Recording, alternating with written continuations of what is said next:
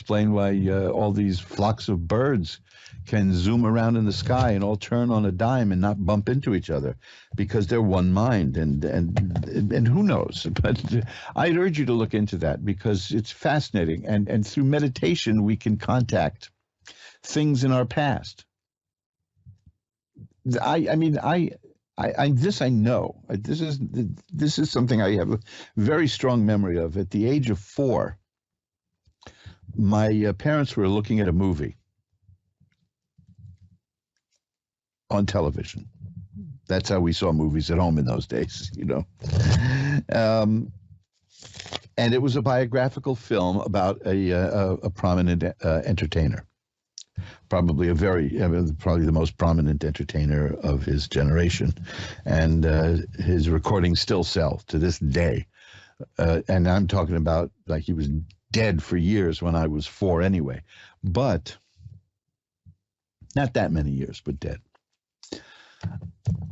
I sat there as a 4-year-old watching them watch this film, and things would be shown in the movie about the life of this person. And I said to my parents at a couple of points, that didn't happen that way. That didn't happen that way. No, that's wrong. That didn't happen. And they were flabbergasted. Now, are we talking about reincarnation? Was I perhaps reincarnated as somebody who knew that person? I'm not going to be arrogant enough to say that I am the reincarnation of that particular celebrity person, because you notice everybody who's been reincarnated was Cleopatra or Caesar or some great Roman general. Nobody was the guy who cleaned the latrines. You know, this is what I find peculiar about the reincarnation stuff. Everybody was somebody really important. But I knew at that age that and over subsequent years I explored this, and I found out that yes, those things I pointed out in the movie were contrivances of the screenwriters to move the story along, and they didn't happen. But that was very odd, and in order to get in touch with that, my parents bought me a bunch of records by this particular person. But I could see that at the age of 4, that I must have remembered something from somewhere. And now, given the theory of epigenetics, which is really the discredited theory of inherited characteristics has been renamed by science as epigenetics, we find that what we learn we can pass along somehow. I'm sure if a rat does it, we can do it. So what a remarkable thing that would be. I mean, my family on my father's side came here. How was your father's side? That's the old joke. It's doing fine now. They came here to the New World. They were banished by the Spanish Inquisition, which is another remarkable story all on its own, which I'll get into one day. But that's how the Camarena family got here to the New World, was being banished by the Spanish Inquisition. So I come from a long line of political refugees. My mother's family came here from Germany and Belgium, but they were from originally Chicago anyway, but they didn't know that. Now that bears some explaining, and I will tell you that story one day, because it's a lulu. It's just a really weird one. But they came here in response to the Nazis, which means, to save their lives. They were, on my mother's side of the family was on the Hitler death list, which is, again, another story. But so looking at it from going back to the Spanish Inquisition and then to the Nazis, how my parents happened to meet on a crosstown bus here in New York City in the late 1940s is a wild thing, because they were both descended from refugees. So we can get in touch with all of that. And wouldn't you like to do that? Man, meditation is a way to do it. We have things like the Akashic Record. Now, what if the Akashic Record is nothing more than tapping into your genes? You see, I have a pretty good Akashic Record meditation that I can recommend by Tara Sutphen. The name might be familiar because I mentioned Dick Sutphin, her father, I believe it's her father, his meditation, the Telecrux system for remote viewing and contacting people. And I can tell you from experience, it works. It does work. Tara Sutphin has a meditation which I would urge you to try and find that and try it, because it's about the getting in touch with your Akashic record, which is to see what your past was like. And wouldn't that be astounding if what we're really talking about is tapping into the information in your DNA? Because it all had to start somewhere. We all have the same DNA. We just different configurations. It was such a mystery to me when I was little. I used to say to my parents, and this is probably what drove them to drinking. If everybody has like two eyes and eyebrows and a nose and a mouth and two ears, why do they all look different? You try explaining that to a kid, and you try getting a school teacher to explain that in kindergarten. I was very quickly, I might add, thrown out of kindergarten. They threw me out of kindergarten and put me into the first grade, which I loved, because all I wanted to do was to learn how to read. Now, why was I so desperate to learn how to read? I knew the answers to everything was written somewhere, and I really desperately wanted to read. Could it be that I knew something genetically? I don't know. So look up epigenetics sometime. And because that's what I think we're doing with tarot cards. I think with tarot cards and other divination techniques, what we're doing is bypassing all that stuff, all that baggage we've accumulated during our lifetime, which is endlessly playing in our minds, and getting in touch with the DNA of our ancestors. That would be so edifying if we could unlock that, if we could do that. Haven't you all had glimmers of something in a deja vu kind of way?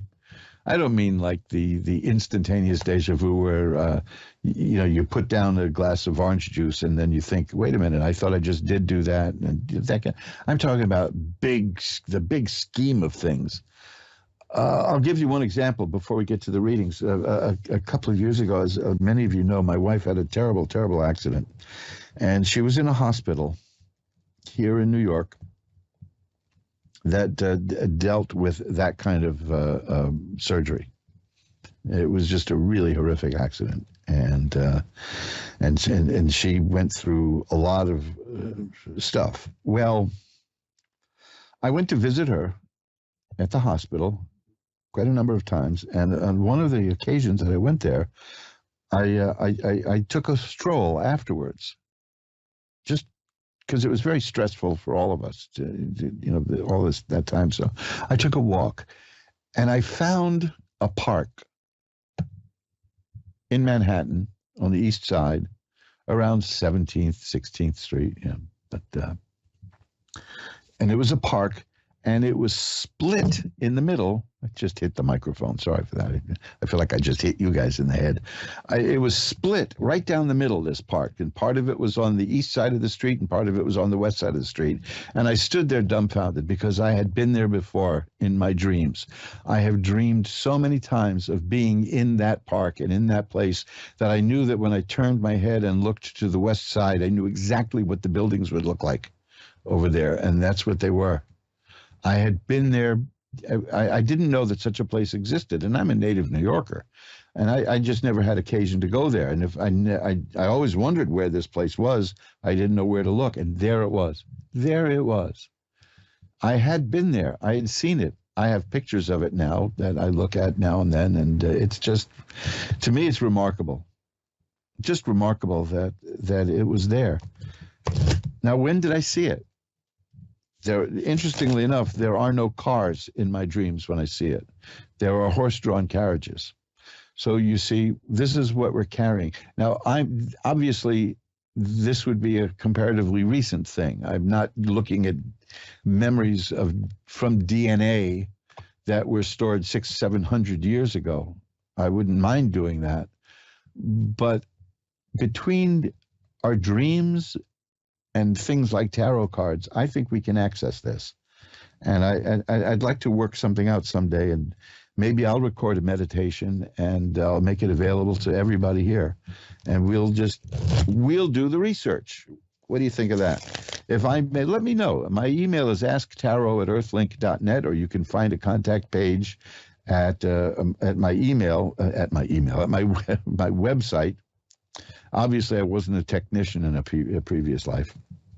If there is a previous life, I think my previous life, like your previous life, is everybody's life before you. But that's neither here nor there. But I will make that available when I get that ready, do that meditation, and anybody will be able to download it and slap that in a music MP3 type player if people are still using those with earphones and earbuds. See, I'm getting hip now, right? Earbuds. And then we'll see if you pick up memories, and then we'll discuss that, and we'll see. Maybe that would be a good thing for a seminar that we could do, a webinar. Why don't we kick that around? Because I would like someday in the future for somebody to be strolling through the Museum of Epigenetics and say, and this wing is dedicated to the listeners of Ask One Radio who proved that there is such a thing as memory embedded in the DNA. So there. Let's all make history. Well, I've been talking long enough now. This is what happens when I miss a few shows. I was on last week, of course, but I had missed about a month of shows before that, owing to wonderful illnesses. But I'm back, and I get full of chat, as they say. So let's do this. Let's ring a bell 3 times to declare sacred space so that we can get right smack down to our first reading for the night. Here we go. And let's see, what do we have now? Okay, we have Savannah in Easton, Maryland. Hi, Savannah. You're on with Reverend Elliot. Hello. Hi, Savannah. Sorry to keep you waiting. I'm a real babbler sometimes, and I enjoyed hearing it. Oh, thank you. Today was one of those days. So, what can I look at for you?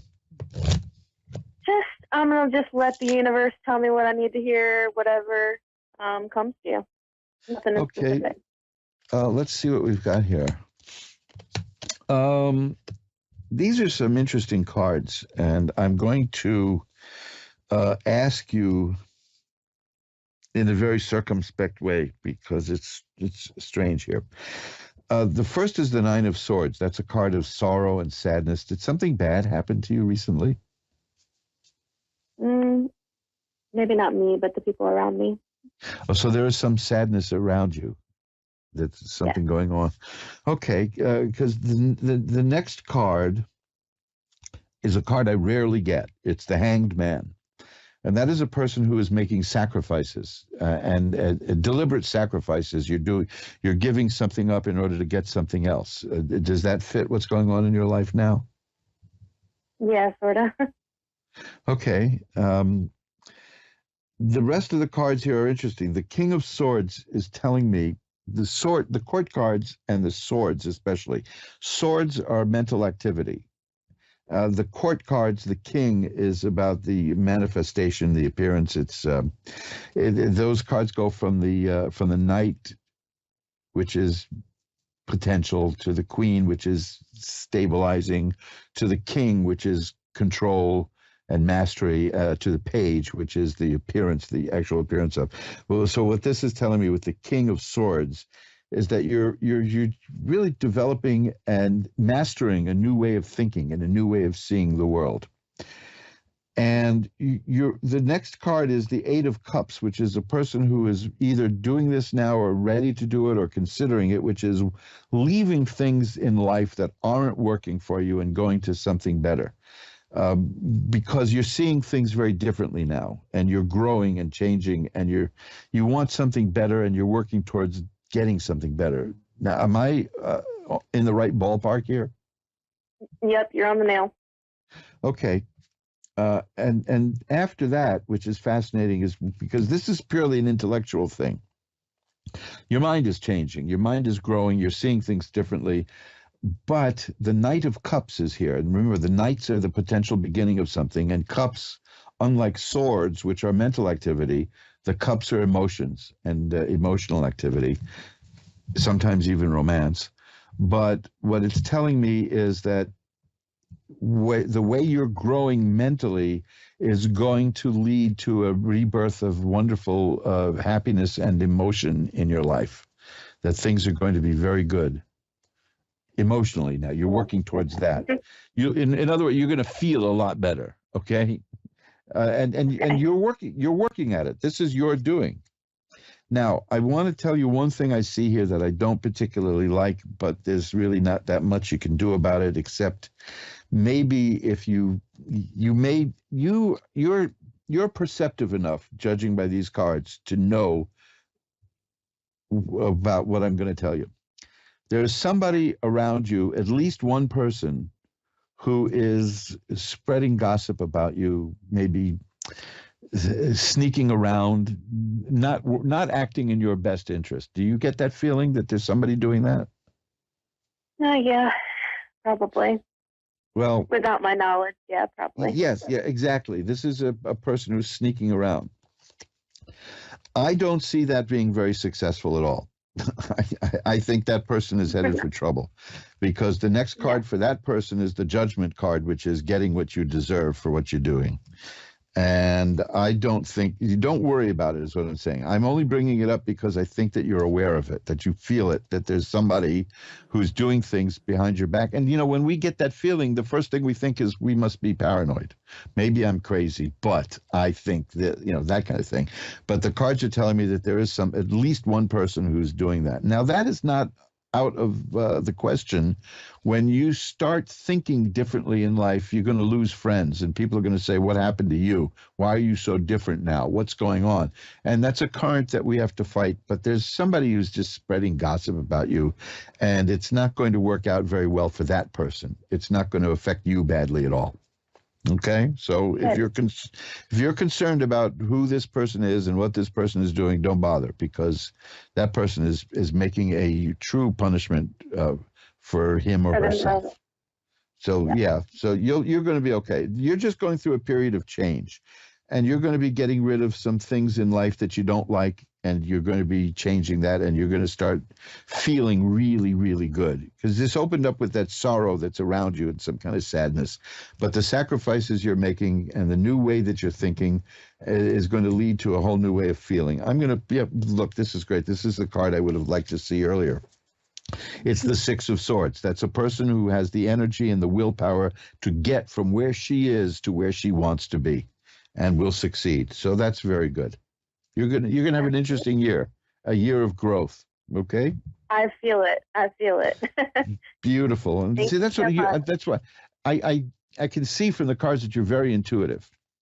That's why I wanted to mention. Well, when you were saying the stuff about the person or whoever's out there speaking ill will of me, I mean, there's probably a few people that I could think of that it could be.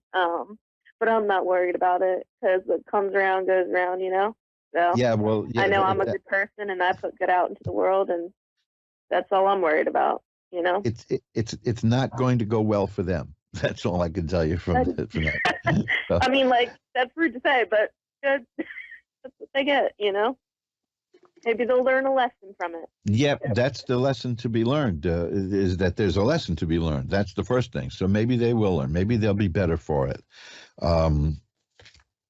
I just don't see them succeeding. I mean, I see them, the cards I have are kind of difficult for them, so you'll be fine.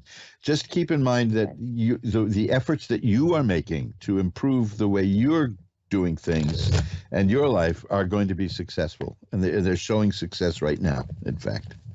Okay. Awesome. Thank you. Happy New Year. Happy New Year.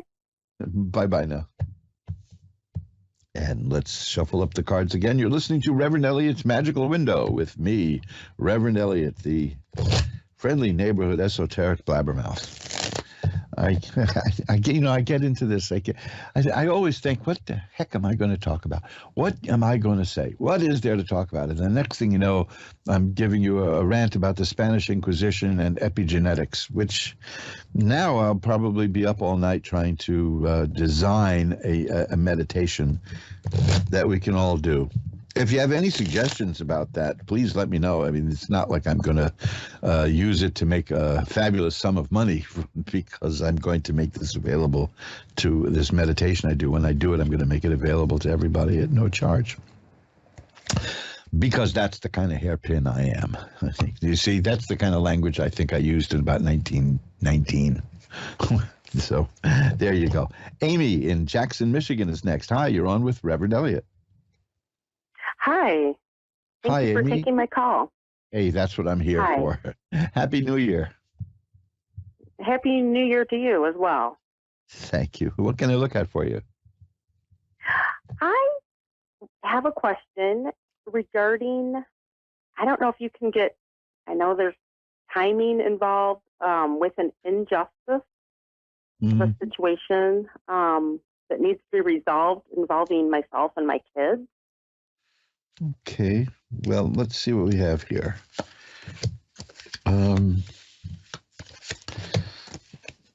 Well, the Emperor is here, and the Emperor is a card. It's not exactly a card of justice, but it's an authority figure, and everything. And I see this working out okay, but not yet. There are indications that there's more time to go here. The first card I have is the Four of Swords, which is about taking time out and a break from things. Then I have the Emperor card, which tells me that somebody's going to take command here. That somebody's going to take charge of this. Could be you, could be someone you bring in, whatever. There will be somebody who will come in and help out. And the next card is the Ten of Cups, which is perfected happiness and a happy family, and it's very good. But the next card is the Three of Rods, which is saying, but that's going to take time. And it's going to take, again, the cooperation of somebody else. So that's what the Emperor is telling me, and this card, the Three of Rods, is telling me that there is going to be somebody who's going to come in and help this situation out. And the next card is the Wheel of Fortune, which means the situation as it is now is going to change. And then the Judgment card is here, which means that it'll be almost like a rebirth, and you'll get what's deserved. Everybody's going to work out. It's a form of justice, but on a very deep spiritual level. So I think it's going to work out for you, but it's going to take a little bit longer than you're comfortable with. Okay? Okay. But you're on a good path here. I'm not seeing any speed bumps. I'm just seeing that it's developing slowly, and there's somebody else is going to come in and be involved, and that is going to help work it out.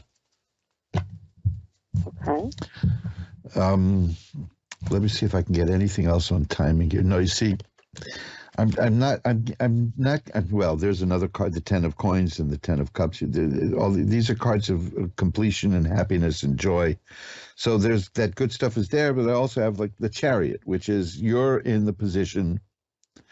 The Chariot is a person who's holding, the illustration symbolically is a person in a chariot with a black horse and a white horse, opposites, yin, yang. Mm-hmm. You are in the middle of conflicting forces here, and you're holding it together. And that's very difficult. Right. But you're doing it. Mm-hmm. And so that's that will continue for a while. But the outcome is good. The outcome is going to be very good. Here's a card, the Seven of Rods, which is about the person with the ability to sweep away all difficulties. So what I'm getting here is that ultimately it's going to work out to everybody's satisfaction, but it's going to take more time than you thought you wanted it to take. Okay. Okay. I mean, it's worth checking back with me in a few months and see what you get. If you can't get through here again, you can always drop me a line at my email, asktaro@earthlink.net, and I'll take a look at a few more cards for you. And that will continue. We'll consider that a continuation of this reading, because here's another one, like the Six of Rods. It's a card of great success. It looks like things are going to work out, but not yet. Okay. Yeah, I hope that doesn't sound like a cop-out, but that's what I'm seeing. Yeah. It's been like 10 years. So Wow. It's been a long time. Well, that Wheel of Fortune is a good card in that it's saying the situation is going to change. And here's the Hermit, which again is like a person coming in to guide you. That's a person holding a lamp. There's all indications that what's going to get this moving is somebody who's going to come in and help you all with it. Right. But like I said, not now. I'm not talking about another 10 years, but not as soon as you want. It's going to require a little more patience. But you have the strength to do this. The Four of Swords is also a reminder to give yourself some peace and some downtime and some meditation time and some relaxation time also, because what you're doing, according to these cards, is very stressful. But you're doing it, and that's good. Yeah. I mean, it's rewarding, but it's difficult. But it will be. For the kids involved as well. Yeah, I'm just concerned about my boys involved as well. Joe, I see that there's a lot of. I'm seeing, like, here's the Five of Rods. It's not a pleasant situation. There's strife. There's battle. This is not terrible battle, but it's enough that it's weighing down on you. But there will be. Let me give you this. This will help you. I think this will be something to keep in mind. I have the Lovers card here. Now, the Lovers is one of the cards in the tarot deck that's been misconstrued deliberately in many movies to be like a thing about purely romance, but it isn't. This is a card about having to make a choice. You're going to know that this is approaching a resolution when you're faced with a very deep choice that you'll have to make about the situation. So then you'll know that it's starting to come together. Because I really don't like giving readings that say, well, this is going to happen, but it's going to take a longer time than you thought, because that's just so open-ended and vague. So I like to look for some kind of hint as to when you can recognize that time. And the Lovers card is here. And there's the Hierophant, which is a card of religious authority, but it's, again, on the larger level, it's an authority figure. This is, again, there are three cards now telling me that somebody is going to come in with you, not against your will. I mean, somebody who's going to help you work it out. You'll know that time is coming because you'll be asked to make a very deep personal choice. And don't let it freak you out, because I see that you're going to do the right choice for whatever it is you need to do. But just know that when that choice appears, that's the sign that the time is coming for this thing to start moving into a resolution. Okay. Does that help? Yeah, that's helpful. Okay, so keep that in mind. And like I said, drop me a line anytime you want, and I'll, after some time goes by, a few weeks, a couple of months maybe, and then if you can't get through again, and I will be more than happy to pull a few cards for you, and we can see if this thing is getting off the ground and moving. Just remind me, because I do so many calls and I don't catalog them all in my head. Just remind me about it, and I'll be more than happy to look at some cards for you and consider that a continuation of this reading. Okay. I appreciate it. Thank you. Best of luck to you. Bye-bye now. And let's shuffle up the cards for a moment here. And let's see what we got here. There we go. Corinne in California is next. Hi, you're on with Reverend Elliot. Hi. So glad to be here. Happy New Year. Happy New Year. What can I look at for you tonight? Let's see.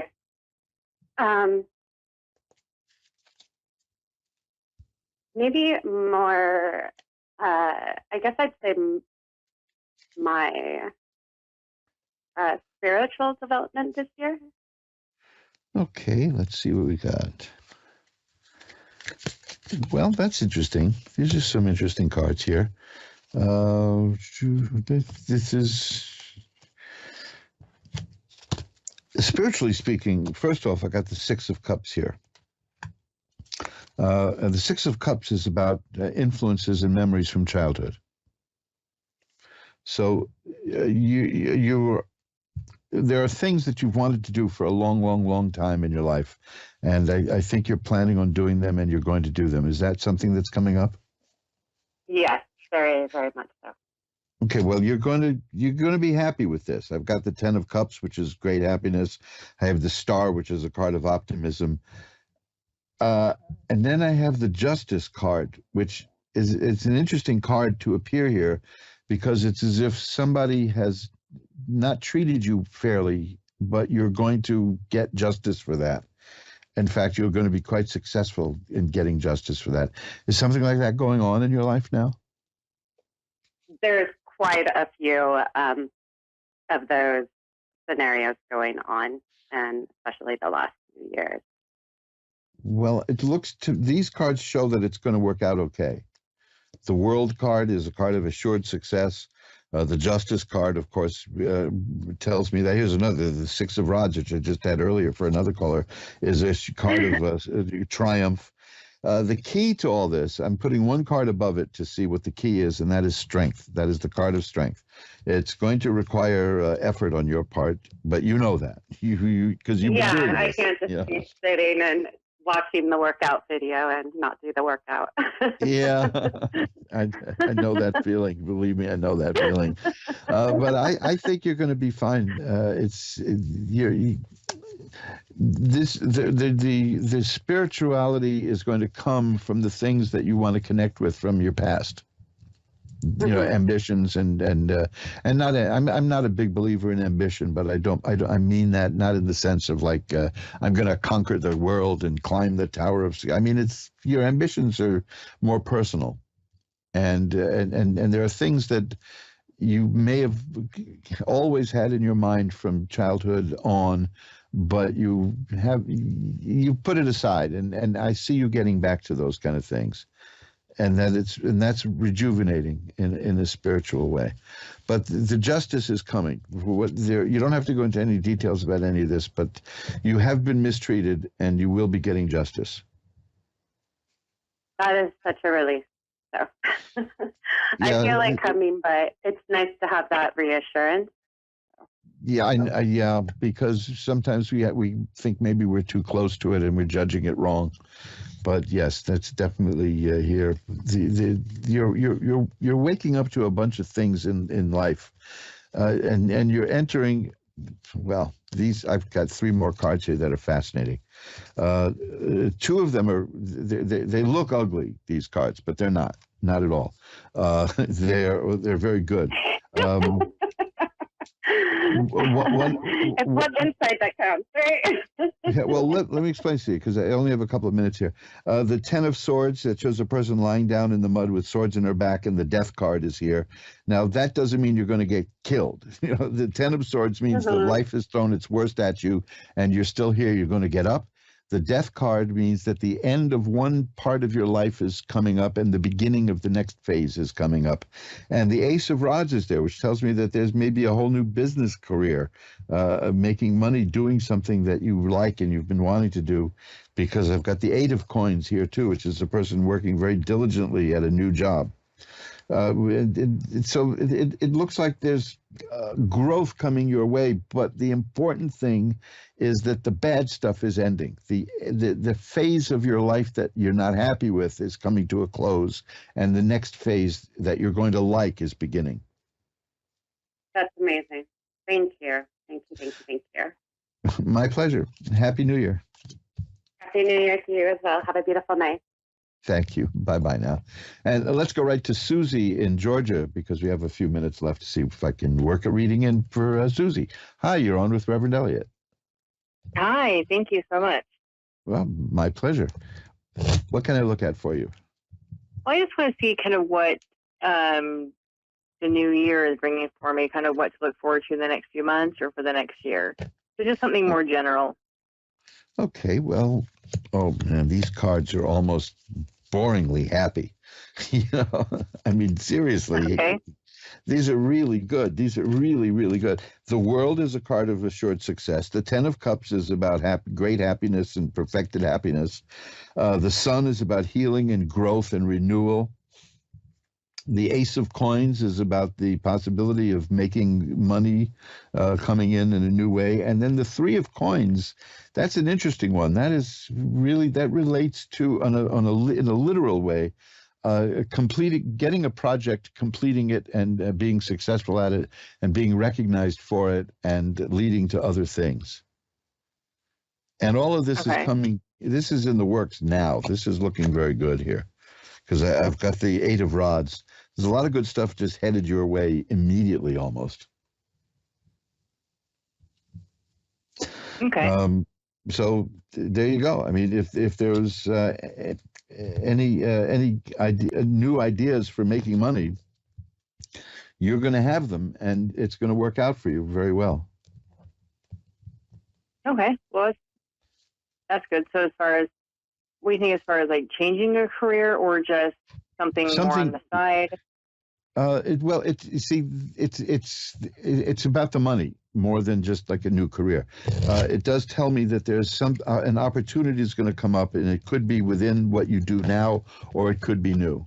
That we'd have to take a long look at another. I'm running out of time here, Right. but I can tell you this: the Seven of Cups is here, and the cups are important. The Ace of Cups. These are the Seven of Cups about a very fertile mind, and a good imagination, a way to see many possibilities and do many things. And the Ace of Cups, which is the beginning of emotional satisfaction and joy and happiness. These are all coming your way, and that's just really nice stuff. Like I said, there's health and healing and growth and happiness and success and more on the emotional side than the practical side, but the practical side is there because that's the coins. But it's looking very good for you.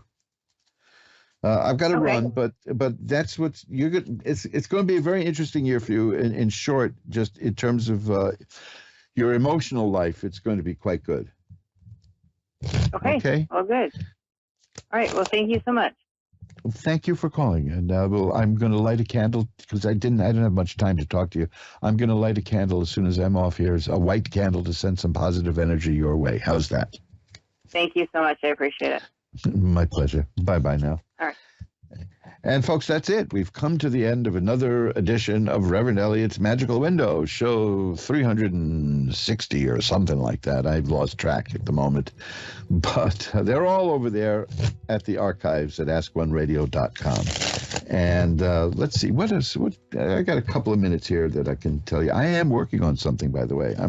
I'm restoring a book, which is something that I need to do for myself, because my vision has been severely restricted in the last year and change. About the last year and a half or so, my vision has been severely limited. But I'm restoring a book. I've got the scans of the pages. It's a book from 1833. And I'm doing that, and it's going to be something interesting. It's a very influential book from 1833. So, but that would be a good price for it too, by the way, wouldn't it? 1833. But it's about solitude, and I'm bringing that up because we touched on this in the other shows and briefly last week, that people are feeling so disconnected now, especially because of the lockdowns and because of working at home, and people feeling alone. And there's a mental health crisis cooking right now. That's part of it. And this is a book about an old book about what being alone does. The good stuff and the not so good stuff, but it's worth seeing the good stuff. Personally, I've got the makings of a hermit, so that's right up my alley. But I will let you know as that passes. As that progresses, I may have an introduction that I'll append to it, but probably not, because it's a big enough book.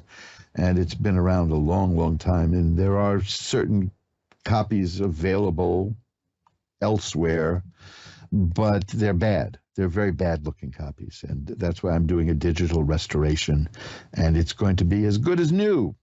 And I will let you know about that, too, because solitude is important.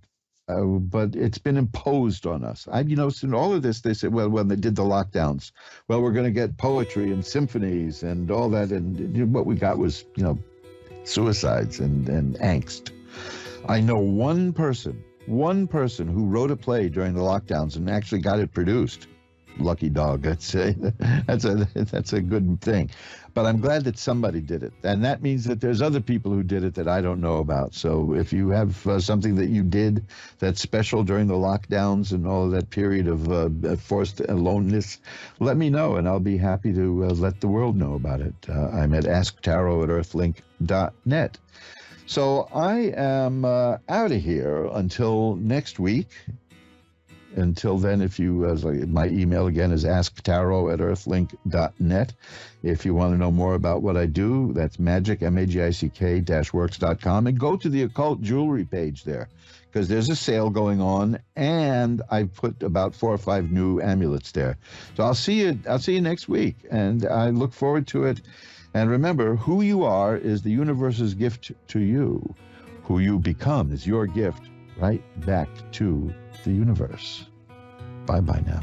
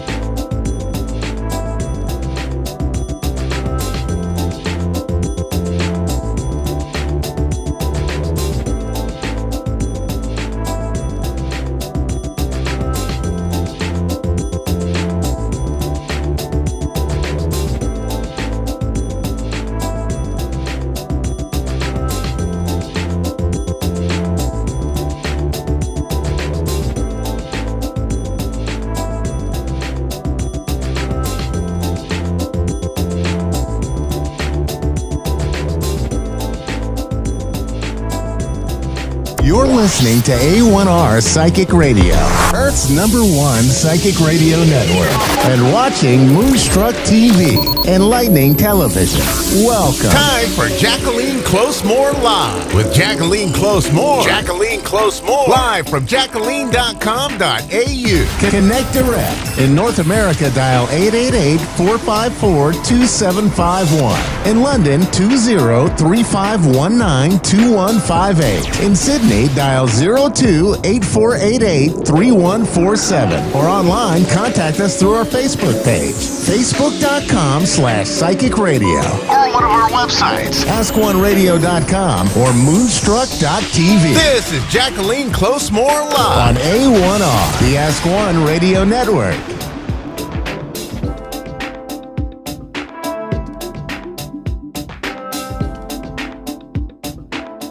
Hello and welcome to the show. You're on A1R Psychic Radio and Moonstruck TV, and I am Jacqueline Close-More, coming to you live from Melbourne. Woo, exciting. Probably going to start the show with a bit of a trigger warning for survivors of abuse and all of that. Where do I start? So I might start by just how to invoke peace into a space, all right? So when my grandfather passed, he was actually that night terrified of passing because when I was 7, I predicted how he would pass and what the room would look like and how he would feel if he kept being such an obnoxious person towards my grandmother. And he thought I'd cursed him, which really I'd seen a vision. I was just saying the vision, which sort of really shocked him. It needed an ambulance. I mean, sorry, Grandpa, kind of deserved it. Out of the mouths of babes. Anyway, so here he was, and I was, I think, 24 at the time, and he was in the hospital. And exactly the shape of the window, the bars across the window, the height of the window up on the wall, the colour of the walls, the fact that he was in a hospital alone and scared was all what I'd said at 7. Poor guy. I mean, it's a really interesting way to love someone who's kind of obnoxious, isn't it? Sort of love-hate thing. Loved him dearly. You bugger, right? Anyhow, so he said to the doctor, "Oh, my God, the curse is coming true. Oh, I'm going to die tonight. I really don't." I'm not. Understandable. I mean, terrified. I mean, what do you do? We're a family of psychics. I mean, don't muck with that kid. Anyhow, so the doctor said, "Now, hang on a minute. How long ago did your granddaughter curse you?" And he goes, "Oh, it's got to be almost 20 years now." And the doctor said, "Well, you know, it mustn't have been much of a curse if it's taken 20 years to happen." Anyway, I didn't know my grandpa was in hospital at the time. I was busy studying a course. I had an exam the next day in the morning. And here he was in the middle of the night freaking the hell out. And understandably, because here was his granddaughter's vision, who was most like him, equally obnoxious and stubborn. I mean, you know, what do you do? Better own this, right? So I had this dream, and I ended up in my grandparents' old home, and my grandpa was standing to the right of me, and he was looking at me. I said, "What's going on, Grandpa?" And because he looked about 20 years younger, and he looked like, you know, he just was glowing. He looked beautiful. I said, "Granddad, you look fantastic. What's happening?" And he goes, "Well, I don't know how to tell you this." And then I'm looking over here in the kitchen, and I said, "What are we doing in this house? You haven't been here for years." And then my grandmother was at the sink washing dishes, which is really weird because dinner was also being served. But my mother was standing at the end of the table holding a chair, looking really shocked. And there was empty plates on the table. We never, ever had the empty plates on the table. You would put the dinner on the plates, put it on the table. My stepdad was walking down the hallway towards the kitchen going, "Oh, what's going on here?" And I'm trying to talk to him. I said, "Mum, what's going on?" "Oh," like this. She was just sort of shaking and looking really kind of distressed. And I looked at Grandpa and I went, no, not tonight. I have exams in the morning. I haven't seen you yet, and I want to see you first." He goes, "Look, we don't have time for this." He said, "I need your help." And I went, "What with?" Having completely forgotten what I'd done as a 7-year-old. Whoops. And and he said, "I need you to teach me how to fly." And I went, "Oh, no, anything but that. Don't make me do that. I don't want to show you how to fly. He says, I've forgotten how to fly and I need you to show me. I went, Grandpa, anything but that, just not that. I don't want you to go. And he sort of kept talking to me. And I said, all right, take my hand. Took my hand and we lifted up through the roof. And we went flying amongst this beautiful light blue sky with the clouds, and it was just so peaceful. And I was like, oh. And I was loving it. I was loving being with my grandpa up in those clouds and in the sky and the beautiful, beautiful light blue and the peaceful feeling. Anyway, I'm prolonging this as long as I can. I don't even want to go. I know what's going to happen. He says, Jacqueline. I said, yes. He goes, Jacqueline. I said, yeah. He goes, we have to go back now. And I went, nope, nope, nope, nope, nope, nope, nope. No, we're not going back. He said, I need you to take me back because it's time. I said, no, I haven't had a chance to say goodbye to you. I haven't had a chance to see you. He said, I don't want you to see me how I am right now. See me as I am in this space. And I said, okay. All right. So we lifted down through the ceiling, down into the kitchen, and here's my mum and my stepdad looking confused. Then again, you know, he never believed in all this stuff, right? That's another story. I did do telepathy with him once. Gotcha, Dad. And my grandma's still standing washing dishes because she's just got to keep herself busy rather than deal with what's going on, right? Understandable. This is her husband. And so here we are standing there. I still got his hand. He says, you have to let go now. I said, nope, I am not letting go. That is not happening. He says, chin up, kid. It's going to get better. And I said, And he goes, look over there. I said, no, I'm not falling for that. Look over there. And he looked really intently. So I looked, and I looked back, and all I could see was his damn Cheshire grin, that bloody teeth, like this, smiling. Oof, gone. I woke up crying because I was crying out for my grandpa. Please don't leave. Please don't leave. Bugger. I love you, but and I was crying, and I looked at the clock, and it was 3:30 in the morning, and that was the exact moment of his death in the hospital. So why am I telling you this? If you've got someone who's hanging on to life because they're afraid of dying, light blue, that sky, that peaceful, serene light blue. If you study aurosoma colour therapy, you'll learn all about what's called sapphire blue, which is that light blue.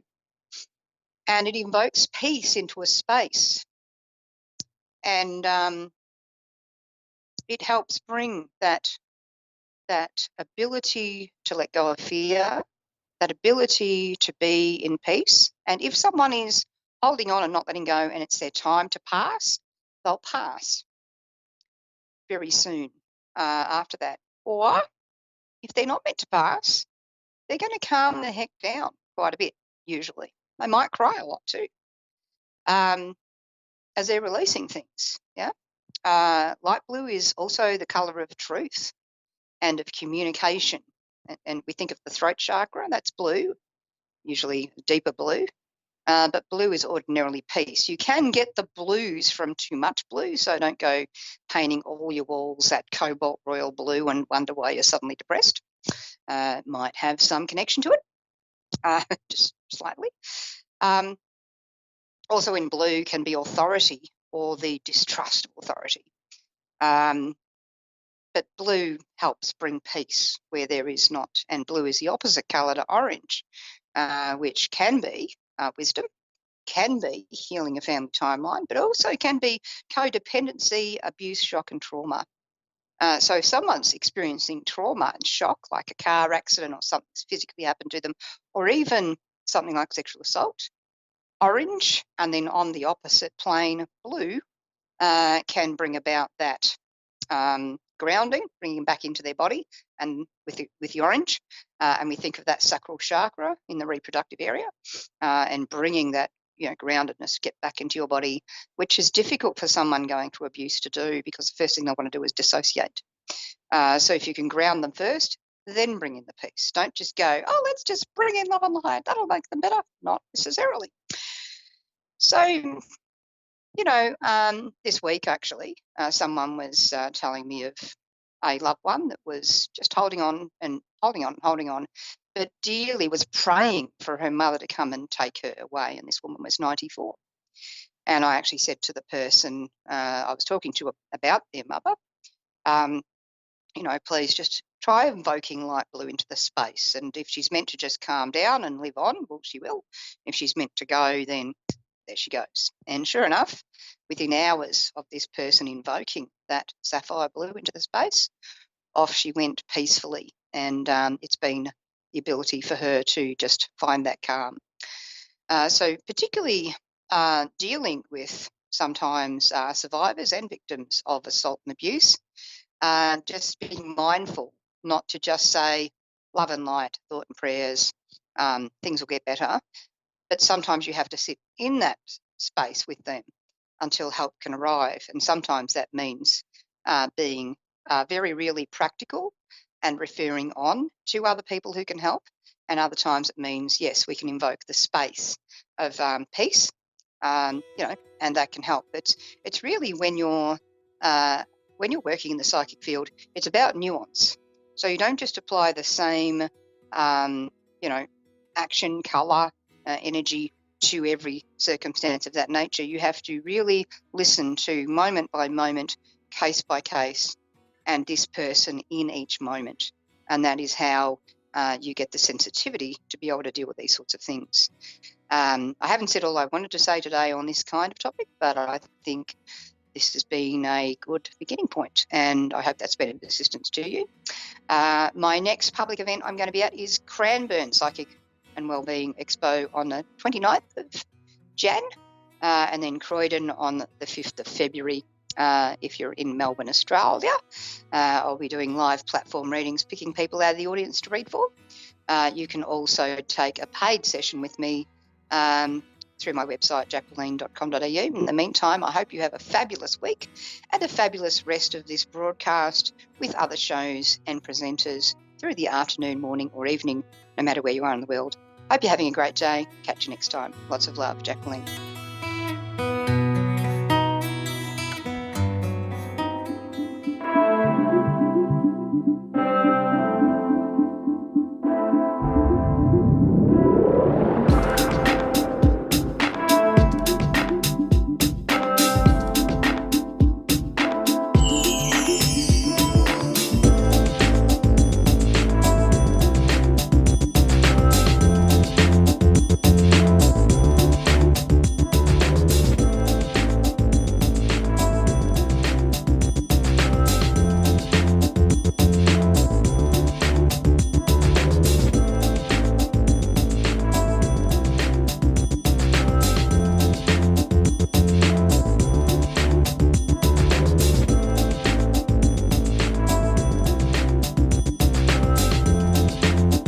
You're listening to A1R Psychic Radio, Earth's #1 psychic radio network, and watching Moonstruck TV, enlightening television. Welcome. Time for Soul to Soul with Medium Kelly Kristen. Live from MediumKellyKristen.com. Connect direct. In North America, dial 888-454-2751. In London, 20-3519-2158. In Sydney, dial 02-8488-3147. Or online, contact us through our Facebook page, facebook.com/psychic radio. Or one of our websites, AskOneRadio.com or Moonstruck.tv. This is Soul to Soul On A1R, the Ask One Radio Network. Hi, everybody. Welcome to Soul. I'm Kelly Kristen, your host. So glad to be here tonight. I hope everyone's having a wonderful night and a great 2023 so far. I have a very special guest with me tonight. That's Maurice Sinclair. And his business name is actually Ancient Made Modern. So you'll find him at Instagram at ancient.made.modern. So welcome, Maurice. How are you tonight? I'm doing good, Kelly. Yeah, thank you for having me. This is so cool. Yeah, How are you doing? I'm doing well. I am. I beg Maurice to join me on anything and everything, and he's nice to oblige. So thank you for joining us. Of course. Yeah. One reason I asked him is because Maurice has this beautiful soul, this beautiful bright light, and that's one of the things I've been talking about this year is how we can make that our light shine brighter, the light that is our soul. So I think we can just take some lessons from Maurice because he is bright and shiny. He also is a psychic and a medium. And he is a Reiki practitioner, Akashic Records reader, and does shamanic journeys. He's a master teacher. I mean, he's like a man of all trades. So I thought it'd be kind of fun if we kind of talked about maybe the Akashic Records and shamanic journeys, because maybe some people don't know a lot about that. What do you think about that? Sure. Yeah. All right. So shamanic journeys, for me, they involve, maybe I'll take you through the steps. So typically I will either use shamanic drums, and I'll just kind of use a recording most times rather than even a normal drum. It's mostly to get my brainwaves where they need to be so I can access that altered state. And what I do in this altered state is I journey outside of my body. And I journey for the sake of answering your questions or finding what it is that you need to heal. And along these journeys, I will end up meeting different guides, different ancestors, people that you may know in spirit. So those are pretty cool. I started doing those by myself. I never really intended to do it for anybody else. It was just for personal development. And then over the years, I realized I guess I can kind of do this for other people. And, but yeah, that's shamanic journey in a nutshell. You will end up going to one of three main levels of this kind of altered world, the upper, lower, or the middle realm. And each realm has its own medicine, its own things that it can offer you in terms of what it is that you might need. And the Akashic Records. So this is cool because there is a non-physical record of all, maybe some people listening to this already know it. For the people that don't, there's a non-physical record of all history in all directions, everywhere. And we have access to this information. And this is what people call the Akashic Records. And for me, normal ways didn't really resonate with me when it came to trying to access the records. So my personal way in was through shamanic journey. Oh. And this is where the two kind of, meet together. Yeah. And through this, I created my own modality that I call shamanic Akashic healing. And essentially it's a mashup between the two. Yeah. You access the records via shamanic journey. And it provides this really, really immersive and kind of like totally nearly augmented reality experience, and it's like really fun to experience. Every journey that I do for people is like their own personal movie or their own personal story that I get to share with them. Oh, that's so amazing. It really is. I know we talked earlier today kind of about how we don't really like to put labels on readings because the reading kind of just does itself, right? Or spirit just leads us where we need to go. But that we kind of have to put the labels so that people kind of understand what they're getting when they have a reading. But I think you and I both agreed that we enjoy the readings that just kind of take their own form and move the way they're supposed to move. You might get a healing, you might get, a visit from a loved one in spirit, you might get both, you might get the journey, lots of things. So. Right. Yeah, I think it's still so funny. And it's like interesting to say this in this space, but I've become quite unattached to the specific labels of the types of readings, and even the labels psychic, medium, and because when it boils down to it, it all kind of comes from the same place. And especially, so for example, like the example that you just gave, it's like there are people that might say, you know what, I want a psychic reading because I want to know about what's going to happen in the future, something like that. And then we connect with them, and oftentimes what ends up happening is that like something entirely different ends up happening through us. That spirit decides that it's more required of them, or something that they would need. So, for example, many of my psychic readings turn into healings, right? Inadvertently and without me kind of wanting it to. So, yeah, the labels, like you say, just to kind of agree with you, the labels are just to kind of get people in the door, and then kind of give people an anchor to kind of hold on to say, you know, this thing sounds familiar or sounds interesting, and then you can just go from there. And then do you ever find, for me, a lot of times when I'm doing a reading, that for me, it's very healing? Do you ever find that? Oh, all the time. Yeah. So I find that I think every single healing or even reading that I do, there are things in it for me as well. Right. So there's like, when you're doing a healing and the healing's coming through you, that in and of itself becomes a healing as well. Right. You know what I mean? Because it's passing through you. But also, like, you know, even the more informational types of readings, the things that are coming through for the person that you're reading for, oftentimes when you like hear yourself, you're like, you know, I think I really needed to hear that too. Right. You know, yeah. Right. I love it.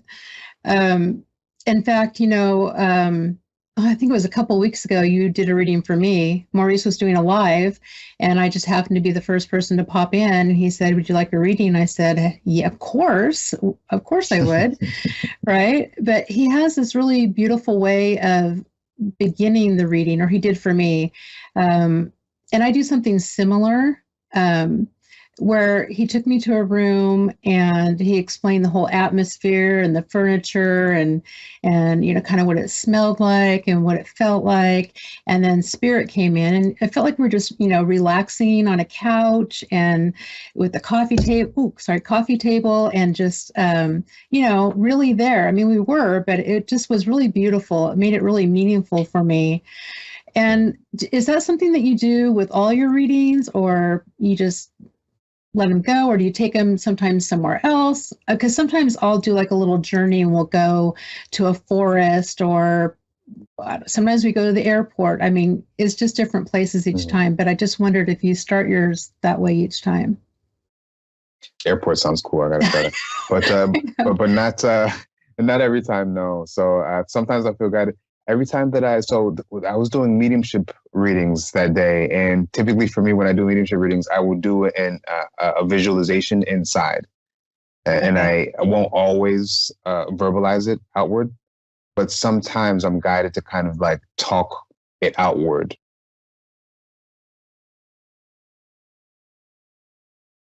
That it feels. There are times where it seems to be resonant with them, the specifics of what I'm saying and seeing as I'm walking up to meet the spirit. And in this case, I feel like that it was one of those times where I needed to say it out loud. But no, not every time, though.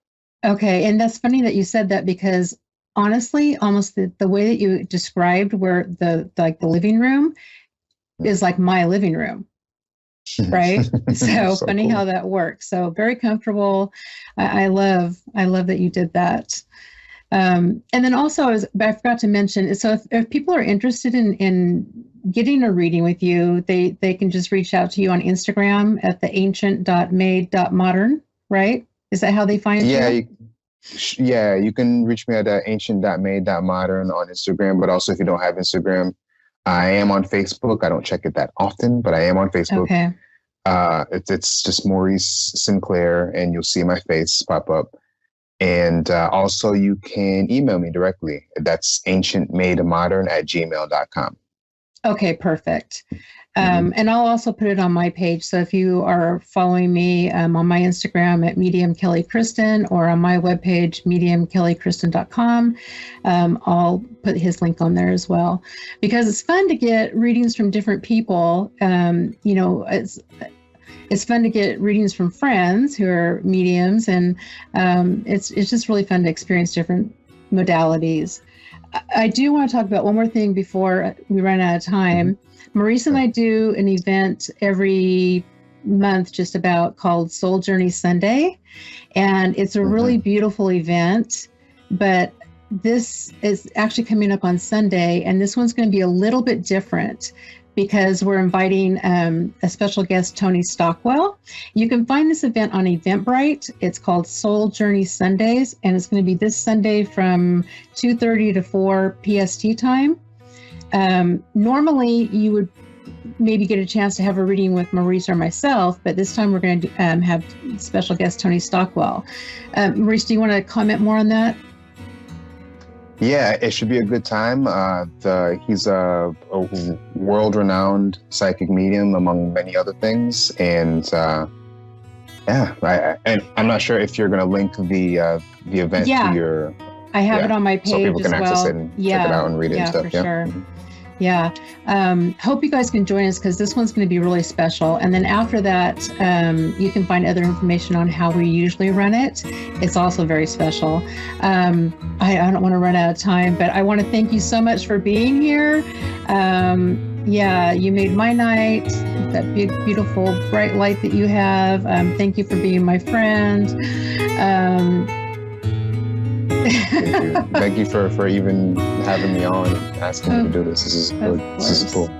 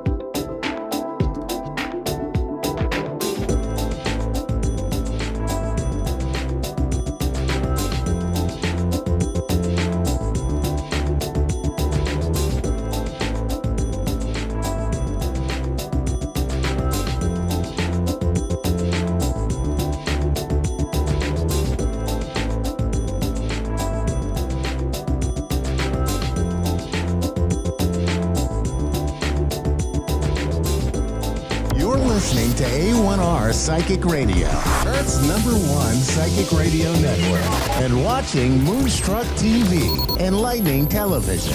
Welcome. Time for the Empowering Intuitives Talk Show with Reverend Dr. Michelle Walker. Reverend Dr. Michelle Walker. Live from empoweredwellness.org. Connect direct. In North America, dial 888-454-2751. In London, 20-3519-2158. In Sydney, dial 02-8488-3147. Or online, contact us through our Facebook page, facebook.com/psychic radio. Or one of our websites, askoneradio.com or moonstruck.tv. This is the Empowering Intuitives Talk Show on A1R, the Ask One Radio Network. Hello, everyone, and welcome back for another episode of Empowering Intuitive Talk Show. I am your host, Reverend Dr. Michelle Walker, and tonight it is the first Thursday of the new month, and you know what that means. We got Miss Stormy in the house. Hello, beautiful. How are you? I'm doing good. Wonderful. It's always a pleasure to have you here with us. And you know what, Stormy, I'll tell you what, we talked a little bit about this before. Right now, there is so much energy hitting this earth. And you know what I'm seeing in the past couple weeks is a lot of people feeling disconnected from their body, disconnected from their purpose, disconnected from their higher selves and the divine, and feeling like kind of like a little upside down, topsy-turvy. And that's really what all of my clients and people that I'm talking to are going through. And I think they're finding it hard to find their center and to take care of themselves. And the other thing I'm seeing is all these energies hitting the earth and people not prepared for their shadow stuff, their shadow work, and it is coming up like in your face, like we're going to deal with this now kind of stuff. What have you been seeing in the past couple weeks? The same thing. And I think that I've been encouraging everyone to just have a new perspective about the cognitive loop that they're in, because a lot of this stuff has happened before. It's going over and over and over again. Boring. It's boring. Let's change it. Let's go to the next timeline and let that stuff go, process it finally, and you guys see it a different way. Yeah. Boring. Yeah, for sure. And that's actually, a great way of putting it, because like as those layers of the bloomin' onion come up, as we grow and we heal some things, our perspective can shift, and it's not as intense. But for whatever reason right now, things are pretty intense for a lot of people. So if you're feeling like this, just remember that you do have the power to shift things. So you've got to sometimes take it back to basics, right? You got to take it and do some good self-care. Meditation is always a really good thing to do, because it not only connects you to you and your higher self, but it calms that monkey mind, allows you to be in the receptive mode, which is huge right now. Because sometimes we just think we know best and we can just go and do, but we really don't. And it's easier to be in the receptive mode and allow your divine team to help you as much as possible, And you know what else I've been hearing a lot? And this I found fascinating is when people are talking about psychic abilities. They think it's a gift and that just only the select few have. And when I explain, everybody has them. You're born with them. It's your God-given right. It's just whether you develop them, how strong that they can be. And that concept kind of blows everybody's minds, but try to go back to the basics of that, and developing your intuition, your psychic abilities helps you build your connection to your higher self and to your divine team. Absolutely. Trust your intuition. I bet you any money that everybody already knows the answer. They want validation. And it's great. It's great. Reach out for that validation, whatever makes you feel strong. But everyone has your psychic ears are right behind your physical ears. When you hear clairaudient, clairvoyant, I have a lot of clients too who have gifts that are, they're so gifted and so powerful. I thought, man, if we could ever get all these women together, we'd be like unstoppable. maybe that's what we're let's figure out how to do that and use that power for good, right? I love it. Yeah, for real. But it's funny because it doesn't matter where you live. You're going through the same things. And I think that's also very interesting. It doesn't matter your cultural belief. It doesn't matter your physical location on this earth plane. It doesn't matter if you're traveling astrally and you're bringing perspective from that perspective. You're going to be having to learn how to navigate some of the basic things here. So you're not alone. You're not alone. That was one of the big things that I wanted to make sure that we got out there for people, because just saying those words, sometimes you just need to hear those words, is that you're not alone. There's so many other people. If you really open up and communicate about that vulnerability, you'll see that there are so many people, so many people going through the same things, and we can learn from each other and help support each other. So my advice is share that vulnerability, share what you're going through with the people that you trust. And like you said, you're going to get the validation. And, you know, like I had contacted you about a situation that sometimes when it's a situation for ourselves, we get in the way, we block it. But I think I know what it is. And, you know, sometimes I reach out and I get that validation like, oh yeah, that's what this is. Okay, perfect. Thank you. You know,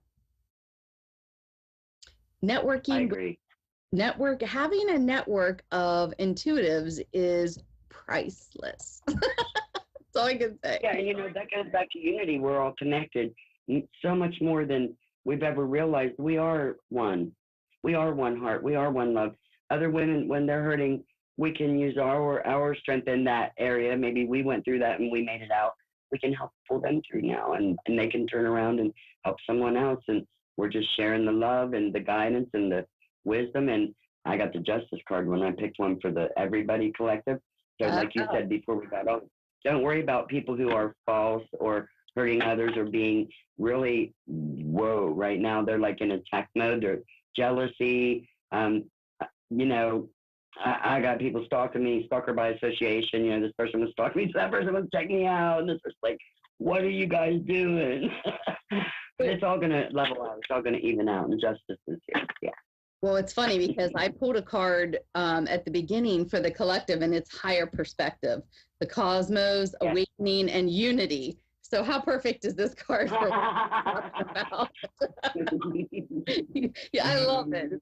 It all comes together. All right, my dear, let's have a caller on the line. Let me see who we have here. We have Karen in Springfield, Massachusetts. Hi, Karen. How are you, my dear? Hello. Hi, thanks for doing coming. okay, I guess. Oh, wonderful, wonderful. Well, we're happy to have you. Is there a particular area you would like us to look at for you? Oh, yeah. Let's see. I guess finances or anything that you might see, basically. Okay, very good. All right, so I pulled a card for you, and this is Reflective Truth. This is a really cool deck. This is Magical Dimensions. I really like this. It's about identify, self-love, and acceptance. And I feel like when it comes to finances, I'm getting that there's a self-worth attachment, and maybe this is something in this lifetime, and I feel like it even pings back to another lifetime where your self-worth was attached to financial status. And I feel like in this lifetime, that's something that you're working on as one of your core issues is self-love. Would you understand that to be true? Yeah, I can see some of that, yeah. So what I'm hearing is doing a lot of affirmations, positive affirmations can really help your self-worth. And it also helps you it's almost like you say, I want this. You put your energy and your attention, and then somehow you're self-sabotaging with this pattern, okay? But I feel like this is a really great lifetime for you to clear this whole ancestral line of this. And it can begin by, have you ever heard about Abraham Hicks? Yes. And I think, listening to some of that, and I'm also getting Wayne Dyer also has some really good information through books and audio where you can begin to identify in the moment when you're starting to self-sabotage. It's all about identifying as soon as you can so that you can correct the thought and enhance how you're experiencing things, if that makes sense. If you can catch something early, you can correct it and move forward. What I'm also hearing is decluttering. So maybe you need to think about, you know, we often think about spring cleaning and fall cleaning. This is a good time to get rid of the things that you no longer need. So, you know, after the holidays, when you're, you know, putting trees down and you're cleaning, you're reorganizing, it's also a great time to purge and let go of things that you're not using, you're not wearing, all that kind of stuff. You need to make... I've already started doing that a little bit, so... Awesome. So that's validation for you. And I'm also hearing feng shui. So I don't know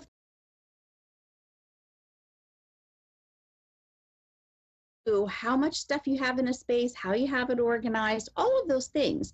So you might want to like get a feng shui for beginners kind of book, or talk to people, or take a course or something. There's to see how you have things situated. And sometimes just with the intentions of rearranging and clearing and getting rid of makes a huge difference in your ability to function at a very positive level, I guess I should say. If there's clutter everywhere, it's also it's stagnant energy, and when we have that also blocks us, you know. So this is all stuff, you know, I'm getting, and it's just validation on that to go in that direction. I do see opportunity the first 4 months of the year for a big purchase. So I don't know if you're thinking about buying a new car, or some kind of vehicle, or moving, but it's a bigger purchase, if that makes any sense. Yeah, I have been thinking about a different vehicle. Okay. So I feel like that's the time. Right now is not the time. So try to still do the work and investigate what it is that you're looking for, and then just pay attention. There's going to be some really good incentive to jump on it then, okay? Carol, what are you getting, my dear? This is deeper than what you even realize. This is a rite of passage for you. This is a time where you've been conditioned to expect the worst, okay? So you need to calm yourself on the inside, and you watch that show up on the outside. Organize your inside, you know, and that'll show up on the outside, step by step, bit by bit. You've been conditioned to expect troubles ahead. You know, it's almost like you're ready for it. You're ready for anything. You've done battle before. It's not going to be like that, though. If you can shift your awareness and choose to believe that stepping into the unknown, I don't know why you're afraid to try something new. I'm a Virgo, and sometimes change can be really stressful for me, too. And, you know, even changing inside my house, I do it, you know what I mean? Because I know that it's best. Step into the unknown, and what you truly desire will come to you. You are in a transition to something better. That's why you feel like you're unplugged. That's why you feel wobbly. That's where you're like, what's going on? What's going on? You're passing through. Remember, you're passing through. You know, if you're going through hell, don't sit down. Keep going. Go. Keep walking. I said, if you're going through hell, don't sit down. Walk. No, I'm sorry. Right. But it feels like everything's turbulent for you right now. And you know, the waters are turbulent, but you got to trust, stay calm, be the eye of the storm. Stay in the eye of the storm. The storm could be around you, but you're not in the storm. Okay. Even if it's all around you, and shift your awareness, you know, expect good things, write it down, write down good things, you know, go crazy. Like, I want to go to Hawaii for a month, or, you know, just go crazy, make a vision board, do something fun, and watch it show up in your life. Whatever makes you feel happy. Yeah. Right. Yeah. Yeah. And I love the vision board, Carol, because I was getting that too. She needs to get the clutter out of the brain, and vision boards are a great way to do it. And also starting the new year is a great way to set that intention and, you know, create that vision board for what you want to create in the upcoming year. Oh, well, it sounds like you have just so much coming in the next couple months for yourself. So take good care as you're going through all these fun transitions, you know, because that's also key, you know. I was just telling somebody the other day, if I went several months without having energy work, and I don't function well like that. So I had to get back on the board. So if you like, there's stuff like this that you know that works well for you. So do those things. Okay. Don't neglect those things. But we wish you all the best, and have a happy holiday season, my dear. You too. Thank you so much. You're welcome, honey. All right. We have Kayla in Virginia. Hi, Kayla. How are you, my dear? Hello, I'm good. Good, good. Is there an area you'd like us to look at for you? Whatever's meant for me. Okay. All right, my dear. Well, thanks for calling in tonight. Oh, that's interesting. So we got awakening, preparing, relocation, and ascension. So I feel like right now for you is maybe you have been doing some internal reflection on where you fit in. What are you here to do? Seeking a life purpose. Like a lot of questions I feel like are running through the mind. Does that make sense? Yes, absolutely. And what spirit is wanting you to remember is that, you know, we have this plan that we do when we're in spirit, and then we come here. We don't realize how difficult. We do this and we sign ourselves up for a difficult life because we want that growth, but we don't realize what it feels like in the human form. And you set yourself up for a lot of growth in this lifetime. That means not such an easy life. You understand? Yeah. And what spirit really wants you to remember is that no matter what you're going through, it is not as heavy as you're experiencing it. Okay. And what I mean by that is we have, and I'm guilty of this as well. We have a tendency to just go so deep into our emotion that we just can experience it to these like intense degrees, and we don't need to learn the lesson. Okay. So that's one thing. And they're asking that we figure out how we can balance. We need to justify and experience it, but we don't have to stay stuck in it and feel the heaviness of it. I feel like there's a lot of, like, in the heart space, I feel like there's a lot of healing, and that has to start with yourself. And it's a heart-mind connection, because I feel like at growing up, you were conditioned to listening to, maybe it was a parental figure that gave you a lot of negative. Would you understand that? Yes. And your job is to undo that and realize that even though this is a parental figure, it was their issue and their stuff, not yours. But you took it on because you didn't know any better. We do what we know until we know different, and then we do different, right? Same goes with your parents. And so remember, this is their stuff. Yes, you need to find that self-love for you to realize that. And then also to find forgiveness to them for conditioning you in that way. So how do you do all of that? There's several things that you can do. One, I feel like there is a gentleman by the name of Tom Kratzley in Lilydale, New York, that does this thing called restructuring. And I feel like that would be extremely helpful for you to really help get to the core of some things, okay? There's a lot of practitioners out there that can assist you to really kind of take one level at a time and go to the core. Because you have such a wonderful opportunity. Look at it like this. You have a wonderful opportunity. You have a lot of stuff to work with here to heal. So you have an opportunity to really heal it for good and get rid of it, okay? Not just suppress it and move on as a coping mechanism. Let's do the healing, okay? So it's all about the balance. So when it's getting too heavy, take a breather.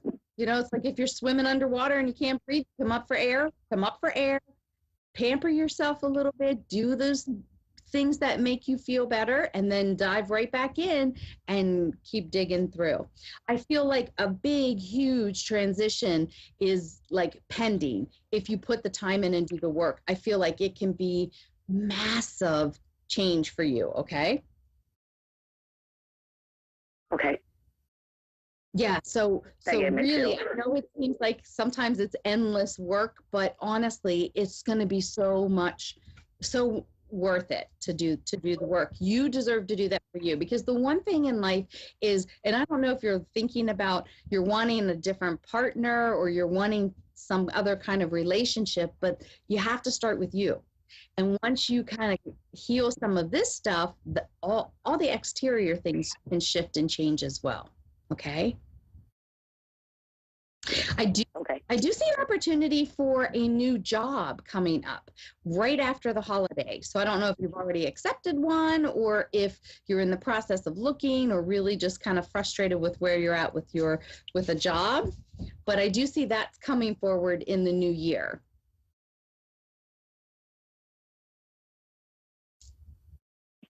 Does that make sense? I was kind of starting my own thing right now. I'm starting my own business. Okay. Well, I do see that I do see that being able to take off more like after the new year, and there's going to be a lot of like tweaking and redoing and fine tuning, and that's all part of the process. Carol, what are you getting, my dear? She's been betrayed before, and be careful whatever legal papers that you sign right now. You have some frenemies in the house, and when you get blessings, there are people who want to take it from you, and maybe you've given it before.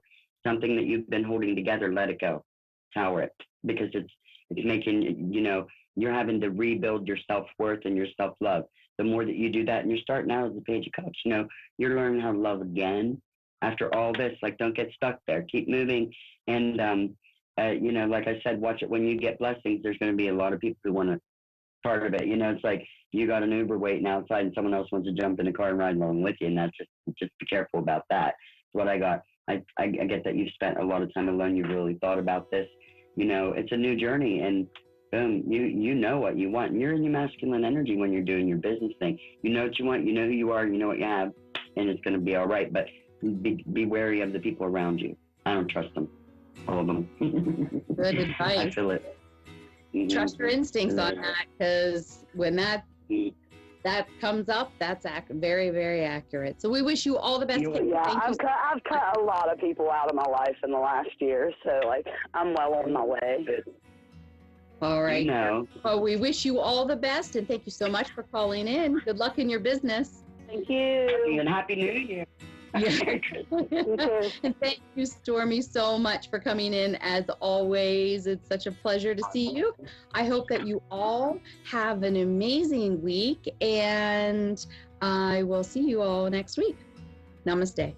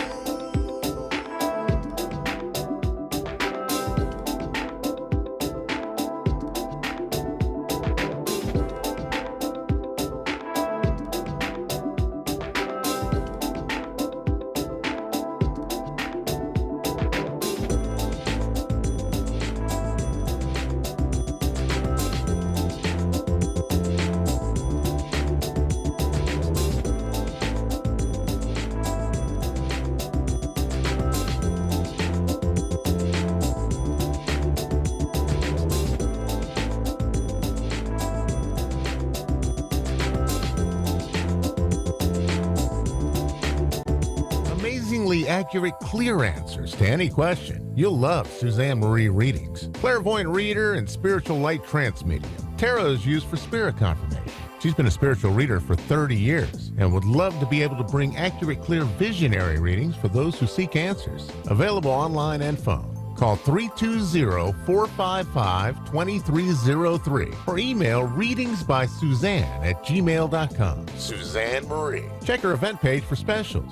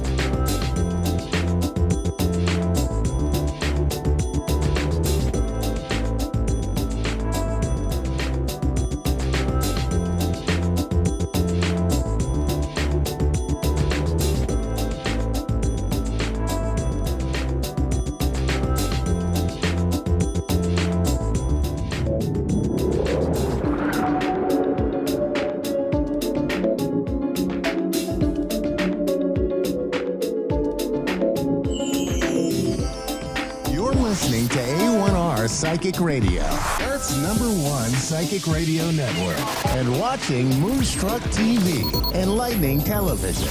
Welcome. Time for the Teresa Joubert Show with Teresa Joubert. Teresa Joubert. Live from TeresaMediumReadings.com. Connect direct. In North America, dial 888-454-2751. In London, 20-3519-2158. In Sydney, dial 02-8488-3147. Or online, contact us through our Facebook page, facebook.com/psychic radio. Or one of our websites, askoneradio.com or moonstruck.tv. This is the Teresa Joubert Show on A1R, the Ask One Radio Network. Hey everyone, and welcome.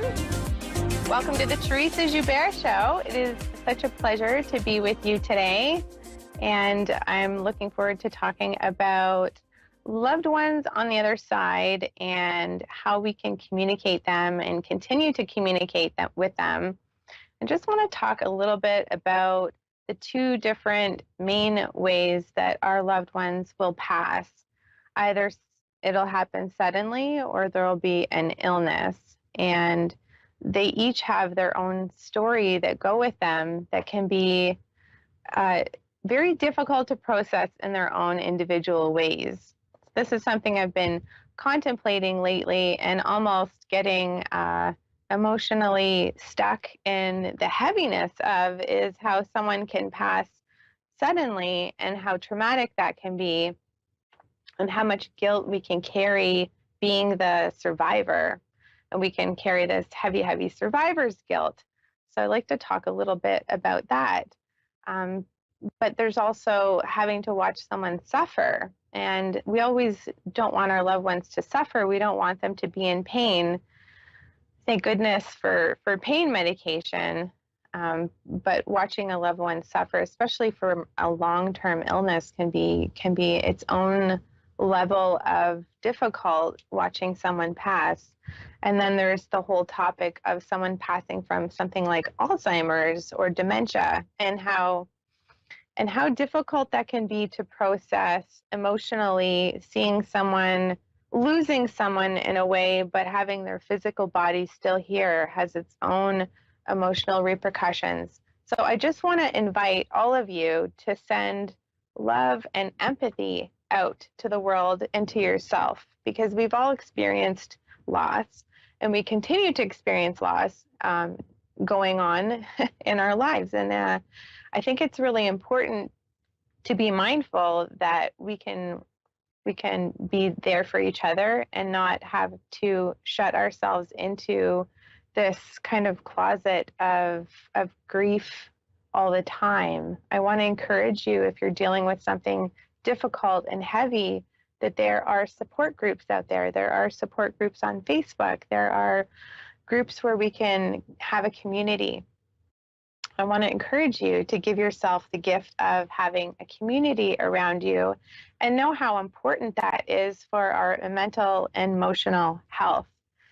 So if you or someone you know is dealing with a lot of grief or sadness, or they're just having a really hard time, I want to encourage you to reach out to that person and just give them some time and give them some love and let them know that you care, because just a phone call, just a simple phone call it's a big deal.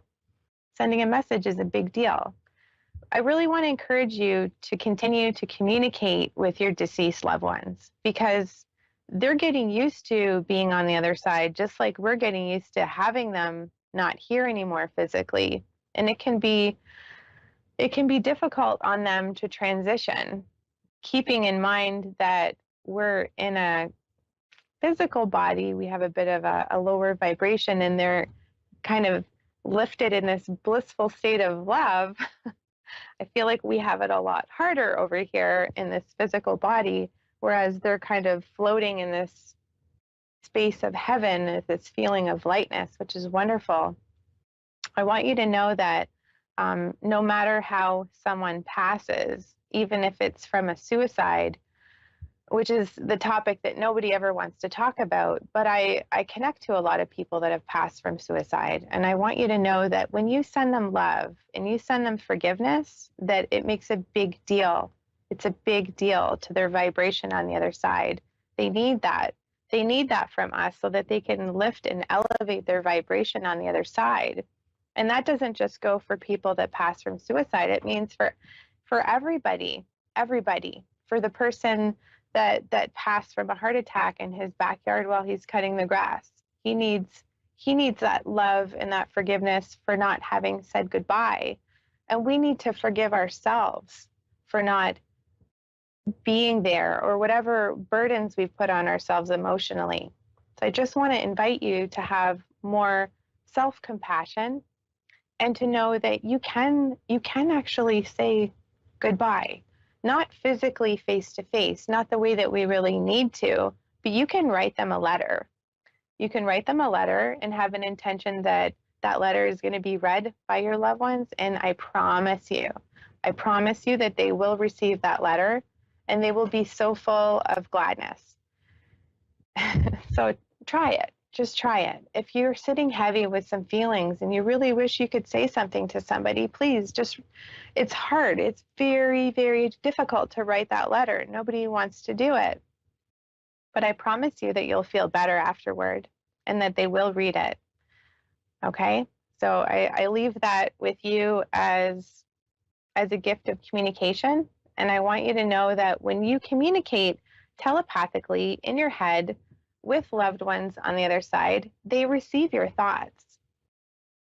Keep in mind that the language of words is a little bit different than the language of someone that's in spirit. Since I've been practicing as a psychic medium, I've learned that there is a frequency, there's a feeling, there's a picture, there's sometimes a sound, but it feels like an emotion that runs through your body that is coming from the other side. And that's how they operate, that's how they function, that's how they communicate with us. Isn't that amazing? So technically, our whole nervous system and our thoughts can be taken over just very gently, very, very, very gently, very, very subtly by our loved ones on the other side to give us messages. So if you regularly just have this knowing feeling, like a knowing feeling out of nowhere, you get like a gut feeling to back that up, that's how they'll communicate back to you. So I want to encourage you to feel like it's okay to communicate.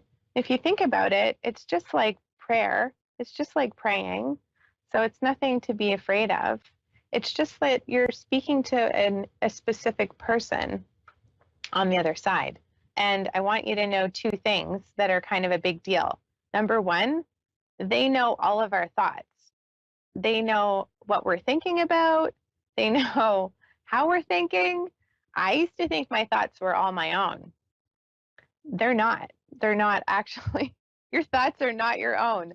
So just be mindful of what you're thinking about, because other people that are crossed over, they can tap into our thoughts like that. So they know what's going on in our lives. They know what's going on with us, and they want to help us.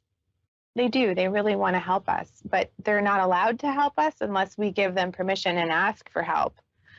So these are things that I've learned as a psychic medium that are a huge deal.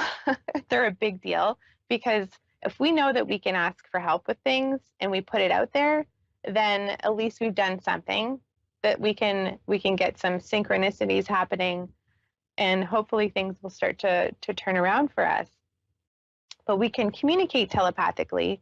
We can give them a thought, we can give them a feeling, we can ask them for help with things, and we can continue to communicate with them, and just know that they will communicate back through our thoughts, through our feelings, through our sixth sense. And that's how it works. And it's nothing to be afraid of. If you're ever afraid, you just say in your head, Archangel Michael, please keep me safe. Archangel Michael, please keep me safe from my own thoughts. Sometimes I do that. But there's nothing to be afraid of with connecting to your loved ones on the other side. They want to talk to you. They want to hear from you. They want to have permission to help you, and they want to give you messages and signs. So if you're getting tons and tons of signs, just acknowledge them and say thank you, okay? Because they're really trying to tell you that they're okay, and it's like they're trying really, really hard. So it's nice to get acknowledgement when we put effort into anything in life, and I know that they would love to have that acknowledgement, even if it's just in your head. Okay, so I am going to take my first caller. If Brandy in Kearns, Utah is ready, I'm ready for you. That was amazing. I am just going to say that was amazing. You just really gave me a lot. And it's like, I needed everything that you just said. I lost both of my kids, and everything that you said, it was really, really needed, and a lot of confirmation of some of the things that I thought. I miss them so much. I know right now, you know, you even bring up suicide, and that's something that we contemplate with my son. But what I'm really trying to figure out is I'm adopting my son's 5 children. And what I'm wondering is if that's going to go through, if everything's going to be okay there. My daughter, who I lost for fighting for justice, I wonder if that's all going to be okay. Yeah, they're two separate things, and I just want to give you my condolences, because losing a child it's the worst. I think it's the worst thing that a person could go through, being in a physical body, as far as emotional torture. So you've signed up for a difficult life, and I give you so much compassion and strength and love. And I know you can do this, and I know how deeply hard this is. So I just want to invite everybody that's listening to give Brandy some love and strength, and help her. Just give her some love. Now, with regards to your son, now I can see your children. I can see them. They look like they're grown up. They look cute. They look handsome. Your son has a hat on and a dark gray T-shirt, and your daughter looks like she has lighter hair. I don't know if it's like bleach blonde or what, but she's gorgeous. Thank you. Now, he is talking to me about his mental health before he passed, your son, and it's almost like he showed me that he just wanted to like walk off a cliff, and then everything just kind of like disappears. And I think that's what he thought was going to happen. He just thought that all the problems, all the responsibility, all the heaviness, all the stuff would just like disappear. That's the feeling that I get. But I want you to know that, sorry. I want you to know that he looks at you like you're an incredible strength for him. And I see you as like a rock. And he's like, why can't I be like that? But I know that he's watching over, you said that he has children, right? You're trying to adopt them? Right. Now he's smiling, beaming, smiling, and he's like looking to the side, and he's like that. He's going like this, and he says, can you tell her I said thank you, and I love her so much. He's going like this to me right now. He says he's going to do everything possible to help you to have everything run smoothly. Does he have a daughter and a son, or he's talking about a female? Yeah, so we have one boy, the oldest is a boy, and then 4 girls. The youngest, who is 2, is a special needs child. So we get a lot of appointments. That's what can we pause on that one? Because he was showing me extra paperwork for a female. Yes. Said extra paperwork for the female, so that's why I asked you if he has a daughter. I wasn't even sure why he would need extra paperwork, but that explains it. So he says as long as you have all your I's dotted and all your T's crossed and all the forms filled out, and you've communicated 2 or 3 times with the people that you need to, he says that everything will run smoothly. If there's a form missed, if you don't have that relationship built with the people that make that decision, he says it's going to be take a little bit longer, but it'll still happen. It'll just take longer. So you have some control with the crossing of T's and dotting of I's and of communication. And he says like profound thank yous. And he says, I'm so sorry. He's showing me dimes as a sign for you so that he can it's just an intention of wishing that he could provide financially for you. So if you see dimes or coins anywhere laying about, that's from him. I just want you to know. And as for do you see dimes a lot? I'm curious. I see a lot of pennies and stones and birds. Here in Canada, we don't have pennies anymore. So I think he should upgrade to dimes for you. I love the way that you said to communicate, and I'm looking forward to practice everything that you said. I'm glad. And then my daughter. In my next radio show next week, I'll teach you the meditation that you can do so that you can have a visit with him in your consciousness. Yeah, your daughter stepped forward and she's showing me, she's smiling. She's showing me being on a beach. She's talking about, oh boy, like I asked her how she passed and I felt like this, I don't know, like this pain and like this compression or this quick kind of a jolting, alarming. It feels, did she pass from a trauma? She did. And we're fighting for justice for her right now because, you know, a lot of the staff and everybody didn't step in to help her. You know, they just let her go and they could have saved her. Yeah, it feels almost like she was being, I don't know, like my chest feels so heavy. I don't know if you're open to sharing how she passed. I'm just curious. Well, she overdosed. Okay. She was in jail when she overdosed.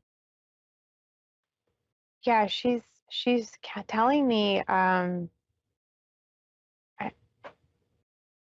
keep getting visions of being beaten up.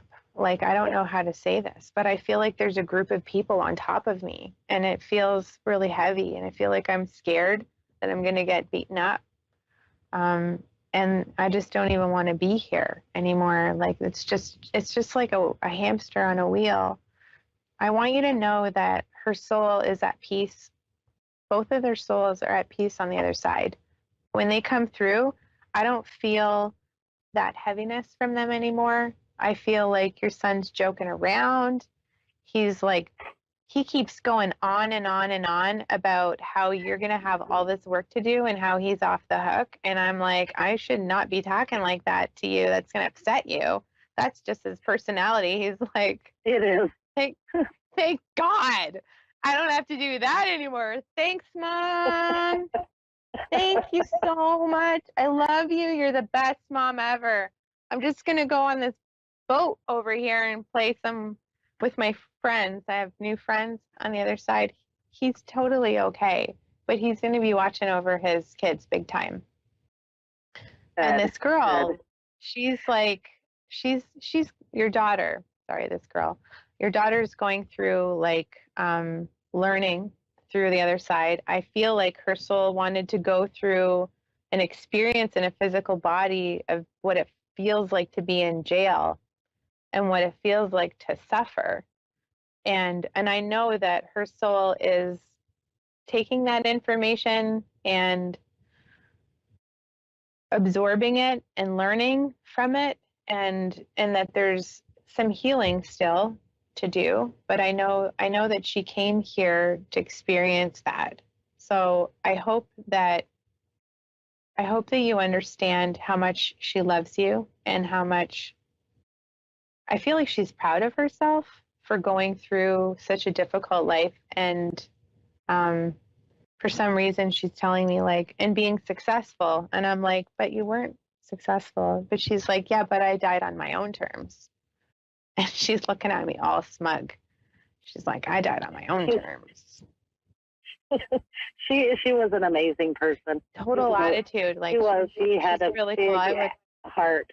I would love to hang out with her. She's actually really cool. She's awesome. Cute. She's mentioning something about a tattoo in memory of her, and she goes like this, like that's okay with her. It looks like there's angel wings on it too. So I want you to know that she's crossed over to a level on the other side that's pretty decent. Nice. I swear I seen her as an angel before she left, and I do have a lot of things that come through when I feel like she's around me. I get this feeling it's a beautiful feeling, almost like as if she's still alive. Yeah. Well, I'm glad that you're able to feel her, and I'm really thankful that you have a relationship with her spiritually. That is awesome. Amazing. Well, I want to thank you for connecting with me, and I'm going to say you God too, bless. Teresa. You have been wonderful. I would really love to connect with you. If I can, I'll talk to Connie to find out how I can like your page. But one quick last thing, does it show that we get justice with her with court? It's coming up. Yeah, that one's a little bit wishy-washy. I'm not sure about a definitive answer on that. It feels, I'm not sure if it's in your favor. I want to say that it is, but I don't have a good feeling about it. So I'm sorry, but I want you to know that you are supported emotionally 100%, no matter what the outcome, and that she's at peace with whatever outcome it is. And what's most important is that you're okay. That you're okay in here. Well, absolutely. And I love her. Yeah. Tell them that I love them so much and never to stop visiting me. Yeah. Okay. Well, I know that she's more detached from the outcome than you are. I just want you to know that. I hope that brings you some peace. All right. Well, I'm going to say goodbye, and I'm going to take one more call before we go. And before I do that, I just want to do a little quick announcement that I have 2 events coming up on September 15th and on September 30th, where I do a group reading on Zoom video, and usually everybody gets a reading. So make sure that you get your ticket for that on Eventbrite. And you can find me at Teresa Medium Readings. It's TERESSA. And I would love to connect with each of you and maybe set up a reading. So I'm going to take one more caller. This is Heidi in Knoxville, Tennessee. How's it going? Hi, how are you? I'm great. Thanks, Heidi. Thanks for calling in. What would you like to focus on, my dear? Oh, Lord, I've been having some problems at home, and I want to know what you see, if you see an end to it or how it will end. Well, I got a man in spirit in front of me right now. He's got a bit of a pot belly, and he feels fatherly, and he just went like this. He was like, he put his hand down, and he went, deal with it. And he's like, I'm like, what do you mean deal with it? He's like, heavy-handed, let's deal with this. That's what he said. So that's a little bit, now just keep in mind that our loved ones on the other side, they have an opinion about things, and sometimes their opinion isn't necessarily like what we would want to do or how we would want to deal with things, if that makes sense. So I'm just curious, like, is this health related or is it relationship related? Because I kind of had a feeling like it's relationship related. And then, oh, okay. So that's why he's like, be heavy-handed. Okay. Well, now I'm curious if your dad's passed. Yes, is your dad usually. passed? Yeah. Yes, okay. April. So he wants to come through. He goes like this, which means he didn't get a chance to say goodbye. Is that true? No, he did. Well, we said goodbye on the phone. That was pretty quick. Yeah, I feel illness going through my body when he talks to me, like I can't breathe all of a sudden and my legs hurt. I can't move, and he says I was ready. He was. So he says thank you, and that was a really nice conversation. He says he loves you. He's a little bit perturbed, frustrated with the allowances that have taken place in the past, and that people should be able to trust each other. He says like something about leaking money. But I'm not sure if this is leaking money in a relationship or if it's like a child, because he's showing me a male and he looks a bit younger. Do you want to maybe clarify a little bit what he means by that? I'm not really sure unless he's talking about my husband. My husband's younger He's than my talking about dad. your husband? Yeah. Okay. Well, maybe your dad's making a little bit of maybe he's poking at him a little bit by showing me that he's younger, by saying he's being immature with his finances. Now, your dad's kind of saying, like, he's showing me dividing sand into two different piles, and which for me is my metaphor of we need to draw a line in the sand and stick to one side. And he's also showing me like pulling all of the sand on your side, which also is the metaphor of putting all your eggs in your own basket. So he's talking about dividing things and keeping things more separate. Is this something that you can start doing? I already have. I have for some time. Okay. Well, I'm glad to hear that. I want you to know that it's important to keep yourself safe financially and stable. And the thing that your dad's saying is he doesn't want this to ruin your level of trust in relationships in the future. So I know that he wants you to be happy. Like, that's the main thing, is he wants you to be happy. Are you still in this relationship? Like, are you financially stuck living together, or? We're married. You're married. Okay. So that would be a yes. He goes like this. I don't know if it's because the finances that you can't separate, or if you would like to but just can't, and you've just put all this love. He's giving so much compassion to you. I want you to know that he is giving you a lot of compassion for the situation that you're in, but he's also kind of saying, like, let's be more firm, let's separate things. He's giving you his blessing. If, like, he doesn't want you to live on your own, but he kind of does, but he doesn't. Does that make sense? He's like, he doesn't want you by yourself. He's hoping that you can kind of like forgive each other, and he would love to give your husband a huge, strong talking to. But he's talking about finances. He's even showing me like you downgrading to a small house you know, those like tiny houses that they have that are like actually really cute. You could park them in the middle of nowhere. He's showing me, well, you know, you could have that if you need to. So yeah, he's I want you to know that How do he's you see it supporting turning you. out? I see it kind of dragging out and dragging out and dragging out, and then his health isn't so great, and then you're still together, and there's a lot of resentment, and I don't really like that, how that looks, but that's what it looks like. So unless you make a change, unless you make a decision, unless you support yourself in some way, that's what it's going to look like. We've got 30 seconds left, my dear, so I wish we could talk longer, but I just want to thank you for calling in, and I wish you all the best. And I look forward to seeing everybody next week on Wednesday at 9 p.m. And if you want to book a reading with me, check me out on teresamediumreadings.com. Have a great night, everyone, and God bless.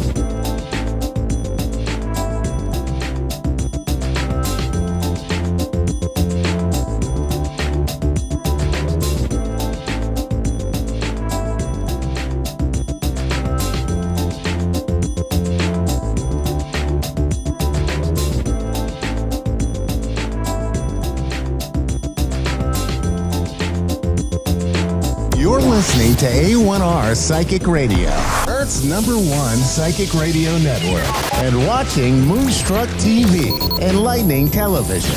Welcome. Time for Soul Talk with Raylene Cable. Raylene Cable. Live from RayleneCable.com.au. Connect direct. In North America, dial 888-454-2751. In London, 20-3519-2158. In Sydney, dial 02-8488-3147. Or online, contact us through our Facebook page, facebook.com/psychic radio. Or one of our websites, askoneradio.com or moonstruck.tv. This is Soul Talk on A1R, the Ask One Radio Network. Hello and welcome to A1R Psychic Radio and Moonstruck TV. I'm Raylene Cable, your host for today on Soul Talk. Now, I did have some wonderful little plans to have a guest on. Oh my gosh. But anyway, as it is, we've lost our guest. I don't know where he went, but he may appear at some stage. Well, he's hoping anyway. I hope you've had a wonderful a new year. I think last time we spoke would have been Christmas time, and it was a busy time, no doubt, for everyone, as it was for myself. I'm so looking forward to today's show. I will be happy to take 2 callers if we have time. Last time I think I spoke all the time, which was not a bad thing, but it's nice sometimes to be able to give. And this year, I think 2023 is the year for giving and sharing and caring. That's, in a nutshell, that's how I'm going to put it: giving, sharing, and caring. So wherever you are in the world, I do hope that you're having a beautiful day, night, morning, evening, whatever it be. Wherever you are, be happy. You know, that's the most important thing. 2023 can be the year of transformation for all of us, so especially on a soul level. So I hope what you're doing, where you are, what you're wanting, you're bringing into your world. I like my backdrop. I didn't notice it until our lovely producer said, Dave said, oh, I like your backdrop. And I'm thinking, well, that doesn't look familiar. So isn't it funny? Things can just appear without my knowledge. So, yeah. So what have I been doing this morning? I'm in Australia for all of those who are listening and don't know. So at the moment, we've got rain and lots of it just coming down at the moment. And it's good for the trees and for all the plants outside. I managed to actually get some gardening done, would you believe, weeding out the garden and, you know, not getting rid of anything. I was actually weeding the garden. I have a funny way of doing things. And when I say that, it's like, oh, hang on, okay. Yeah, we have Dave giving me a wonderful little write-up. Sorry. So, yes, I was weeding the garden and a big thing. Oh, we've got Suzette in Barre. Ontario. I can't pronounce that. Hi, Susie. How are you? I'm good. How are you? I'm wonderful, darling. How can I help you this day on this beautiful, this beautiful day? Oh, I was just wondering, do you see me moving or do you see me staying in my current house? Oh, your current house. Let's have a look at that. Because I feel like where you are right now, you have actually been there for quite some time. Is that I'm getting like 5 or more. So how long have you been there, honey? In this current house, we've been here 2 years, but in the area, we've been here for 6 years. Oh, okay, so you like the area, but the house you're in has only been 2 years. Okay. It's really interesting because I actually feel like this isn't the first time this has happened. It's almost like, am I here or am I moving? So did you have something arise that may have said that you potentially might have had to move at some stage in the past? We did move. So we kind of lived in a small town, and then we moved outside the town to the country. Yeah. And then I'm wondering, will we move again?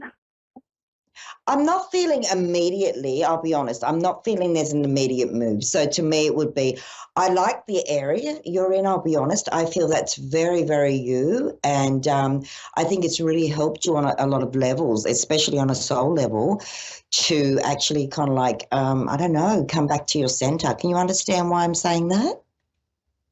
Yes, I do. Yeah. I get it. I'm surrounded by nature, and I love it.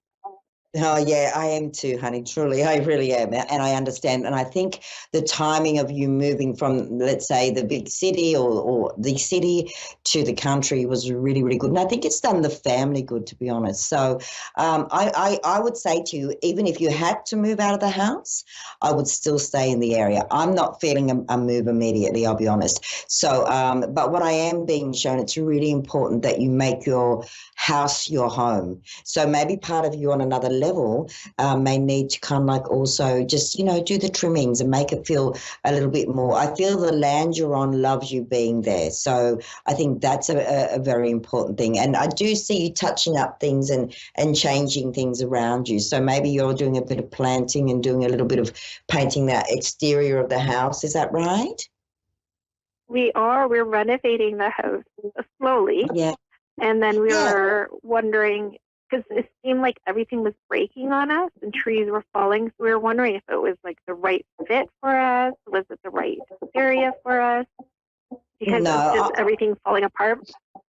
Yeah, and look, I'm going to share something that you may find extremely helpful, because my feeling is that when you moved into the house and moved on to the land, your energy was very unsettled, or the family's energy was very unsettled. Can you understand why I'm saying that, hon? Yes. So when you've come, the land is alive. Remember that the land is alive. And when you come onto the land wasn't used to your energy. Okay. So now what's happening, and I think you'll find this, I'm going to suggest to you, and maybe your partner and your family, or maybe you can do it being the head of the house, is maybe just sit and say a little prayer to the land and ask the land to be in harmony with you, and to work with you. And it's interesting, once we do that, what happens, and I did this especially when I moved to the land, and we have a lot of trees and a lot of things going, and snakes. We have everything here. And one thing I did, and it was suggested to me by a very good friend, to do the same thing that I'm suggesting to you, which was to take time to acknowledge the land that you're on, and let it know that you're working in harmony.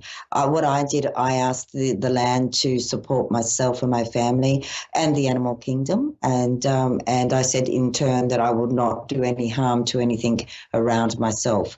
So you may find, and I'm really going to highly recommend that, darling, because I feel that will be utmost helpful to you. But have you found now that you've been there longer that the trees aren't falling and things are settling down? Yes. Yeah. I think the first year. So, and then as like you said, I would go outside and just meditate and sit there and say, like, I'm here to accept you and adapt you, because the person who owned the house kind of just threw his trash everywhere around the property. So every time we're unfolding something, like you'd find a tire or car mat or beer cans all throughout the property. And it's just so upsetting. And then we were cleaning everything up, and I'm like, how could you disrespect the land? And it wasn't like we wanted to take down any trees. We wanted, if we take one down, we want to replace it. Yeah, 100%. I so understand you, to be honest, sweetie. Same thing here is when my husband come to manage the property, he had to do the same thing, and we had to trim trees back, and we had to do a lot of nurturing to the land of the trees and everything around us. So, I feel a very beautiful energy on your land, and I think now that you're in harmony with the land, just remind the land that you're there for all the right reasons. You'll start to see things blossom. You'll start to see trees grow that were nearly dead and things like that. I think you're doing a great job. So no, definitely stay and embrace everything. But I love it. I think you're going to be absolutely fine. And, all the work that you're doing is being acknowledged from the spirit on the land, which is beautiful. Oh, I love that. Thank you. That really means a lot. And I think it's important for you too. I hope that's helped, my darling. Now we have another caller coming in. Gosh, today's show's going very quickly. And thank you for calling in, by the way, Suzette. And okay, we have Michelle. Sorry, everything went past very quick, and I didn't see where Michelle was from. Can I ask that? Alabama. Okay, Michelle. Hello, Michelle. How can I help you this day or this evening for yourself? I'm doing good, and I was just wondering, what do you see for me? What can I see for you? Okay, this is a big year for you, actually, Michelle. I get a very strong sense that it's time to get things done. That's the words I get very strongly. I feel like there is actually, I'm going to say to you, I do see a female in spirit, and I am a medium clairvoyant, just for those of you listening.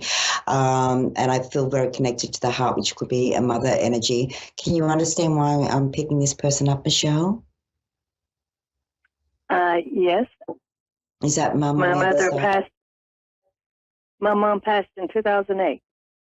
Yeah, okay. And she says you've been worrying too much. You've had a lot on your mind this last year or so. Is that right? Yes. Yeah. She's trying to get you to kind of like yeah, trying to bring your energy. I want you to bring your energy back to just knowing that everything's going to be okay. You know, your mum's energy is very strong, and I do feel that even though she's been gone since 2008, her energy's been very strong around you. She's been very, very much guiding you, my darling. And although you might go, well, how? I don't know. She's not here. I just feel the right people have come in, the right circumstances have come in, and she's actually kind of like orchestrated that from the spirit world, which is beautiful. You know, you're a very sweet soul, and I think you've forgotten how beautiful you are. And Mum, in her own sweet way, is saying, don't forget who you are, darling. You know, look after you as well. I feel you do a lot for others, Michelle, and what Mum's showing me here is that you need to bring some of this energy back. I think this year, 2023, will be a year of getting back on your feet financially as well. So if it has been a little bit difficult over the last year, let's say 12 to 15 months, you may find financially things start to really pick up. And I'm also getting this sense of reconnection. So it may mean that people that you haven't had in your life for a while may be re-entering your life again and bringing back something for you, which is really beautiful. So it might be old friendships reconnecting. And, you know, I also see, so you're working at the present moment, dear? So have what?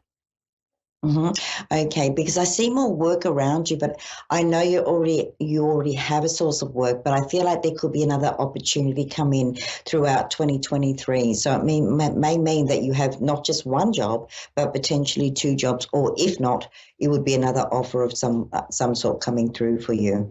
So I do want to say to you, be open-minded, but and try to allow a little bit of joy back in. I think it's been all hard work and no play. And Spirit's showing me very importantly, the thing that is coming up for you is bringing joy and laughter back into your life. So if it has been quite a stressful couple of years, maybe reconnect with people you know are going to be lighthearted, people that are going to just accept you for who you are, and just bring that element back into your life. I do feel it's a year of getting ahead for you, sweetheart. So don't feel that although you're doing the same job and things haven't changed, that you're not going to be able to kind of like move forward because Spirit shows me here that you will actually have some wonderful opportunities to do this.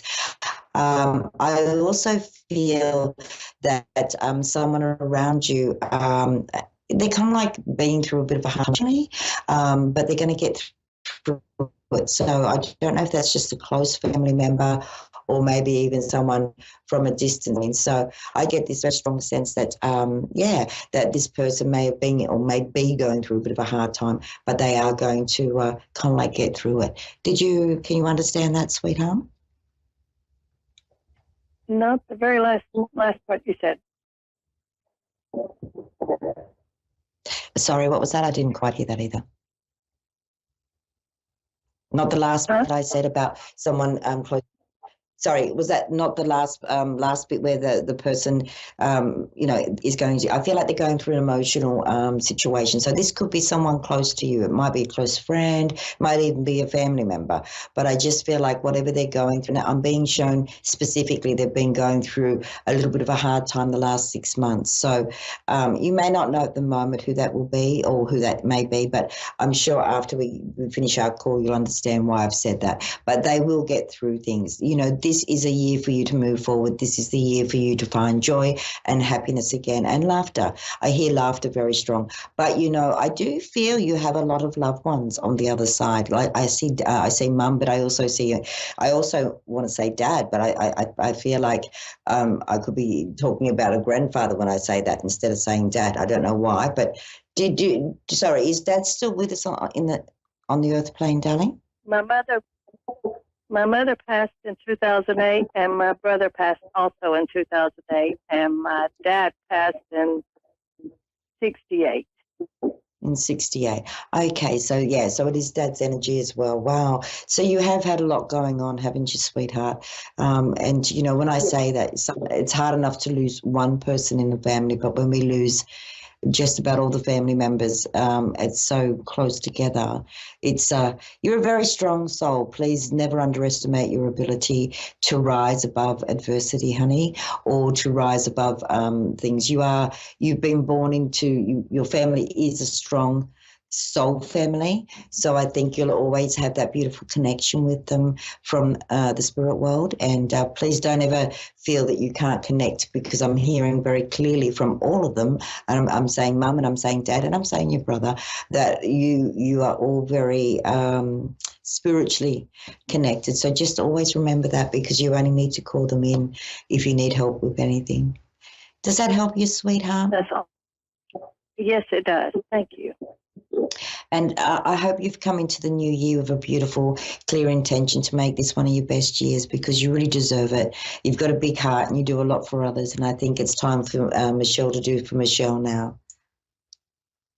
I appreciate that. Thank you. You're welcome, sweetheart. So again, wow, what a wonderful show I'm having. I've had 2 amazing callers, and and I think when I just love connecting with you, and I love connecting for you. I was only saying to my husband last night how I feel so very blessed to be able to do what I do. And as I explain it to somebody who's never been to a medium or a psychic, is that I'm just the bridge in between. So I can't claim to have all the knowledge. Whatever is for my client in that moment, I'm very honoured and humbled to be able to bring through. And I think that's why I've always, loved the show being a soul talk, because I really love talking on that soul level with my clients and, with the spirit world. I have such a love for love and appreciation for the spirit world, and maybe more so sometimes than the humans on the earth plane. For those of you who've just tuned in or first time watching my show, I've been a medium all my life, and that sounds weird to say, but from a very young age, and I think I was only about 3.5, 4, maybe even younger, I've always been able to hear. I've always heard spirit. Actually, I see spirit. So there's not spirits. I'm sorry, I shouldn't say spirits. And so it's a very natural part of my being. And some people say to me, don't you ever get scared? I mean, I've done paranormal investigating, and that was very different for me, because to explain the difference between me just being a medium and working one-on-one with my clients, it is that's a very, I have the energy set for my work prior to, and also when I know I have a client coming to see me personally.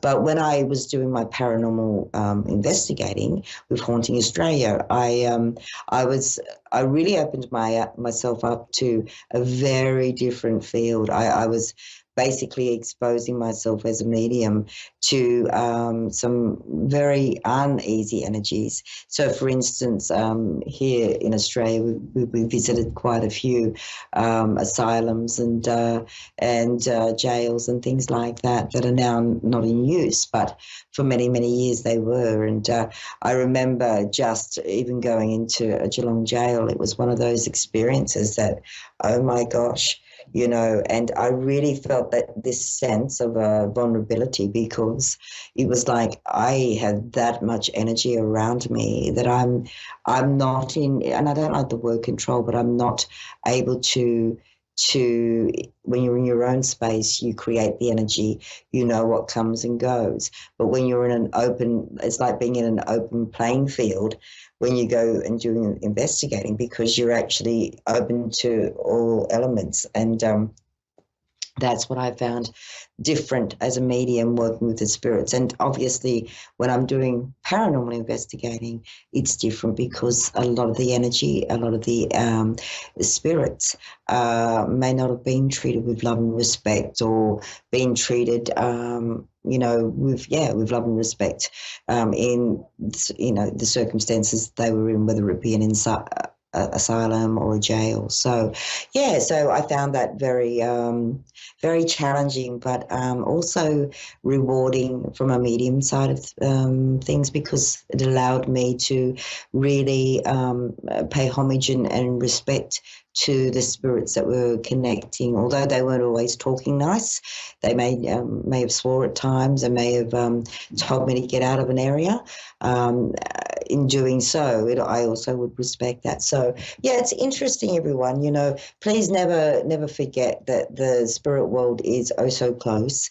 Our loved ones are never that far away, and you know, that we only need to call on them at our time of need. And whether that is, you know, for someone we love, if they're going through, you know, a hard time, we can call our loved ones in spirit to help us. If you're not well, call those you love to come and assist.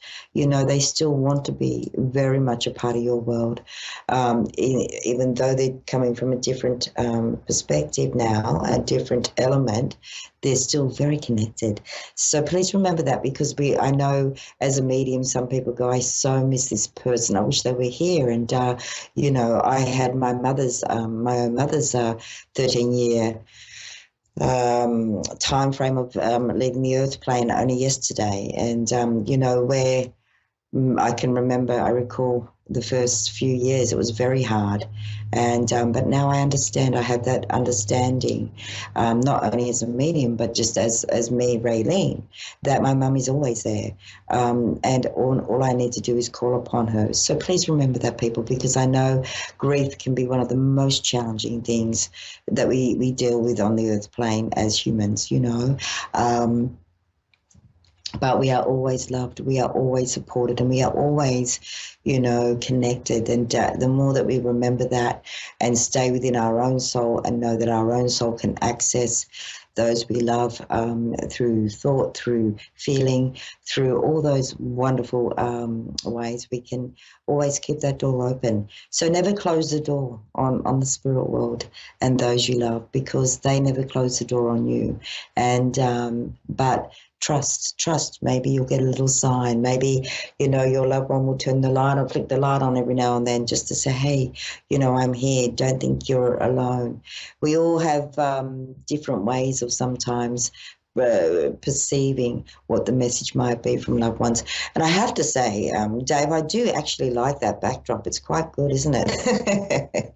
I'm just talking to our producer in the background there. So everyone, you know, life's wonderful when we remember the simplicity of it. And sometimes it is just going for a walk. Sometimes it is just, you know, smelling the roses. Sometimes it is just going to the beach and listening to the waves, you know, whatever it be. Sometimes we just need to step into that and allow that to be what, you know, brings us back to our center, or what brings us back to a calm place within ourselves. I've really loved today's show, and I'm so very grateful for the two callers. Thank you so very much for your time and energy and love. And I do hope that I was of true assistance today in your readings. And, you know, I really do love this platform and the beautiful people that bring this to you and for you. A big shout out to Dave, our wonderful producer, and Constance, his wonderful wife. She's a wonderful and has always brought such beautiful energy. And I know the network as a whole has such a wonderful team of beautiful, amazing, talented people from all around the world. And how beautiful is this to know that here I am in Australia, able to connect with you all around the world and bring through, you know, well, trying to bring through guests. And I must say, trying to bring through guests, because sometimes lately it's just not happened. So maybe Spirit just wants me to be the channel and to come forth for you and bring through whatever messages are there for you. I know this week we've got rain again, so it's, you know, I know we've had a lot of rain in Australia the last few months, I must admit, but right now I think the trees are loving it, the earth is loving it, and all that weeding I did is just going to have to be done again, because now we've got it all coming in. So I hope you're having a wonderful evening if you are in your evening, which I'm sure you are in some parts of the world. I'm about to come into afternoon, late afternoon, not early afternoon actually, and I love just being here with you, and I thank you so much for tuning in, because I think, you know, there's a thousand things you could be doing right now, and a thousand things you could be listening to right now, but I just feel very honored that you take the time to tune in with me on my show, and I love being able to work with you and your loved ones in the spirit world, as well as look at the future for you. So we are always coming back next week, and hopefully, well, let's see what happens. I'm not even going to say I've got a guest coming in. Let's see what what the wonderful universe will present for me. It's amazing because I always find just at the last minute before I'm about to go to air, I've got to plug something in, or I've got to turn the volume up and things like that. We're about to wrap up the show for today, and I would like to say, please be kind to your thoughts. Please be kind to your soul. Please remember that we are all unique. And as I was reading the garden earlier, something come through, and it was funny. It was like we can read our own garden, but often we are more worried about what's happening in somebody else's garden. So read your own garden before you actually focus on somebody else's. That's something I got. Again, I was in the middle of gardening when it come, but sometimes I find that's the way Spirit works with me. While I'm doing something, the thought will come in, or the beautiful message will come in. So I'll have to write it down later so I can share it. But so look after your garden. Weed your garden first before you try to weed others, because sometimes, when we weed our own garden, we've got all this space to plant new seeds, new ideas, new creations, new creativity. And then, then maybe work on other people's gardens. So whatever you do, my darling friends, throughout the week, for those of you coming into a weekend, we are in Australia. I have a wonderful weekend. Look, I always say with love and blessings to all of you, thank you for your time, energy, and love. May your soul always be at peace, find peace, harmony, and good health. And for now, my dears, Happy New Year and namaste. Have a beautiful week, everybody, and I'll see you same time, same place next week. Thank you.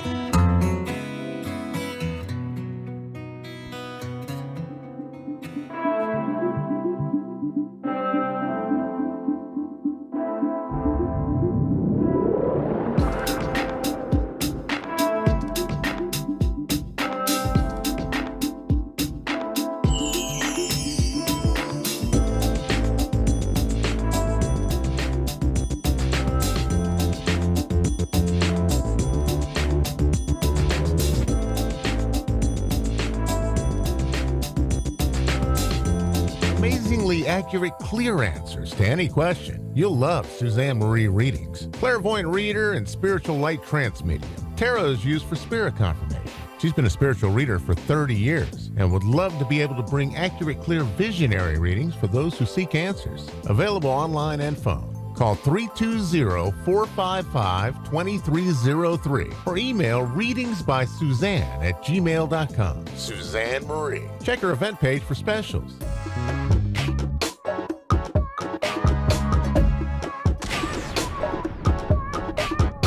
You're listening to A1R Psychic Radio, Earth's #1 psychic radio network, and watching Moonstruck TV, enlightening television. Welcome. Time for the Soul Lounge with Casey. Live from the soullounge.com.au. Connect direct. In North America, dial 888-454-2751. In London, 20-3519-2158. In Sydney, dial 02-8488-3147. Or online, contact us through our Facebook page, facebook.com/psychic radio. Or one of our websites, askoneradio.com or moonstruck.tv. This is the Soul Lounge on A1R, the Ask One Radio Network. Hey guys, happy full moon. I hope you all had an awesome Christmas and awesome New Year. First show of the year, so it's nice to be in this new energy of 2023. Today I'm going to be talking a little bit about the full moon that we're in right now. I'm going to be talking a little bit about rituals, on how you can cleanse and, release some energy and work with this full moon. And then I'm also going to do a collective card pull like I always do at the end, bring through some messages for the collective.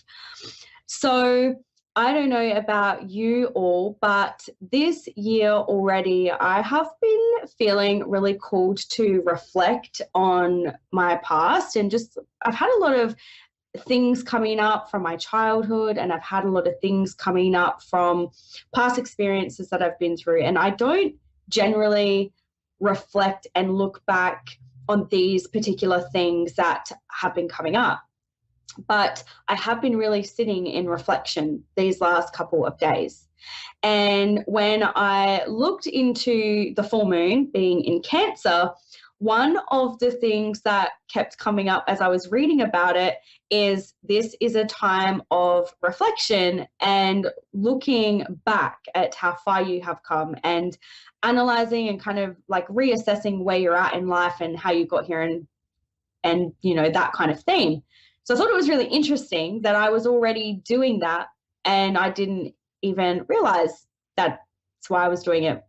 So I have just been really sitting in that and looking back and really looking at ways in how I can be more in touch with my inner child, and also in ways that I can declutter and move forward and plan new things. So with this full moon in Cancer, Cancer is ruled by the moon. So Cancerians are already very sensitive and attuned beings. And Cancer is the crab, right? So at this time, you might feel like you want to withdraw a little bit. You might want to be going into your shell. You might find that you're just wanting personal space and wanting your own time, being that our full moon is now in Cancer. You might also feel really triggered at this time, and especially because we have Mercury in retrograde at the same time.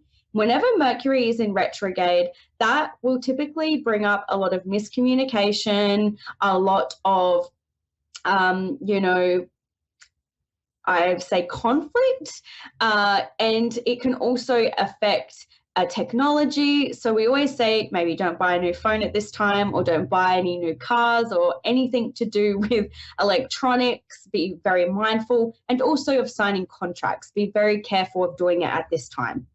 Sometimes these things are unavoidable. Sometimes we do have to go out and buy a new car, or sometimes we do have to, you know, start a new job if we get a job offer or get a house, and you may need to sign contracts.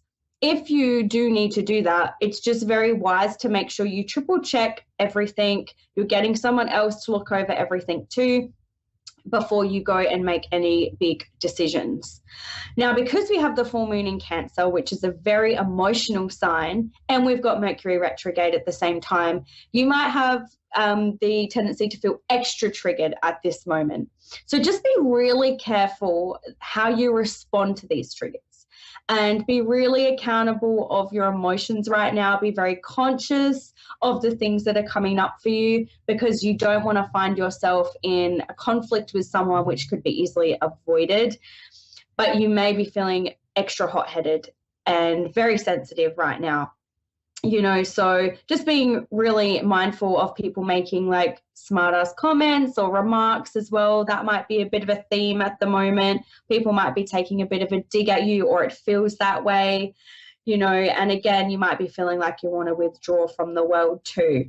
You might want to, you know, hide and be really protective of your energy. So these are things that you could be going through, but also with this full moon in Cancer, it is calling you to reflect upon, where are you at in your life?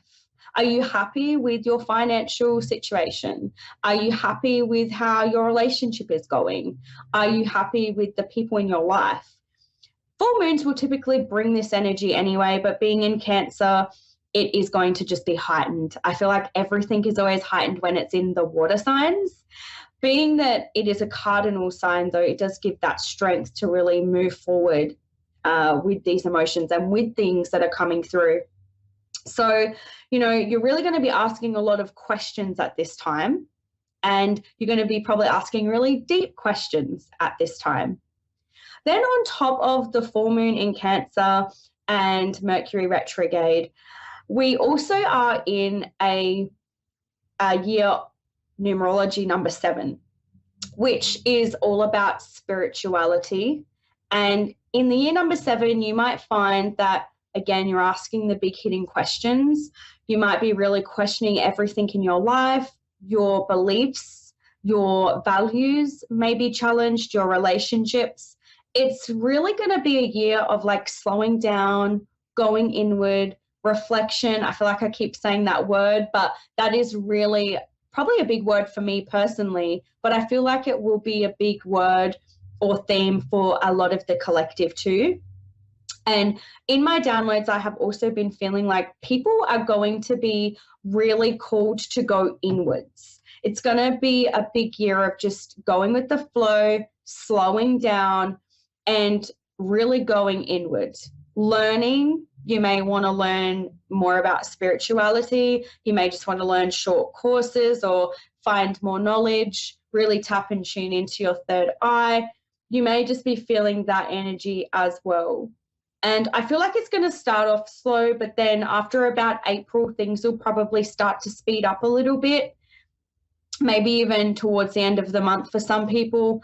But if you are feeling all of these things and feeling quite overwhelmed, then just know that you are not alone. It is definitely a collective energy, and this full moon is driving a lot of that. I do believe Mercury retrograde ends on the 12th of January, if I am right. Hopefully I've got my dates right there. So we're coming to the end of that. We've only got, 6 days left. And for me, usually I really am affected by the full moon a week before. So I always know a full moon is coming because I can't sleep properly, or my emotions are really heightened and I'm extra sensitive. My sun is a Cancerian sun, but you'll find if your moon is in Cancer or your rising is in Cancer, you will be equally as affected with the full moon in Cancer. But my son, he's only 6 months old, and he has just been so sensitive the last 2 days and crying so much and easily triggered and just so irritable. So even our babies and our children are affected by the full moon. He's been struggling to sleep as well. So it's just so interesting seeing it even play out in babies. The energy can really affect anybody, even animals as well. So all of these things to take into consideration, but coming into the new year, for me, I don't really feel like the new year starts until March 21st with the spring equinox. So if you're not feeling the boom or feeling motivated to write New Year's resolutions, or if you're not feeling like you want to write down your goals right now, know that this is normal and you're not alone. Some people, the new year doesn't start for them until March, until Aries season.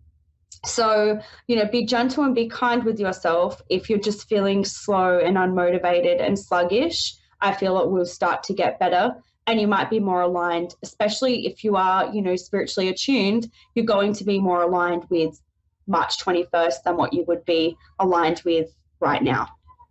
So I want to talk about ways in which we can cleanse our energy and ways that you can, start really working with the full moon energies and little rituals to start creating space in your life. And these are things that have always really helped and, worked for me. So ritual that I'll be doing tomorrow, I'm going to be doing it tomorrow when I've got some time, or maybe tonight. I'm going to be sitting in meditation, and I'm going to be setting the intention of, asking my guides, asking my higher self to bring through what it is that I really need to be focusing on to release right now. And I already have things that I consciously want to let go of and release, but I'm going to really tune in to my energy and see what comes up in that meditation. So I'm going to be doing that. And then for the first time in over a year, I actually have felt called to put all of my cards and all of my crystals out under the full moon. So tonight I'm going to put all of them out in my backyard. I'm going to take a table out there. I'm going to put all of them out and give them a really good cleanse. Now, some of you may not feel aligned with doing that, and that's okay. Some of you might not want to do it because we still have, we've got Mercury in retrograde. I believe Mars might still be in retrograde. But it's all about intention. And if you feel it's okay and you've got the green light to do it, then definitely do it. I've got the green light to do it, so I will be utilizing this energy. And to be honest with you, it is really the first full moon I have felt connected to and felt aligned to in a really long time. So I'm excited to pull my cards out, put my crystals out, give them a really good, much needed cleanse, and utilize this beautiful full moon energy. You might feel called to cleanse in other ways. So you might feel called to have a salt bath. Himalayan salts are great. You might feel called to go for a swim, even in the ocean, like something to do with water. I'm actually going to be doing that after this. I'm really excited to just like go and have a swim in the ocean. So there are other ways that you can cleanse too, really using that water. But one thing that keeps coming through is declutter. So Spirit are just bringing that through as I'm speaking now. So you may feel like you want to declutter the home. You may want to move things around in your home. Open up your windows, light some sage or Palo Santo, even some incense. Just open up the windows, open up the doors, and really let the energy out and bring this new energy in. So for me as well, I'm about to start the process of like getting rid of clothes that I don't need anymore and getting rid of items that are just taking up space that I don't need anymore, because everything holds energy. So you might have a piece of clothing you've been holding onto for 10 years, and you may have used or wore that piece of clothing at a really low vibrational time in your life, and it's sitting there just holding up this space, and it still has the energy attached to it. So, you know, it's really important that every now and again we just like declutter and we get rid of objects and get rid of things that we are no longer needing, that are just taking up space. Because it could be adding to your discomfort. It could be adding to you feeling anxious. It could be adding to a low vibrational energy. So declutter is a really great thing too. And of course, then you could do the journaling. You could write down and journal all of the things that you would like to release, all of your intentions of what you want to let go of and what you no longer want to have holding space in your mind anymore. And some people might feel drawn to burn that under the full moon, obviously in a safe space. So I'll usually take my little cauldron outside. I'll burn the piece of paper and make sure that it's out in the cauldron. Okay, you might feel like you just want to rip it up and throw it away. You might want to fold it up and put it under your pillow. Everyone is different in how they release the energy. Some people might just leave it in their journal, and that's okay too. Again, it's all about doing what feels right for you and setting those intentions and following your own intuition. One of the things I always teach my clients in my mentoring too is what works for someone may not work for you. So it's all about just going within and trusting what your intuition is telling you to do. So if this aligns with you, great. And if it doesn't, that's okay too. But there's so many different ways in which you can release and declutter. You may even feel drawn to like getting a massage, moving some energy in the body, dancing, you know, movement is very important too. Going for a walk. There are so many different ways in which you can release energy and meditate. It doesn't have to be the traditional ways of sitting down, journaling, sitting down, meditating, having a salt bath, you know, giving yourself a tarot reading or an oracle card reading. It can be drawing, going for a walk, dancing, just taking some nice deep breaths, laying on the grass, hugging a tree. You know, it could be anything that you feel aligned to. So just taking that time for you as well is really important, okay? Making sure that you are letting go of whatever needs to be let go of. And I have to say this because someone listening may need to hear this, but Spirit keeps saying, if anyone is bothering you, if you are finding that, you know, you're finding it hard to disconnect from an ex-partner, or if you're finding it hard to disconnect yourself from toxic friends or family members or a workplace or someone in the workplace, you can write their name on a piece of paper, fold up the piece of paper, put it in like a plastic Ziploc bag, or you can even just fold it up and put it in the back of your freezer. This works great. I have done this so many times with people who were bothering me, upsetting me over the years. It's a really quick, simple technique. You pop them in the freezer and it just like freezes the energy between you and this person. And for me, it's worked, and I will like never hear a peep from these people again. And it even removes them from my mind. Like the thought of them is gone. It's great. It may not work for everybody. Again, everyone is different, but it might be worth trying because Spirit are bringing that through as I'm talking. So someone listening to this, it's going to help you, okay? So what I'm going to do now is I'm going to go to my cards and I'm going to do, I'm going to pull some cards from this deck and do a collective reading. Take what resonates and leave what doesn't, because it may not land for all of you, but I feel really drawn to using this particular deck today. So I found this deck in Kmart. I don't think Kmart is in the US, it's in Australia, but if you feel drawn to this deck, you might be able to find it on Amazon. It's called Big Moments, 52 Affirmations for When You Need Them Most, and I'll just see if I can show it to you guys here. I am really drawn to this deck, which is surprising because it's so simple. It's very basic, but it's just great. I find that I'm really connecting to it. So I'm going to use this today. I'm just going to shuffle and pull 3 cards. And also just touching on what I was saying before too, about the cleansing and the decluttering and removing and getting rid of things. You may not feel like doing this right now, and you don't have to do these things on a full moon. You can do this any time that you feel like it. But when we do it on a full moon, it's just really harnessing that extra potent energy. But I want you to know that you can do these rituals and you can do these things anytime you are feeling aligned, and it will still have the same effect. It may just not be as potent. All right. Interesting, the cards that I have here. I'm just going to pull one more, guys, and then I'm going to channel some messages. Oh, of course, it's fallen on the floor. I'm just going to grab it because it's a jumping card, so someone needs to hear this message. Oh, wow. Okay. Well, very interesting here. All right. So the first card that came out here, I actually got miscarriage. I don't know if you can see that, but it says, my body is doing what it is designed to do. I'm worthy of being a mother.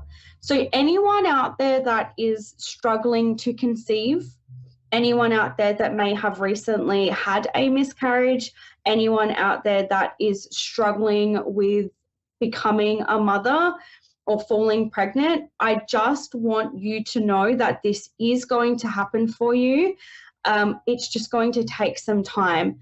I also want to say, or Spirit want to say, for those of you who have experienced a loss in the last 2 to 3 months, please give yourself the time to heal and be very, very gentle and patient with yourself.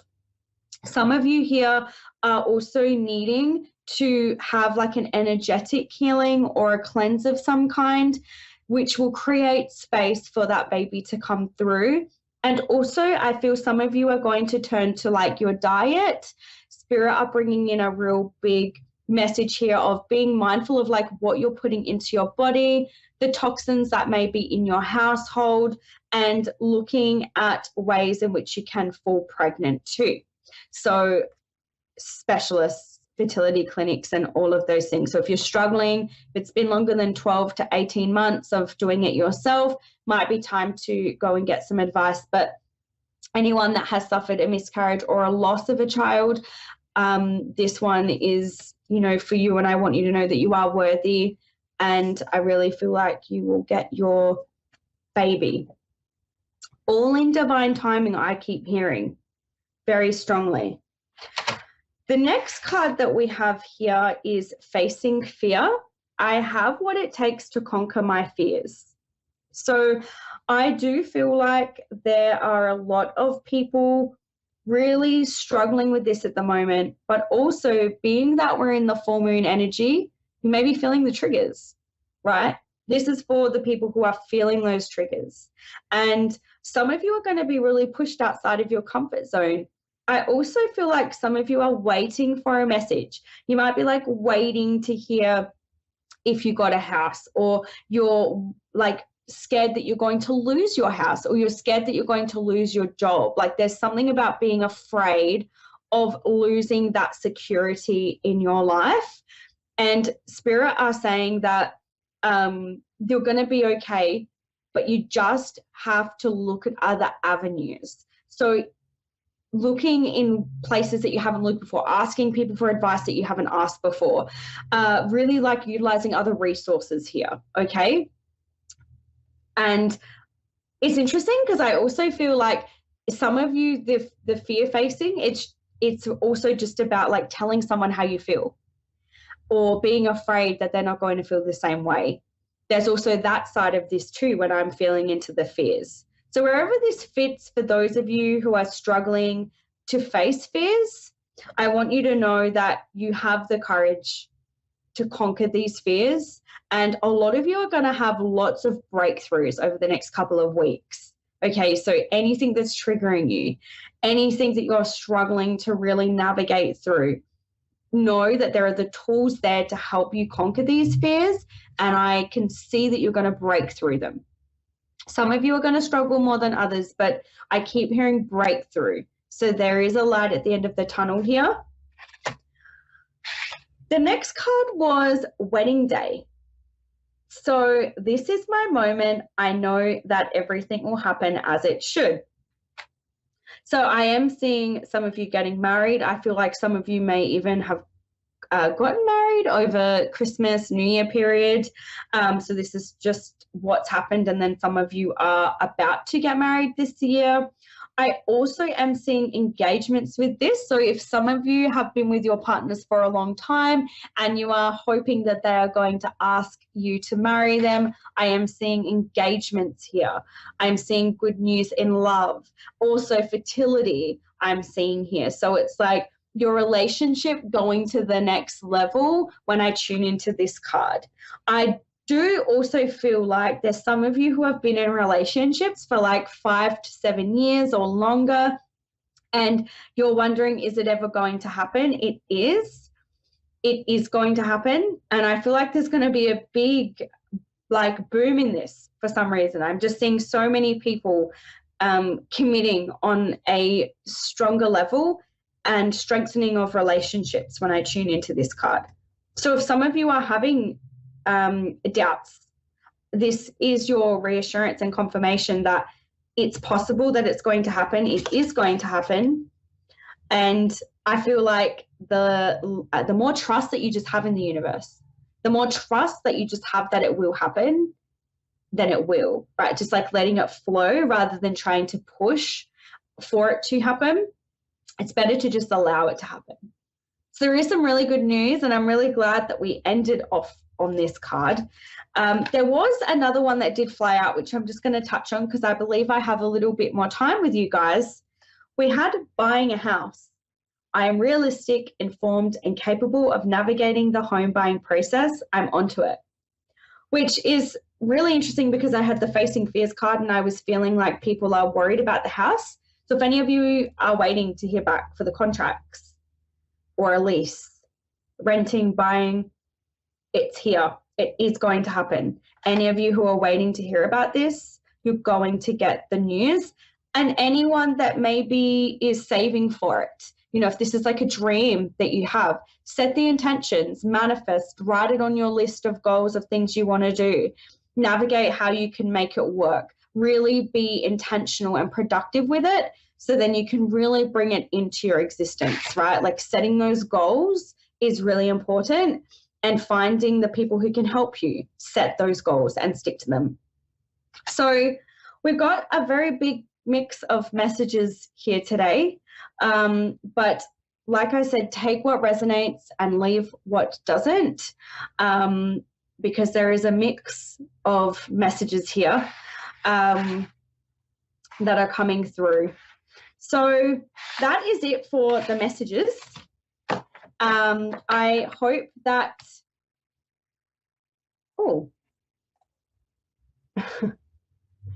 I don't know what happened then. It went blank on my screen. So yes, I hope that those messages all resonated with you all. Take what lands, leave what doesn't. Also, I'm just going to let you guys know too that I have also got my group on Facebook, and I have been recording a lot of episodes on my podcast, or getting into the groove of things. So that's one of my personal goals for this year, is to release regular episodes on my podcast. So if you're interested in hearing about spirituality more, you can always go over and have a listen there. I talk about so many different things, around personal development, spiritual development. I'm going to be bringing in some new energy to it this year too, where I'm going to be interviewing people.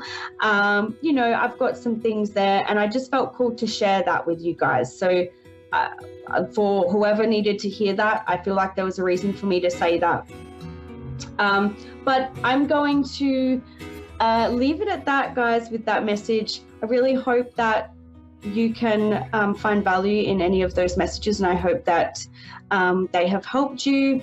But make sure that you're grounding through this full moon. Really use the energy that we have with this full moon tonight. Hopefully some of these rituals can help you as well if you implement them, and really take care of yourself in this energy. Thank you so much, guys. I'll see you next week.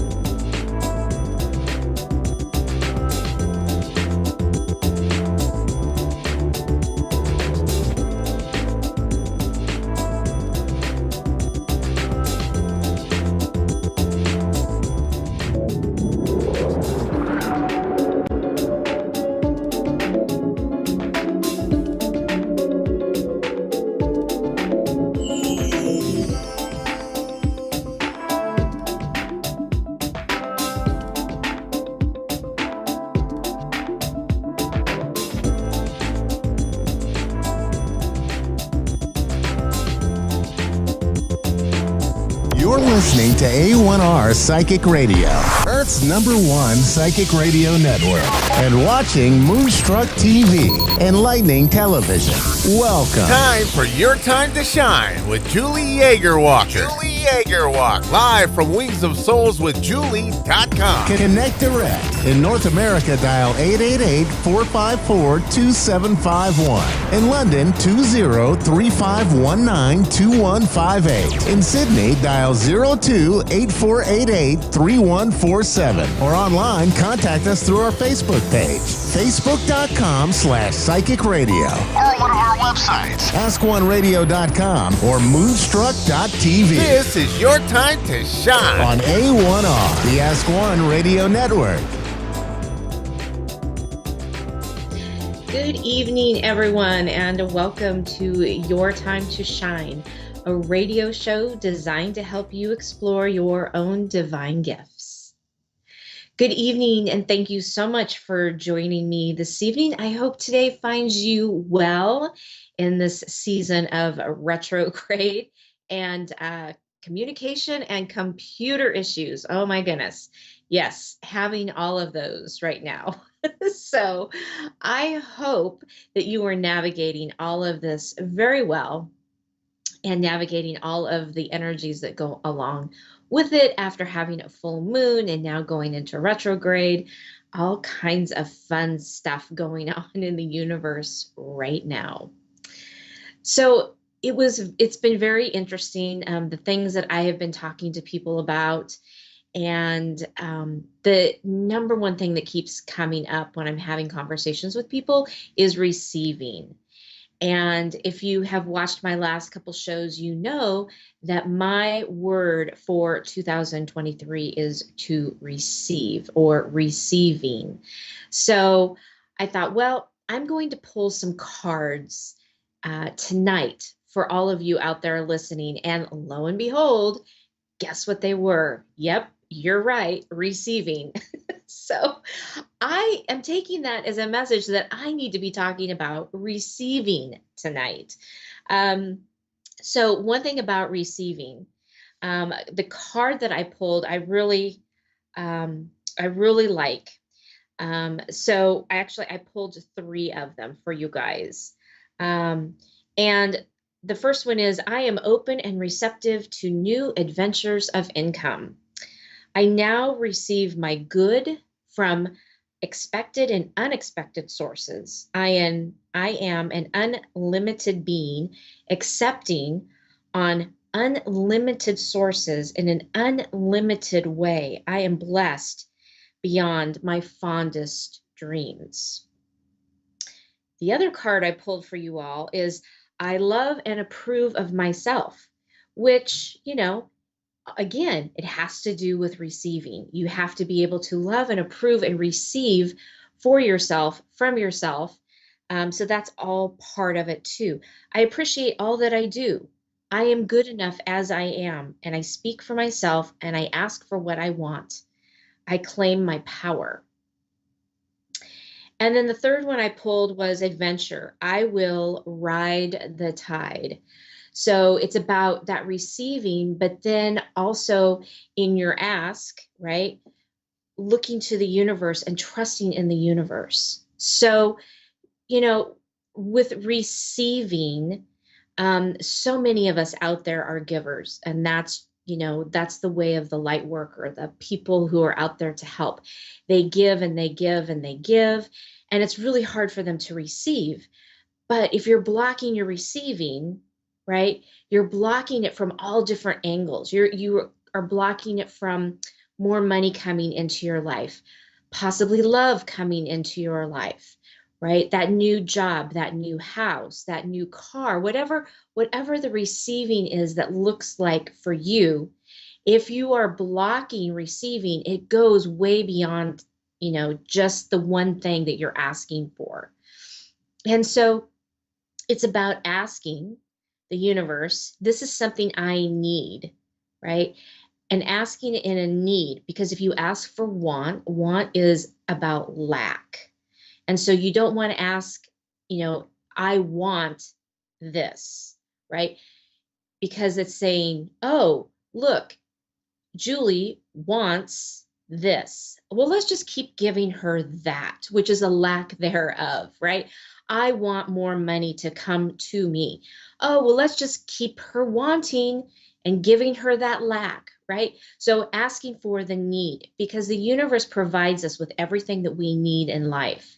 So I need to bring in more financial success and stability for my family so we can feel relief when we pay our bills, right?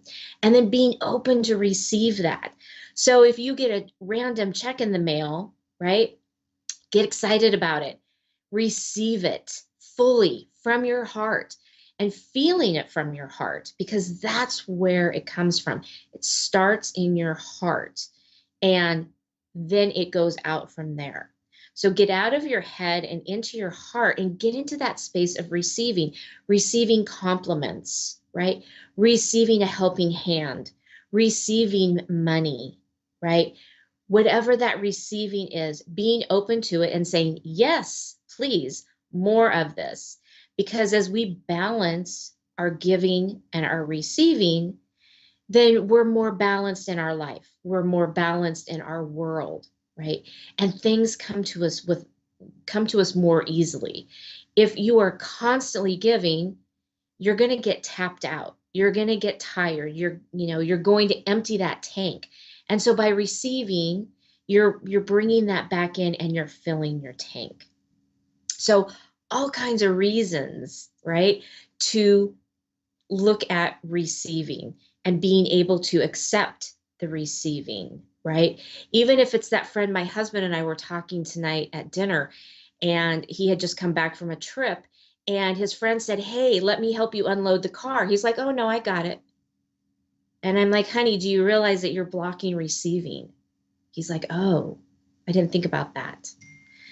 And the other thing with that is, when you block somebody from receiving, especially for someone who's a giver, right? That doesn't feel good on the other end. This person is giving and you're blocking them from the one joy that they're doing, which is giving. So be open to receiving, be open to what the universe is bringing forth for you, and be open to it all and receive it all. Just bring it in and just envelope it in love and gratitude and say thank you. All right. Receiving, not always easy, but the more you do it, the easier it gets. All right. Perfect. Right now, we are going to go to the phone lines. We have a caller ready for us this evening. Amy in Orlando, Florida, is on the line. Good evening, Amy, and welcome to Your Time to Shine. Oh, thank you so much. Good evening.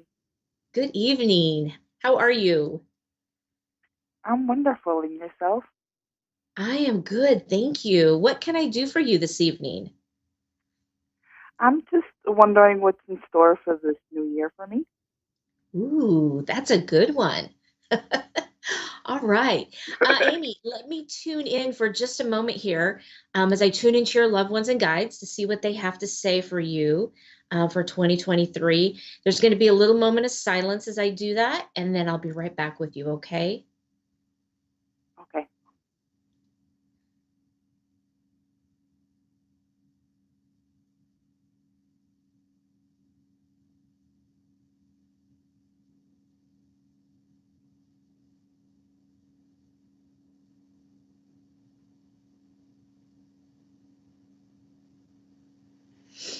Okay, Amy, it's really funny.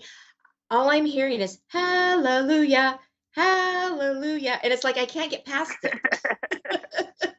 So the universe is hearing your prayers, right? They are hearing you and they want you to know that they're working with us. And you have shifted something in your life. So they are singing your praises. They're like, all right, finally here, let's go. Let's do this. She's on board. So let's make it happen. So between you asking and then shifting in your life to be able to do this, to receive this, right? That's where this hallelujah, that's where this hallelujah is coming from. They're showing me awesome. that, yeah, I think it's pretty awesome too. They're showing me that there's been some bumpy roads for you, probably the last couple of years. And so 2023 is shifting for you. It's like a restart, a reset, they're showing me. I don't know where you are in numerology, and I don't know if you ever play with numerology, but they're showing me like you're in a year one, right? You're starting over. It was like things started to shift for you at kind of towards the end of 2022. And so now you're planting those seeds and they're starting to grow and you're starting to see the change. and they say it's going to be a really good year. Love it. I feel like there's a shift in your job, whether you are looking for a new job or maybe there's a promotion, but there is a shift that you've been hoping for, that you've been asking for. Okay. So it's like, again, they're showing me you've planted those seeds and now they're starting to grow. So it looks like there's like a new profession even for you. Like you're not just shifting jobs, you're actually going to shift a profession and go into something else. Are you looking to go into something else that you do for work? Yeah, Okay. definitely. Okay. So they're showing me that that shift is happening.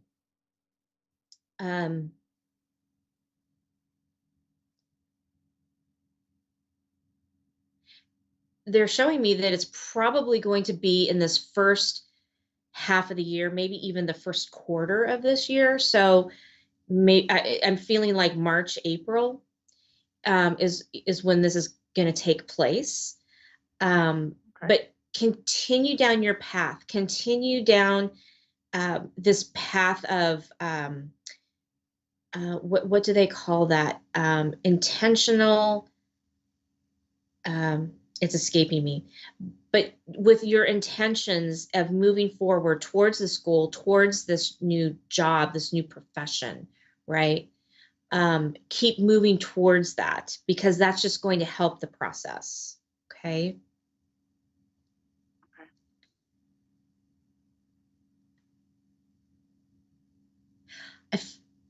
They're showing me that there's also a shift in where you're living.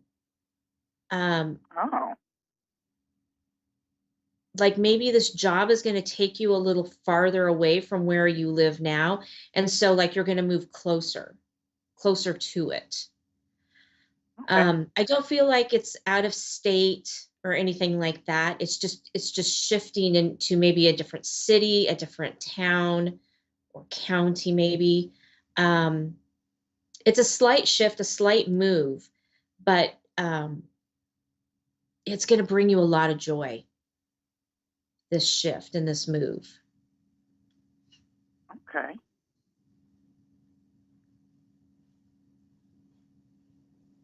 That's exciting. They're showing me too, this year, you love the outdoors, you like being outside and in nature, but there's like this heavy presence of getting outdoors and getting into nature and letting that be your what do I want to say, your grounding, right? Kind of your zen. And so there's this big push for you to get outside and to move about, is what they're saying. Okay. I have been feeling that. Okay. It's like they're showing me you're getting out and you're hiking. It's like you have tennis shoes on and you're going through, you're walking through trails and things like that. So, getting out and being a part of that. And it feels like you've been like stifled and stuffed up, like you've been in a stuffy old house kind of thing. That's like the feeling I get. So getting out there and breathing in and opening your lungs, opening your chest, and just breathing in all of that beautiful groundedness that nature gives us. Okay. That's really going to help keep you centered and keep your attitude positive and your vibration higher. Okay. Mm-hmm.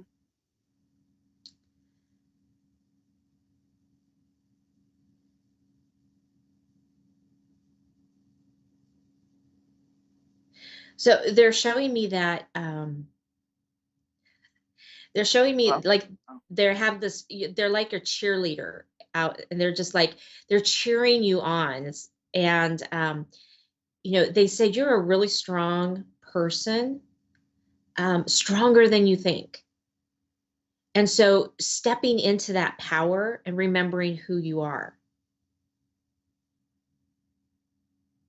Because they said sometimes you forget, and they don't want you to forget. Okay.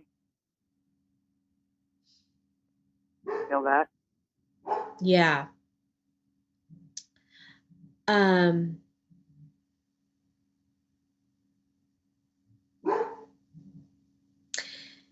There's this feeling I get of something being woven or intertwined. I'm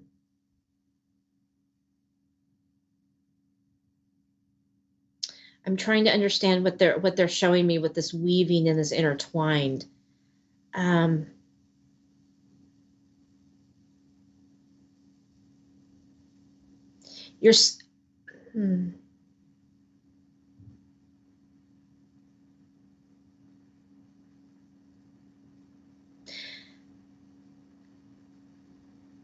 So what they're showing me is there's somebody that you're very intertwined with, okay, that's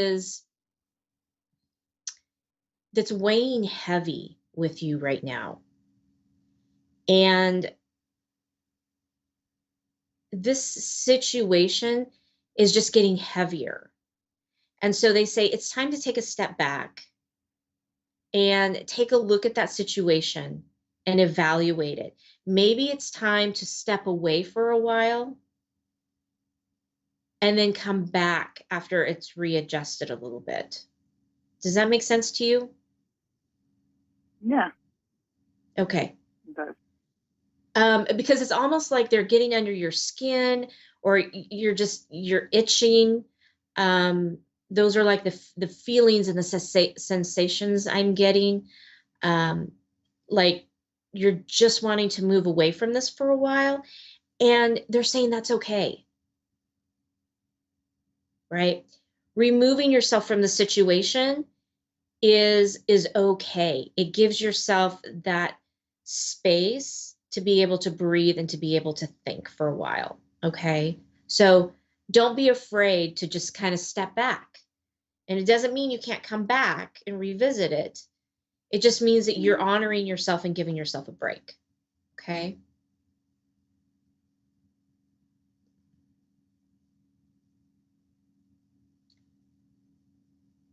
I feel like my throat is really heavy. It's like there's things that you want to say to this person and you're holding back. Hold on a second. Oh, okay.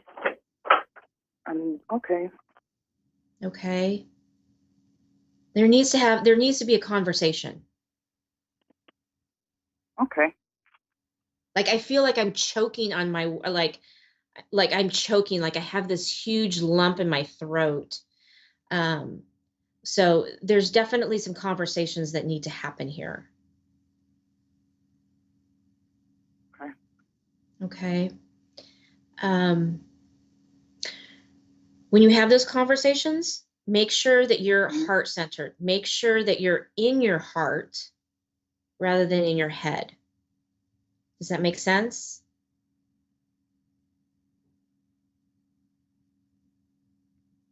So that you're able to speak from your heart rather than your head. Okay? Mm-hmm. Okay.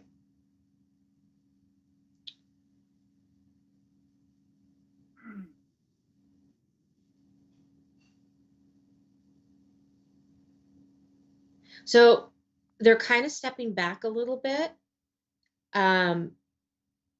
meaning that they've given you the messages that you're asking for. Is there anything else you would like to know? Did you say something? It sounded like you blacked out. Oh, I'm just saying, your loved ones and your guides have kind of stepped back a little bit, which means that they've given you the messages that you're needing to know tonight, unless there's something else that you need to ask.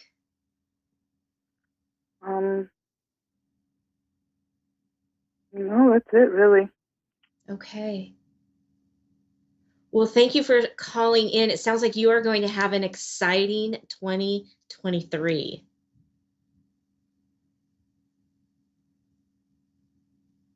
It was amazing.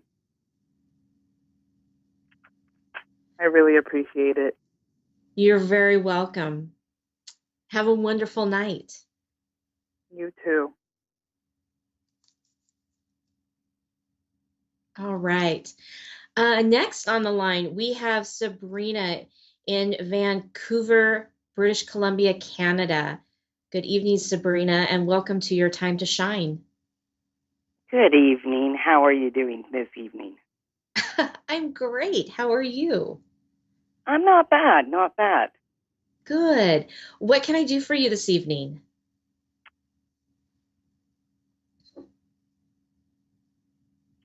I guess just to see if you can see. Excuse me.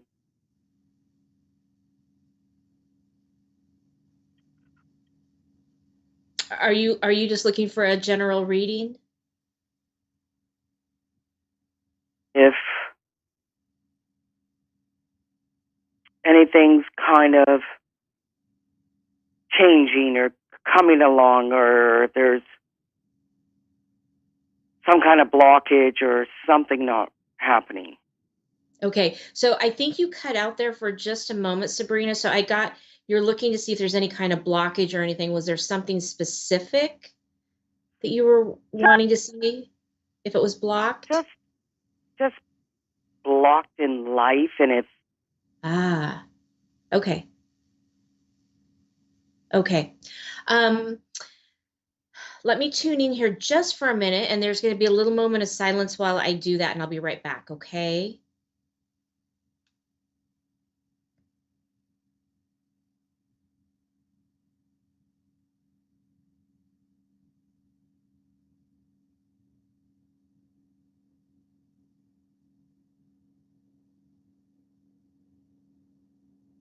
Okay, Sabrina.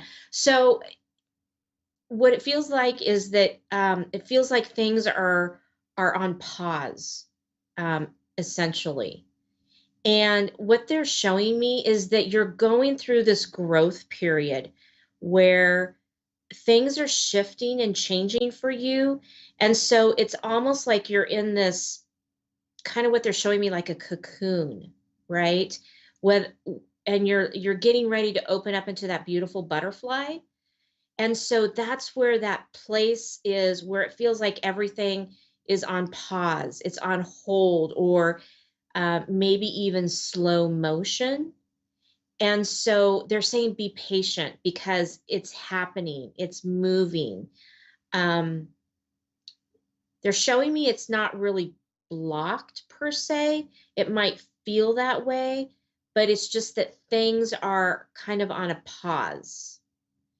And so what it's doing as you're sitting here on this pause, the universe is setting you up to be able to move forward again. Okay. So it's almost like what they're showing me is like when you have a child, like a very young child, and they go through their growth spurts, right?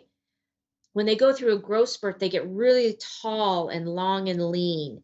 And then when they're in that period of stabilization, right?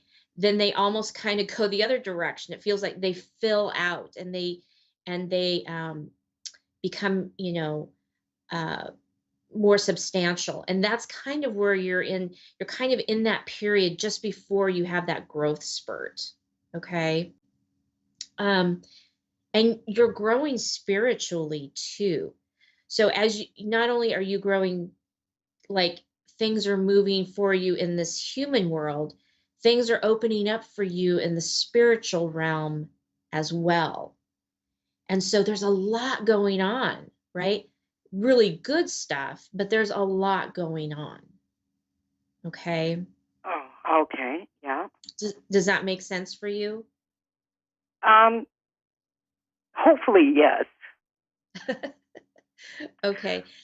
It's really hard to be in that pause, in that area, because I've been there too. It's very hard to be in that space. It makes us feel very uncomfortable, right?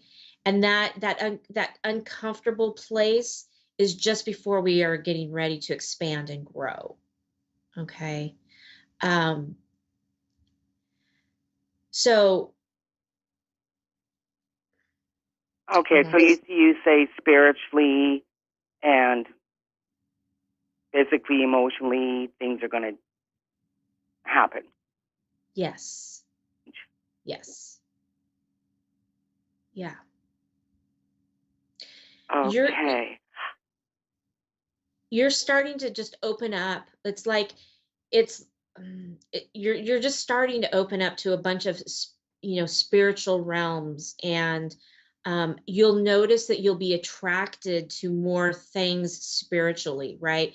Whether it maybe you be attracted to music, different kind of music than you are used to listening to, or maybe you start listening to tarot readers, right?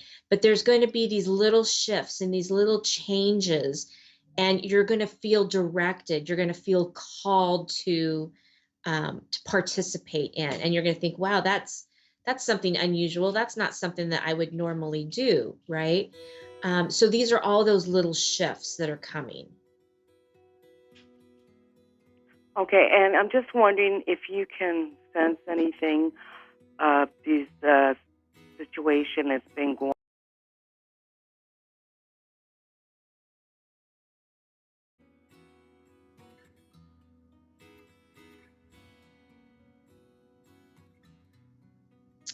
Hey, Sabrina. Okay, Sabrina, if you can hear me, why don't you reach out to me on my Facebook page, and we can continue the conversation. I think I might have lost you. I want to thank you for calling in, and I hope you have a wonderful night. That does it for us. We're coming down to the last few seconds of our show. I want to say thank you for tuning in. Feel free to reach out to me on my Facebook pages of Julie Yeager Walker Medium or Your Time to Shine. And you can always reach me on my website at wingsofsoulswithjulie.com. Have a wonderful evening, everyone. Continue your receiving, and we'll see you next week.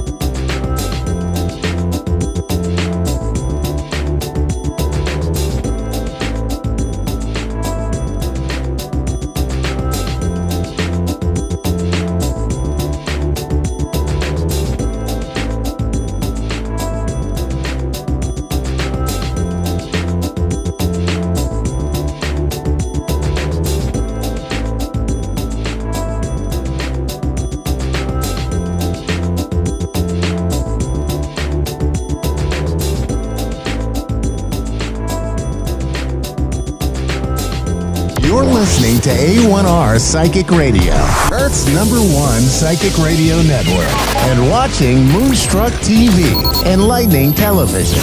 Welcome. Time for astrology and psychic readings with Lady D. Lady D. Live from Lady D's PsychicParties.com. Connect direct. In North America, dial 888-454-2751. In London, 20-3519-2158. In Sydney, dial 02-8488-3147. Or online, contact us through our Facebook page, facebook.com/Psychic Radio. Or one of our websites, askoneradio.com or moonstruck.tv. This is Astrology and Psychic Reading on A1R, the Ask One Radio Network. Hi everybody, welcome to Astrology and Psychic Reading to Lady D. So I'll be your host for the next half an hour. So this week what we have with the planets, and in a few weeks' time, we will have a comet actually coming into our solar system, or hopefully we'll be able to see it. I'm not too sure if I will be able to, but I think in America you will be. But that's more closer beginning of February. We've also got this week, we do have Pluto, which will be conjuncting the Sun. We've also got Venus getting closer to Saturn, but not meeting up just yet. And we've also got a square with Venus and Uranus. We've got Mars going direct. And then we've got the aspect with Mercury and Mars. Sorry for the noise. I hope you can't hear it. People are outside doing gardening. Has to be at this time. But anyway, what's this going to mean up this week? This is going to be, I feel, a very transformative week. So when we've got the Sun, which is going to conjunct with Pluto, Pluto's like the phoenix. So this is a perfect week where, you want to merge, we come out of that be a butterfly, we come out of that cocoon and we make this big transformation. So this is like a week for that kind of energy coming forward. It's going to happen about Wednesday. We've also got with this square that's happening with Venus. This can bring about like unexpected things with our money or the finances, perhaps in even like to do with like people. So it's because I got the Venus in Aquarius that is happening with the Uranus in Taurus. So Taurus actually does rule money. So it could be a thing about unexpected like expenses coming up here, or like money, things with money and finances, but also can be do with relationships as well. So with Uranus, I always say we never know what you're going to get, and it can be I feel like it could be a blessing in disguise as well with this Uranus, because it's like we just don't know. I always say I tend to like Uranus as a planet because I find the surprises that it gives us it's more positive and negative that I find. Although sometimes we get surprises that aren't as good, but on a whole, I find that it is more positive as well. So we've also got this Mars energy going direct, and it's going direct in Gemini. So it makes us a bit better. It's sort of like, because we've had these planets in retrograde, we may not have felt like it's actually the new year, even though it is the new year. So this is making us feel a bit more better. By the end of the month, we will have all planets actually moving forward. We'll have Uranus moving forward, which is going to be on the 23rd. And then on the 19th, we've got Mercury. So by the time we come back next week, Mercury will also be moving forward. But with this Mars, this can be an opportunity to go out. It's about networking. It also can be about sort of educational learning things as well. When we've got this aspect to Mercury, these are two planets that actually don't get along. With Mercury, it's about communication. It's about the way we think as well. So for Mercury, it's about let's talk this out, let's think this through, and then let's take some action. But Mars is all about no, we're going to take action now. You got to do this now. It can be a bit bossy, a bit impatient, because it is ruled by Aries, which is like the god of war.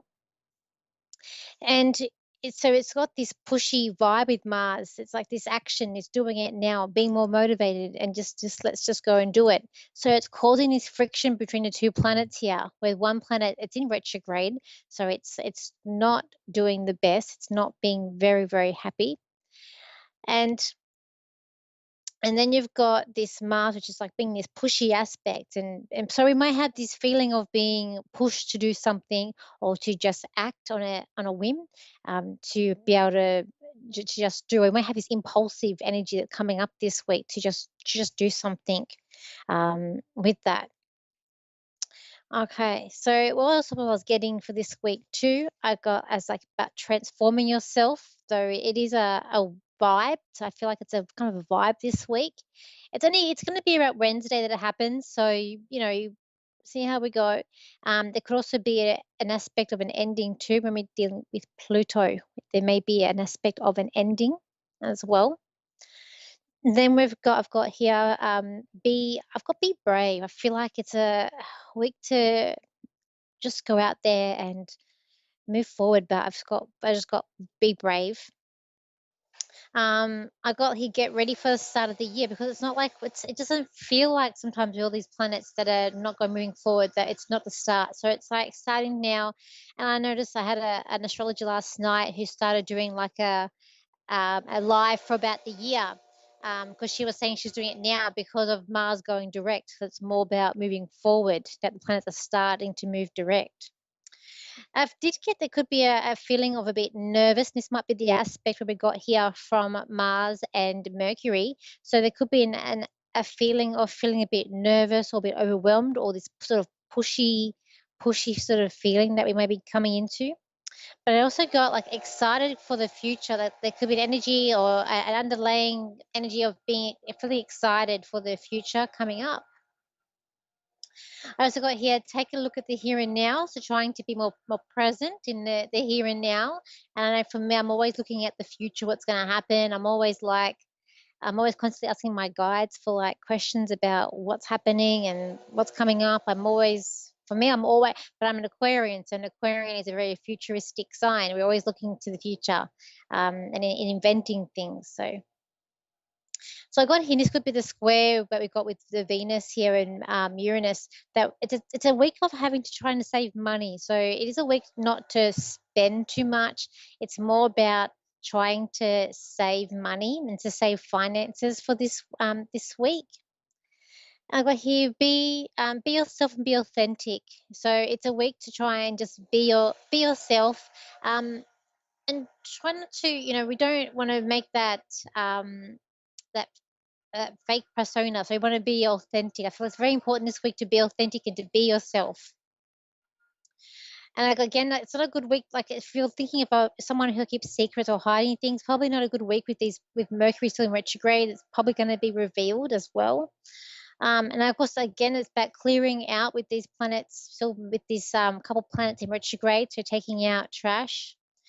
And I've just got here, it's time to question things. Like, if something doesn't feel right, question it. I feel like it's about questioning things and to finding out truth, unmasking things coming out.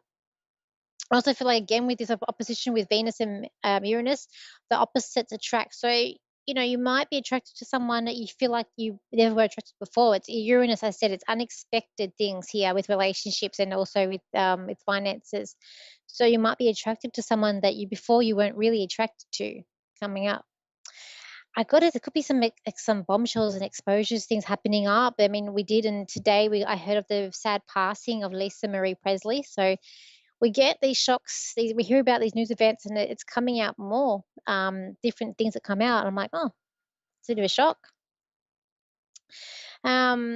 I've also got here, there's like also here with this aspect with Mercury and Mars, we could be looking, and it could be in your own life where, war of words or people, the tension sort of getting a bit high with certain things. Okay,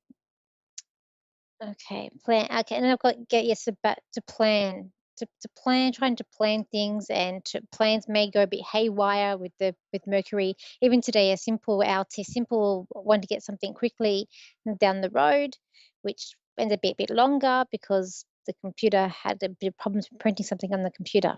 So just simple plans just may not go according to plan. Just hit little hiccups in the road. I got here wanting no boundaries with the Venus that's in Aquarius. It's like we don't want boundaries. We want to be limitless. We want our freedoms. We want things to be nice. Even in relationships, we don't want to be in a relationship where we feel so crowded and we feel restrained. We want to be free. And this is what I feel like it's going to get closer, but we can get next week. We'll get that conjunction with Venus and Saturn here. So I feel like this tension is building up of wanting to be free, not wanting to be bound by something or having these boundaries there. So let's go to the callers. So we've got our first caller is Shira, who's in Cherie, sorry. Cherie's in Harrison, Michigan in America. So hi, Cherie, how are you today? I am great, thank you. How are you? I'm good. How can I help you today? Just wondering on a job within the next few months Okay. and finances. Okay. All right, sure. Let's see where we're going to go here. Shri, by any chance, do you have is your father in spirit by any chance, or a father figure in spirit? I just got a man here with me, and I was hearing like dad, and he's wearing like this man. I see him as more of like he's a slimmer build, and he's got his hair parted on the side and combed over,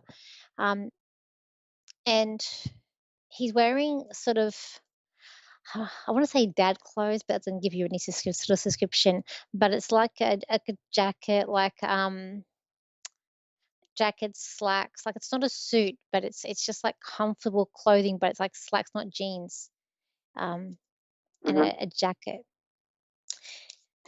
He's also playing a guitar. So I don't know if he actually played a guitar at all, or was it a bit musical at all by any chance? Because I just see him playing a guitar. Let's see what's the message? No guitar. No guitar? Okay. So I'm not sure what that means. Why you're showing me that? So I thought, okay. Maybe he wanted to. Maybe it was something that he wanted to do while he was here. All right, let's have a look. What he wants to say to you. He's saying, okay. I'm just getting like it's just time for you to freeze and to pause and just to wait things out. He's telling me that the middle of the year, June, July, is going to be a very interactive time for you, where it's like it's a new beginning, or like it's like a sun rising up. So he's still saying it's time to be a new beginning. He's also saying that was this man about giving? Would he give you a bit of a lecture? Would he lecture me? Never. Yeah. Okay. Because I just feel like he's doing a lot of talking, a lot of talking, but he's like wants to give me advice or give you advice. He's all about giving advice. Oh. Okay. Yeah, and it's just like saying it's like a new beginning. But he's also saying that you need to not let anything stand in your way to keep moving forward. Have you been feeling a bit how do I say bit down, or if you've been a bit like with your finances, with your job, that you've been feeling it a bit down about it, and you're trying to find something new, but maybe you things aren't going the way. So he was saying, he's just saying you need to be more motivated, or need to be, maybe you've lost motivation, because he's sort of saying to be more motivated and to keep going, to keep going. He's telling me that you're going to pull through. You can pull through. Oh yeah, yeah. Okay. Okay. So we're saying about work. Okay. Okay. So you're working at the moment, because I feel like there's a job there at the moment that you're in. No, I quit my job. Oh, you quit your job. Oh, okay. Because I was like, did they try and make you stay by any chance? Pardon? Did they try and make you stay? Oh, they wanted me to, but yeah. Because I they felt wanted like, me to, but I moved and I left. yeah, because I felt like with this card here, it was like temptation. It was like that I was moving, but they were like tempting, like there was a temptation or something there to stay. So I felt like maybe they were trying to get you to stay. And now I feel like it's a feeling of I feel a bit stuck, and even your dad's saying about stuck. Okay, but I feel like that you've got money there, savings. It's about juggling around your finances. There's something about June, July. I keep on getting June, July and I feel like that's possibly where things are going to get a bit better, or a bit more stable for you. But I feel like before then there's interviews. I feel like by March there's a contract that you're going to be signing. I know that's a bit off because we're in January, but there's something about March where there's a new project, or there's a new something there for you to sign. At the moment, we're sort of like, I just feel like we don't know where we're going. We're a bit blinded here, bit blinded, and but I feel like it's all going to work out for you. I do feel like it's going to be okay. I'm supposed It, to it's start a. I am supposed to start a job in March, and my 2 boys should be home by June and July. So you're right on. great, great. That's good news. That's good news. So Mhm. by the time that comes around, it's going to be good.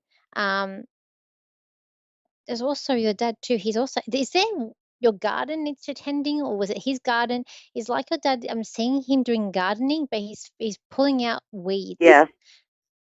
Yes. So Garden. I have a garden. Yeah.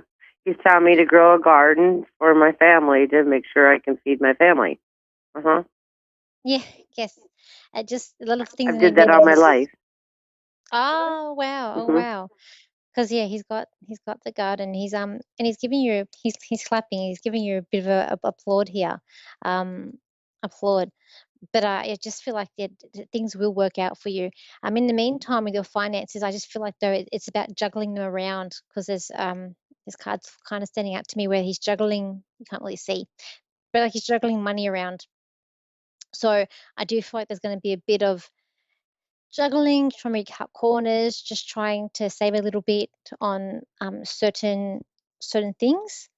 And I do feel like there Mhm. could be some sort of um, there could be something temporary coming in the meantime. Could be not a strong sense Mhm. about it, but I feel more about with the job that you're going to get in March. Um, but I do feel like it's going to be good. I keep hearing love's in the air too. So I do feel like if you're not in a relationship, or could be a relationship brewing, or maybe just you with your boys coming home, that it's going to be more of a loving time. Because I keep on hearing this Mhm. song, "Love Is in the Air," um, with you too. Anything about a granddaughter? When you want a granddaughter, okay. Two. I have I'm getting. granddaughters, but Oh, you already have. I You just you already have them. Is there I two? do. I I do. I'm just wondering if I will get one of my granddaughters. To come and to like live with you. Just. Yes. There's two. I Mhm. need to go to two. Is there two granddaughters? There's 4, but there's 2 that would probably be coming to live with me. Okay. Okay. And then those Yeah. 2 are always. This card was really standing out at me, and I thought it was maybe your sons, but it could be the to do with the granddaughters. It's like where Mhm. you're really having to consult them, um, or to like help them out, because I can't really see, but the card has like the cat, but the shadow, the shadow of the cat, silhouette of the cat behind it is very taller than the lion. So it's like you've got this hidden strength about you. Look, I do feel like they're gonna Mm. wanna come and be with you. It's it's about what's easy for them. Um, and they've got a lot of stuff. I feel like they got have a lot of luggage, or they've got a lot of things. It's like I see them coming in with a big suitcase, and they're really struggling to carry their suitcases. So it could be a lot of it could be a lot of baggage, or it could be that maybe they just have a lot of belongings coming in to live with you.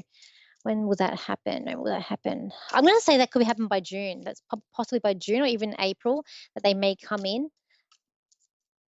There's an exciting time Okay. ahead. Like I feel like they would be excited to come and be with you as well. And it's like Mhm. reassurance. Like it's like, oh, fuel. We like you've got their back. Like I feel like you've always had to support them, and you've got their back with these two Always. girls. Yeah. All right, I'll leave it there. Mhm. So thank you for calling in today, and I hope I helped you. Yes, you have. Okay. Thank you so much. That's okay. Okay, so we've got the next caller, and it's Catherine in Jersey City, New Jersey, in America. So hi, Catherine. How are you?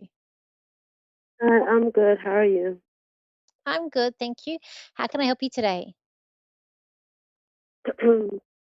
Hi. Would you be able to hear from my aunt? Okay. By any chance, do you come from Mississippi or is your aunt from Mississippi? No. Okay. There's something at Mississippi and I could see a lady. So I thought I'd just throw it out there. Why not? Let's have a look. Okay, your aunt. Um, but we're looking at like a southern lady. I wouldn't say too much southern. Okay, I do have a lady here. She is on a more of a healthier side. Like she's not. I don't see her as being a very slim lady. She's on the, I say, healthier side of life. Um, she may have had. Um, she may have even had like a problem with what's the word? I can't think of the word. Um, circulation as well. Um, was your aunt on the bigger side, or she a slim lady? Because I feel like this lady's a bigger side. She's wearing a dress. Well, I have another aunt, and she was like more on the bigger side. But my aunt that I'm talking about, she was like not. She wasn't big. Okay. Sometimes we can't pick who comes in. I'm going to try and get the other aunt to come in too. So we'll just see what this lady wants, what the message is, and then I will try and move her on. This lady is very, I feel like, very forward, and from her, and at least, we're talking at sisters, or are they, I don't know, they're not related. They're chalk and cheese. There's two very different people that I've got here. This one lady that I have, what's the message? She's very interested in how this all works in getting the reading. She's taking a very big interest in this. I also feel like she would go to church, or she's maybe religious, because I feel like I want to go to. She's showing me a church. And she is giving you a kiss, and she is giving you her love. She does want you to stand tall. She's saying about standing tall, and standing proud. Like, we stand tall, we stand proud, is what she's saying. Too. And Yeah, she wasn't like she did go to church. I used to go with her. oh, okay. And just sometimes she's telling me that you need to stand proud. Just sometimes people's words may affect you or hurt you sometimes. Because I feel like that she's wanting you to just not listen, or to stand proud.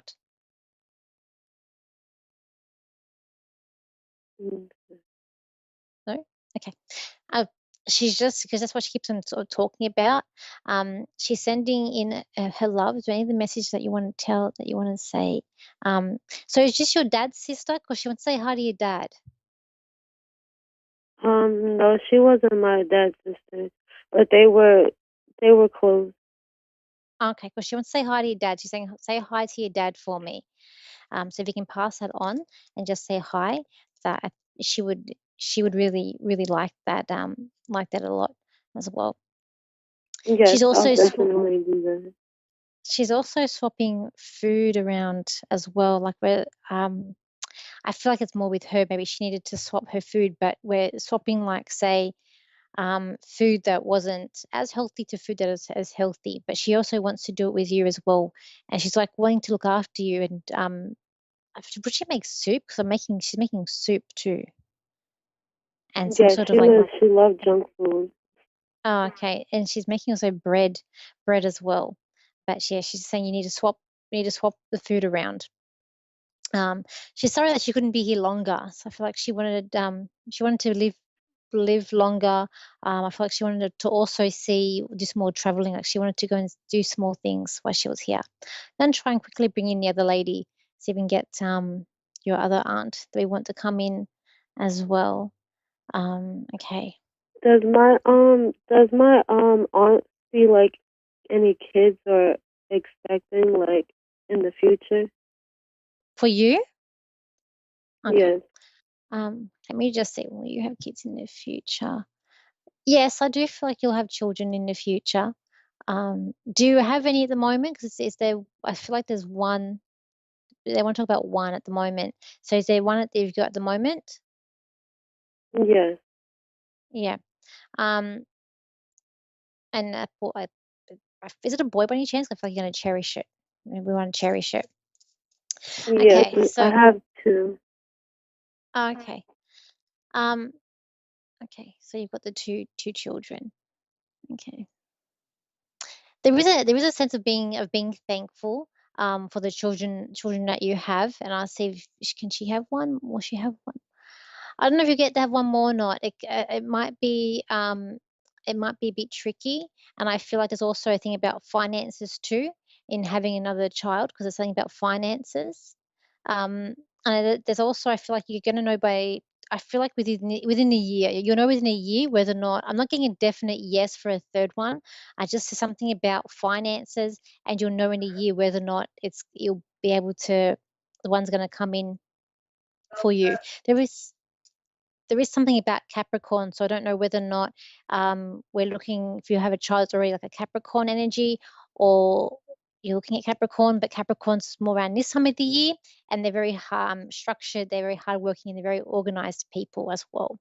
I also do have another lady in spirit, and a lady that is a bit skinnier. I feel like there was more of a Cancer link with her, because she's telling me that she had cancer, and she found it very hard, like to get around. Like she's very drained by the end of her life and not well. And I feel like she's a bit more internal with her energy as well. So she's like the other ladies to take the move forward and to take have the attention because the other lady wanted to come in first. And I just want to get a quick message for you from her. She's saying you're a good girl, but she's saying again, it's saying about people's words, not listening to people's words with you as well. But I feel like we need to focus with you. It's about finances. We need to focus on your finances and money as well. But your family will always be around you too. Okay. I'll just leave it there with you. Thank you for calling in today, and I will. And I hope I've helped you today. Thank you. Have a good night. That's okay. Thank you. You too. Okay, everybody. So we've got a jam-packed week this week with the stars, and we'll meet again next week. If you want to contact me, you can. Contact me at Lady D Psychic Parties on Facebook or my website. We've also got Lady DS on my Lady D Psychic on my Instagram and TikTok, and I have my YouTube channel, which is Lady D or Danielle Psychic. And I'll see you same time, same place next week. So thank you for tuning in, and I'll goodbye for now.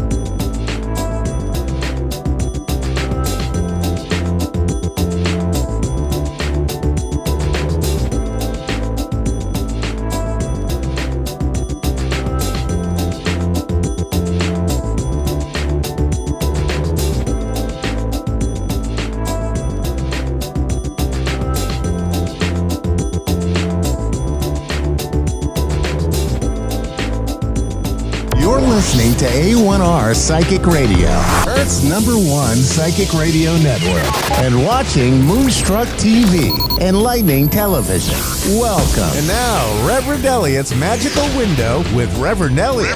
Live from magic-works.com. Connect direct. In North America, dial 888-454-2751. In London, 20-3519-2158. In Sydney, dial 02-8488-3147. Or online, contact us through our Facebook page, facebook.com/psychic radio. Or one of our websites, askoneradio.com or moonstruck.tv. This is Reverend Elliot's Magical Window on A1R, the Ask One Radio Network.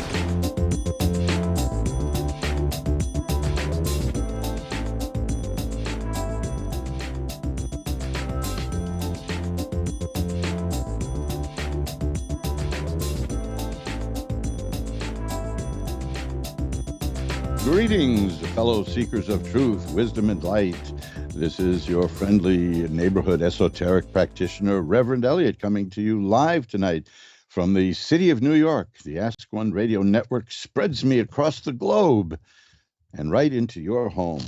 As I shuffle up the cards, we're going to be doing an hour of readings, well, a little less than an hour, deducting the time that I'm going to babble for a little while first. I get in the habit of doing that. I guess it's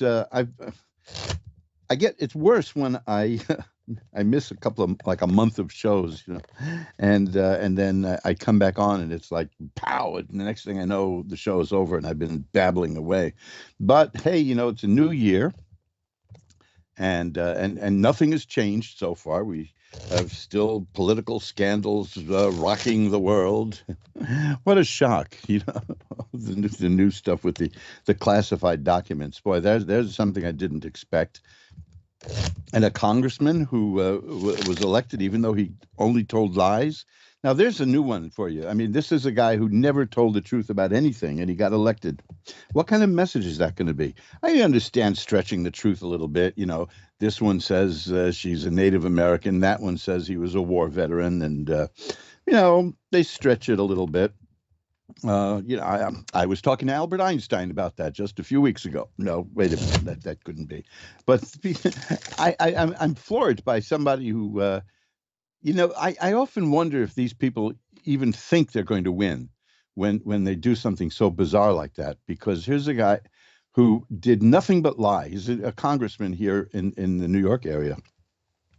He told lies about everything. Everything he said about himself was fake. My question is, so what? He says he graduated from Brandeis University and he never went there. Well, what if he identifies as a graduate from Brandeis? Isn't that the thing now? Whatever you identify as, you are. You live your authentic life. Maybe that's what he was doing. But this is, there used to be a saying: don't steal anything small. If you're going to risk going to prison for theft, go for the big time, which is kind of, to me, silly advice because I don't believe in stealing. But the idea that somebody could actually do nothing but lie and still be believed and be elected, that's remarkable. I mean, we just, people feel disappointed when the elected official they find out was lying about whatever their record was, and then we find out that it wasn't true, and then it's sad. We feel let down. Why? I don't know. But could you imagine that? I mean, how could you live like that, knowing that every single thing you say and everything you have told people, your whole life story, you just made it all up? I mean, that's remarkable. And now there's nothing they can do about this because there's no mechanism to remove him. And you certainly, who among them is going to cast the first vote, to paraphrase a biblical expression, to oust the guy for lying?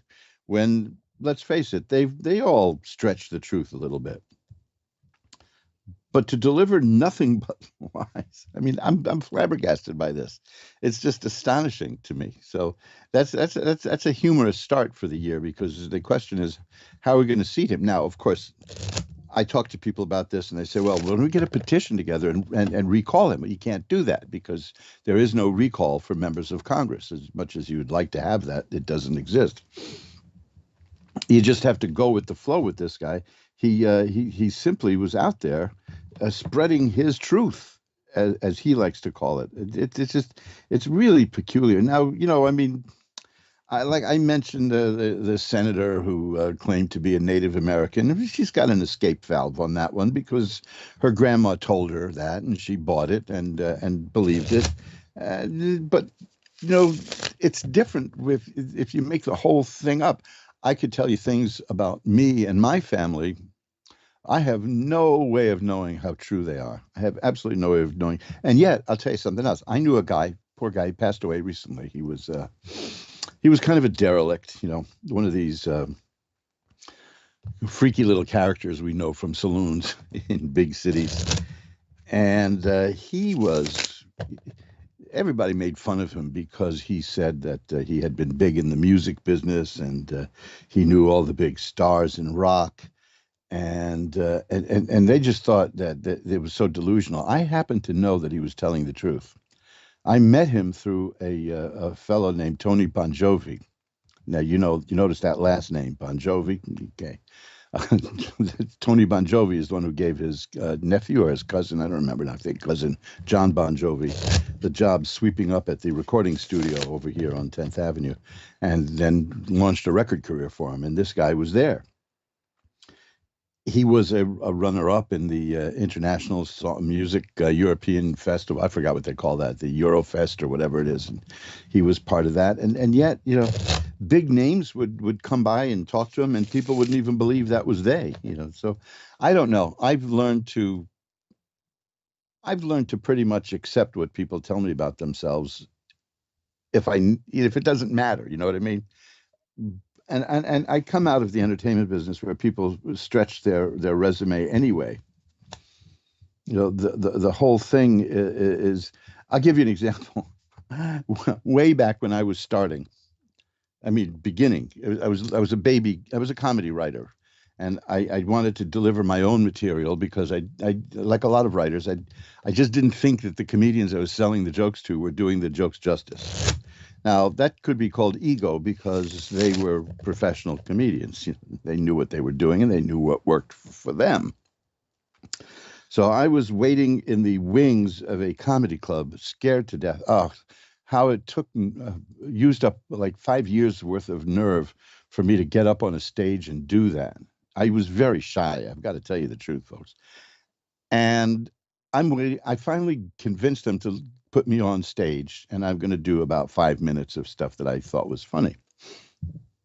And I'm waiting there, and the guy who was emceeing the show was a wonderful guy. He says, our next act is coming to, he just got back from L.A., and he was on the Carson show. Oh, and he was so funny. You probably caught his special on HBO. And I'm furious now at this point because I'm supposed to be next. And I hadn't done any of that stuff at all. I barely even watched the Carson show. And I turn around to storm off to find the club owner and complain when the guy mentions my name. That was the introduction he gave me. So politics has been described as show business for ugly people. Nothing is true in the entertainment business, is what I found out. The sad thing is when somebody does come across with something interesting and truthful in their life, and then and then nobody believes him. That's what happened with this guy, and he had his downside. He had a good side too. I stored some of his music digitally for the time that he would make a comeback. He had a problem with alcohol. Well, I remember one time I ran into him in July, and I asked him, I said, hey, come on in here. I'll get you a cold beer. And he said, no, thanks. I've got to be someplace in November. Now, to me, that's funny. He was aware of the fact that he had a problem. But nobody believed that he had done all the things that he said he had done. And I knew that he had. So what do? So here we are, climbing up to Friday the 13th, and we're going to be spending the next hour taking phone calls and looking through the magical window of the tarot and see what it shows us for, let's say, the coming year. This is my favorite time of year for readings. So if you want to, please keep this in mind, because I do readings off the air also, not just here on Ask One Radio. I do these during the course of the week. That's I love doing readings for people from all around the world. We can do it by phone, we can do it by Skype, we can do it any way you want, Zoom, whatever you want. I'm easy to get to, but this is the time of year. It's at the beginning of the year, and it's always worth taking a look at the coming year. I mean, do you want to be surprised by life, or do you want to have a little bit of an idea of what's coming? Because there's a lot of stuff coming. It's going to be an interesting year. We've already started the 2024 election cycle because the 2022 election cycle ended, and we're in the perpetual election cycle. And that's, of course, that breeds people like this congressman who I still can't get over that. There wasn't a single thing he said that was true. And yet people bought it and voted for him, and there it was. So, this look, if you're not getting anywhere in life, maybe you just need to reinvent yourself. Perhaps that's the way it is. But just, keep it legal if you can. You don't want to go around like The Great Imposter, Ferdinand de Mara. He was a wonderful guy. You ever see that movie, The Great Imposter, with Tony Curtis? Looked nothing like Ferdinand de Mara. Looked like a big curly of the Three Stooges. So naturally, Hollywood gets Tony Curtis to play him. But this is a guy who talked himself into being a doctor. He operated on some people. This is a guy who was the assistant warden of a prison. He didn't know what he was doing. He just, he parlayed a photographic memory and a gift of gab, and hell, people believed what he said because people want to believe you, and that's the thing. That's one of the lessons in life. Whether you're in politics or show business or just trying to sell, let's say you got a job that involves talking to people and selling. The one lesson I learned is that people are rooting for you. They may seem resistant to you, but they want to like you. They want you to like them too. So cultivate a smile and again, you see, I'm this is rare. I'm literally flabbergasted and speechless because I'm still thinking, I'm sitting here talking, and I'm still in the back of my mind, I'm thinking that there's a guy now in Congress who's going to be paid $180,000 a year to talk, and it's turned out that nothing he says is true. This guy's got a future. I don't know if it's behind bars or what, but he's got a future. I mean, my hat is off to a guy like that. It's like the Ponzi scheme guy, Charles Ponzi. That's for those of you who know what a Ponzi scheme is. It's it's an investment scheme where I talk you into giving me $10,000 as an investment, and then I talk somebody else into giving me $10,000 as an investment. Then I take $5,000 of your $10,000 and give it to that other guy and say, "Look at that! I just got you 50%." And then he rolls it over, and sooner or later, the whole thing's going to fall apart. It has to fall apart. I mean, it must fall apart.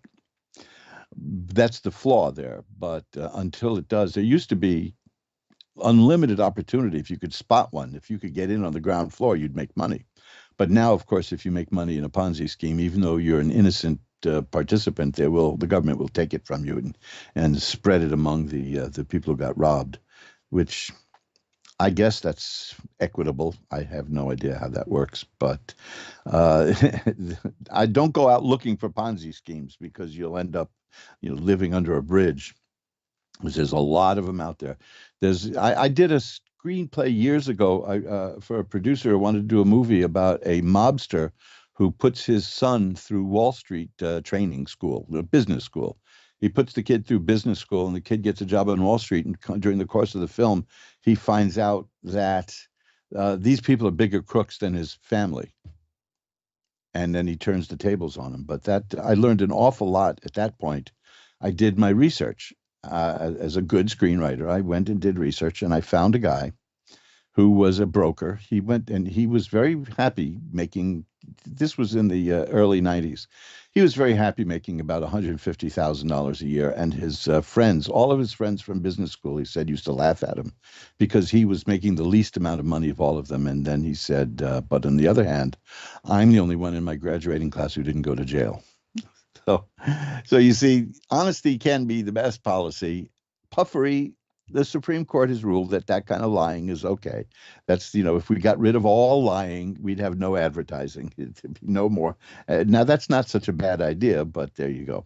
But keep in mind, I'm still stunned by this because here I am dealing truth and light, and here comes a guy down the pike who completely ignores truth. and gets rewarded for it. Of course, everybody hates him now, but he's smiling because they can't take it away from him. I guess they can isolate him, but there's something going on there. I just want to see where this guy ends up. That's all.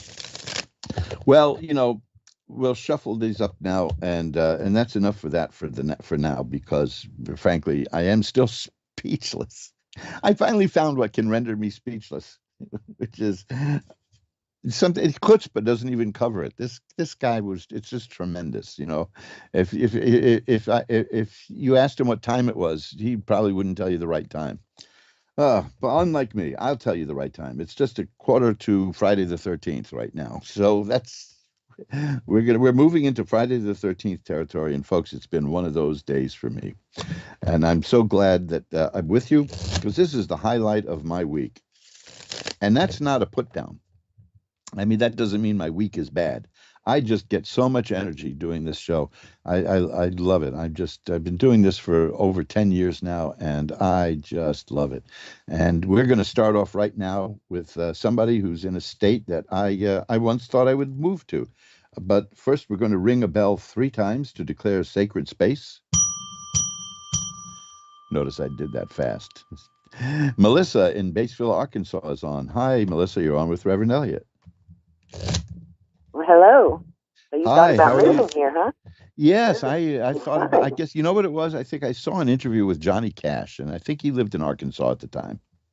But somebody at some point said something about flooding, and I'm not sure that. I think that turned me off a little bit. It's like Maine. There were people telling me, "Come live in Maine. Maine is great. Just come bring your boots in the springtime because it's mud season." So that's the end of that. I'm not going there. But Arkansas is. We've not had a whole lot of them, but we've had 2 in my lifetime that were, pretty significant. They didn't get to my side of town, but the main part of town, it shut down for a little while. Well, it's not an annual thing. That's the one. That's the good thing. Oh, no. Because it is beautiful. And then, of course, you have the Arkansas River, which you have other people who confuse that with Arkansas. So who knows, right? Yes, and you can't beat the Ozarks. I tell you, they're beautiful. Well, it's a beautiful part of the world, and I'd love to travel and see it. But I'm such a dyed-in-the-wool native New Yorker that I barely even leave my own neighborhood. And I live in an exciting part of the city. It's not a very high crime area, mercifully, because I had a good friend that lived in New York for years and come back, and he said it was just like such a shock. Well, yeah, I mean. A little. We had a large apartment when I was a little kid. We had a really big, sprawling Upper West Side apartment. And they see that's one of the tragedies of my life is that my parents never prepared me for the idea that most New York apartments don't have 3 bathrooms. They don't even have 2. Right. But when I would go away to summer camp, and I would spend 2 months in the country, in the woods, like Boy Scout camp. Right. And when I got back, the apartment looked so small. Because I just spent 2 months with no walls, no nothing. Right. It was very difficult. It was difficult adjustment. But that shows how everything in life is relative. Well, Melissa, we're here to talk about you, not about me. So what can I look at for you tonight? All right. I don't mind. Just general reading would be fine. Okay. Well, let's see what we've got here. Yeah, These are interesting cards. These are really very interesting cards. I have cards of new things coming your way, changes coming, I mean, I have 5 cards I put here, and 3 of them relate to things changing. The first card, though, is Oh, pretty good. the 4 of Swords is about taking time out and kind of being outside of things, relaxing, taking things easy. Is that what's been going on in your life? You've kind of been on the sidelines a bit. I've had to kind of get there the last, month or so. Okay, well, what I've got here is the Knight of Cups is here. Cups are about emotions and affairs of the heart and happiness. And I'm going to jump ahead because I also have the Knight of Coins. And the Knights are about the appearance of something new. It's the formation of something new emotionally, and something new financially is on the horizon for you. The Wheel of Fortune is the card of change, and the Death card is the one that says a period of your life is ending and a new period of your life is beginning. It's not about dying. It's just telling me that you're about to enter a new phase in your life, and emotionally and financially, it's going to be a growth time in there. It's going to be good. Good time. If you've been feeling stuck, which is, the 4 of Swords shows a person just kind of lying there and waiting. And I also have the 8 of Swords, which is a person who feels like tied up. And that's going to move because the horses, which is the knights, are very dynamic. And look at this. I got the Knight of Swords, too. So that's about mental activity. So, okay, you're entering a new period of thinking, of feeling, and money. So those are the things that are going to be growing in your life. And it's coming this year, and very well too. Now, I have to say this. There's also the King of Coins here. The Knight of Coins and the King of Coins is the whole spectrum. You're going to do very well financially. You're going to be okay financially. Now, here's the thing.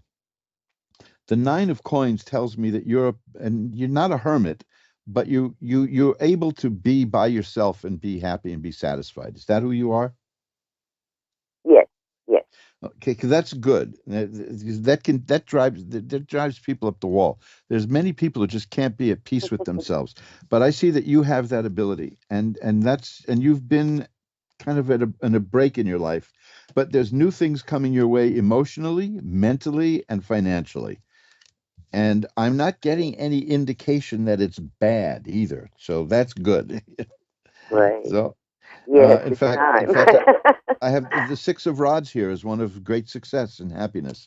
So that's the way I see the year shaping up for you. Is you're going to grow emotionally, you're going to grow mentally, and you're going to grow financially. Right. Okay. Time for That some sounds. growth. Yeah. Oh yeah. See, Sounds great. because that first card I have, the 4 of Swords, is about just lying around and not quite doing much of anything. But it's not like laziness or indolence. It's just about time to take a little break and see what develops. And all these wonderful things are going to come your way. I see it now. In Right. fact, I see the Right. 6 of Coins. The 6 of Coins is here. It tells me that there's a chance that somebody's going to give you money in a way. It's a card of philanthropy. Could mean also winning a lottery, things like that. So keep in mind that there's going to be opportunities coming your way from making money. But most important is Right. your thoughts and your heart are growing too. Okay. Okay, great. I thank you very much. My pleasure. It's been great talking to you. Bye bye now. All right. Well, you come visit us. All right. Oh, yes, Bye-bye. I sure will. Bye-bye. And let's just shuffle up the cards. There's so many places that I've been meaning to visit all my life. And, well, everybody was talking about, well, I want to go see Venice, or I've got to go to Paris. And I keep thinking, I want to go to Tennessee. I want to go to Arkansas. I want to go to Kentucky. I seem to have this thing for the South. I have, there's Tennessee. I keep thinking of Jack Daniels, or is that Kentucky? Tennessee is not. Kentucky is the bourbon state, right? And then Tennessee is the Jack Daniels state. Arkansas, I don't know. What do you got there? Moonshine? I love that too, man. I knew a guy who ran moonshine from down in the South up here to New York City And his biggest customer route along the way was Washington, D.C. This goes back many, many years. So I think the statute of limitations has expired. But whew, moonshine, that is some heavy duty stuff. Vladimir in Brooklyn, New York is on. Hi, you're on with Reverend Elliott. Yes, hi, how are you? I'm doing well. How are you tonight? I'm okay. So I was just wondering what's ahead for this year for me. Okay, I'm going to shuffle them up again and take a look. I don't get many calls from right here in Brooklyn. I'm just across the river. I'm just off Times Square. So let's see what we got here. Well, there's some interesting spiritual stuff coming. Are you a spiritual person in many ways? Yes. Okay. Now, that's an easy one to ask, by the way, because you're calling a show with people who do this kind of stuff. So I'm not putting that on. It's the high priestess I got. The high priestess is the person who can see behind the veil, who is very close to spiritual matters. There have been some changes in your life. I see that there are things that weren't working out, and you've been leaving that behind and moving to new things. Is that true? That is true. Okay, now that's going to work out very well for you, because the next card I have, that was the Eight of Cups. That's a person who's putting behind him the stuff that isn't working and going towards stuff that is working. And the next card is the Sun. The Sun is a card of healing and health and growth and happiness. The Seven of Rods is here. That is a person who can sweep away all obstacles and can get what he wants. Now, the Seven of Cups is here. That's a person of great imagination. Sometimes people don't like that card because it's of unfocused ideas, they say. But I prefer to have more unfocused ideas than have no ideas at all. And because you can always pick one and work on it, or pick two or three. But your imagination is going to lead to some career opportunities for you, because that's the Ace of Rods here. You're going to be finding work in something that puts your imagination and creativity to use. Is that the kind of thing you're looking for? Oh, yes, absolutely. Yes, I can't wait for that day. Well, what I see is you're going to get it here. It's coming. And it's the Empress is here. That's a card that is about making things grow and making things happen. And the Tower struck by lightning is here. Now, that's a fascinating card. And I have another card right after it, because a lot of people think that that's bad news. The Tower struck by lightning is neither good nor bad. It's just about the sudden change appearing, and the nature of the change is in the next card, which is the Ten of Cups. That means you're going to be very, very, very happy with the change. So this is the year, I think, that the things that you've been working for and the things you've wanted, you're busy improving yourself. That's the 8. That's the one where you're walking away from what isn't working to what is working. The imagination is going to come into play. The Ace of Rods is the new business opportunity that you're going to have because of your creativity. The Sun is the success you're going to have, and the Tower struck by lightning tells me that the change is going to come suddenly, and you're going to be very happy with it. So this is going to be a pivotal year for you. It's going to be very exciting. You know, the things that you've been imagining, because there's a lot of imagination in these cards. Behind the veil, the cups, there's a lot of imagination there, and the things that you've been picturing and imagining, you're going to get. It's going to be within your reach, and I think you can close the deal. So you can never say it is going to happen or it isn't going to happen, and that isn't just like a cop out because I don't want to mislead you, but what I'm saying is you will have the opportunity to do these things, and you're going to make the right choices because you're on the right path. Here's the Six of Rods. You're going to be successful and succeed, and the Six of Rods carries more than just success. You'll be recognized for your success. So this is it. It's all the stuff that you've been waiting for and working for it's just around the corner for you now. You're going to have a very exciting year. Thank you. I'm truly grateful for your insight.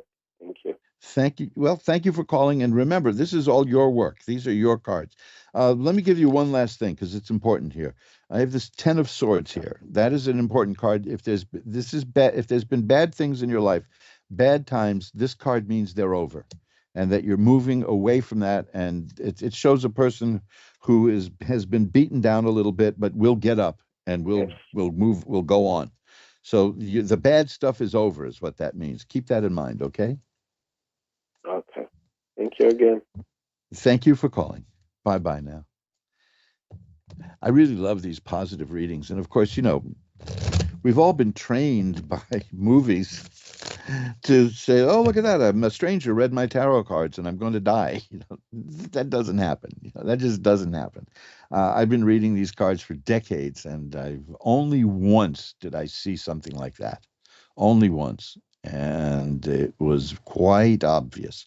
It almost never happens, because I believe that things work out for people who seek tarot readings because these are people who know how to ask for help. And that's the first step towards getting help, is asking for it. You ask the universe for something and it'll give it to you. It may not give it to you in the way you want. This is the thing with love spells, for instance. I have a thing about that at my website, magic-works.com, magic-works.com. Take a look at that page sometime. It's there's like 100 and something pages there. It's all easily indexed at the top of the homepage. But it is those are black magic. If you're going to do something like that, what you're doing is controlling another person's feelings. And that's wrong. And that is never going to work out well. It is never going to work out well. And I have a couple of stories in there about things like that you may find fascinating. I'm just teasing the website a little bit. Go check out magic-works.com. There's loads of stuff there. Show you not just what I can do for you as a practitioner of the esoteric arts, but what you can do for yourself. That's where the real power is. Who's got the power in your life? Not a deck of cards, not me. You have the power. Gloria in Phoenix is on. Hi, you're on with Reverend Elliot. Hi, how you doing? I'm so honored to be here. Oh, I'm glad to have you. How you doing tonight? I'm doing great. Beautiful. What can I look at for you? I was wondering if you could connect with my guides and tell me what I need to know at this stage of my life. Well, let's see what we have here. Oh, excellent. This is really nice, because I just cut the cards, and let's see what the first card is, right? The first card shows an angel. It's the Temperance card. So that's telling me that we're in touch with your angel guide here. Okay, so there's the 8 of coins. Oh, I just had this card too, with this 10 of swords. The Justice card. We'll talk about all of these in a moment. And the Page of Swords. Okay, this is very good. The 8 of coins is about a person who works hard at a new job. It doesn't have to be like a career. It just can be something new. Anything. It works hard. You work hard at what you do, and usually this is about an apprentice. Usually it's about starting something new in a new field of work and doing so well in it that you get recognized. That makes sense. The 10 of swords that I had earlier for somebody else, I have here for you, which is the worst is over. You've been through some bad stuff, to use a euphemism, and that's over. Justice, the Justice card. You've been wronged. Somebody treated you badly? Gloria, you there? Yes, I'm here. Yes. Oh, has somebody treated you badly recently? Not recently, no. Okay, good. But not that I know of yet. Yeah, I know. Well, I'm not getting any indications of anything in the background, like somebody sneaking around. But there is justice coming your way. There's something that you deserve justice for, and you're going to get it. I mean, okay, I don't mean it in the sense that, oh boy, are you going to get it? You know what I mean? Right. You're going to get justice, the justice that you deserve. Something's come up in your life that wasn't fair, and it's going to be rectified. And the Page of Swords is here, which is good. These are all very good cards. I see an independent person, a person who who can, let's see, I'm getting so many cards that I got earlier too. The Seven of Rods, a person who can chase away all obstacles. I've got the World, which is a card of assured success. The Strength card, which tells me that you have the determination to do what you need to do. The Nine of Cups, which tells me you can enjoy the good things and nice things in life. It's very well rounded. It looks like there's good things coming your way. That seems to be the message from the angel guide, that you're on a good path, and you're on a good path. Good things are coming. Let's take one more look. I'm going to shuffle this up again here, cut the cards once more, and there I go. It's the Star. That's a card of hope and optimism. So that's good. That's you've got good stuff coming your way. I knew it. I knew it. Well, you're right. Oh, that's wonderful. You have just validated everything that my intuition has been telling me. Good. I'm glad. I love when the cards do that. And see, that's another thing. What you're saying is exactly, it's a wonderful kind of thing to get a reading for, that you have a sense about something and you want to know if that's really what's going on, instead of, will I meet a tall, dark stranger? The stuff that they do in movies is silly in a sense. But this is exactly it, that to say, this is what I feel is coming, will the cards validate it? And like, for instance, I think you're very much in touch with these anyway, because you asked about spirit guides and your guides, and I got the card with an angel on it. So there you go. Well, I'm working on my ascension, so. Well, that's one of the things we're here for, right? Thank you very much. It's my pleasure. I don't even have any words to say how much I appreciate it. Thank you. Bye-bye now. Thank you. Bye-bye. Happy New Year. Bye. And we'll shuffle them up again. You're listening to Reverend Elliot's Magical Window on the Ask One Radio Network, where we get together every week, generally on Wednesday at 11 Eastern, 10 Central, 9 Mountain, and 8 Pacific, to look through the magical window of the tarot. And like I said, this is the time of year that I really enjoy reading for people the most, because we're turning a leaf. We're turning that leaf into another calendar page. It just dawned on me, I don't have a calendar on my wall for this year. I'm kind of flying by the seat of my pants nowadays. But I'll go to a drugstore or something and buy some aspirin and get a calendar from them. They're always good for that. But it's the time of year that I don't recommend that people get weekly readings. I know that you can make a good living reading for the same people week after week after week after week. I can't do that, because then after a while, the person you're reading for starts replacing their judgment with yours, and they lose a little bit of their own judgment because they keep saying, oh, I have to ask the cards this, I have to ask the cards that. But I like doing it around birthdays and around the beginning of the year. Unfortunately, my birthday is in the first week of the year, so I don't get the fun of doing that. But it's it's a good time to do it. If I'm talking myself out of business here, right? I mentioned early on, there's a good time to buy a reading from me. Readings start at $10, but don't become a chronic querent, as we call it. We don't. It's not healthy for either of us.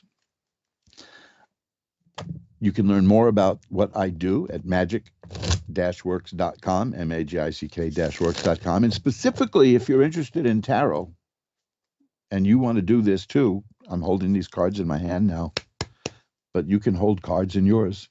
Check out my book and CD set called Reverend Elliot's Magical Window. I know people don't use CDs that often now, but this comes with a CD that has actual readings illustrating points in the book, and it'll tell you how to look at the cards and how to work with the cards and give you an indication about what cards can do and can't do. And it's also got a reprint of a 19th century tarot book in there.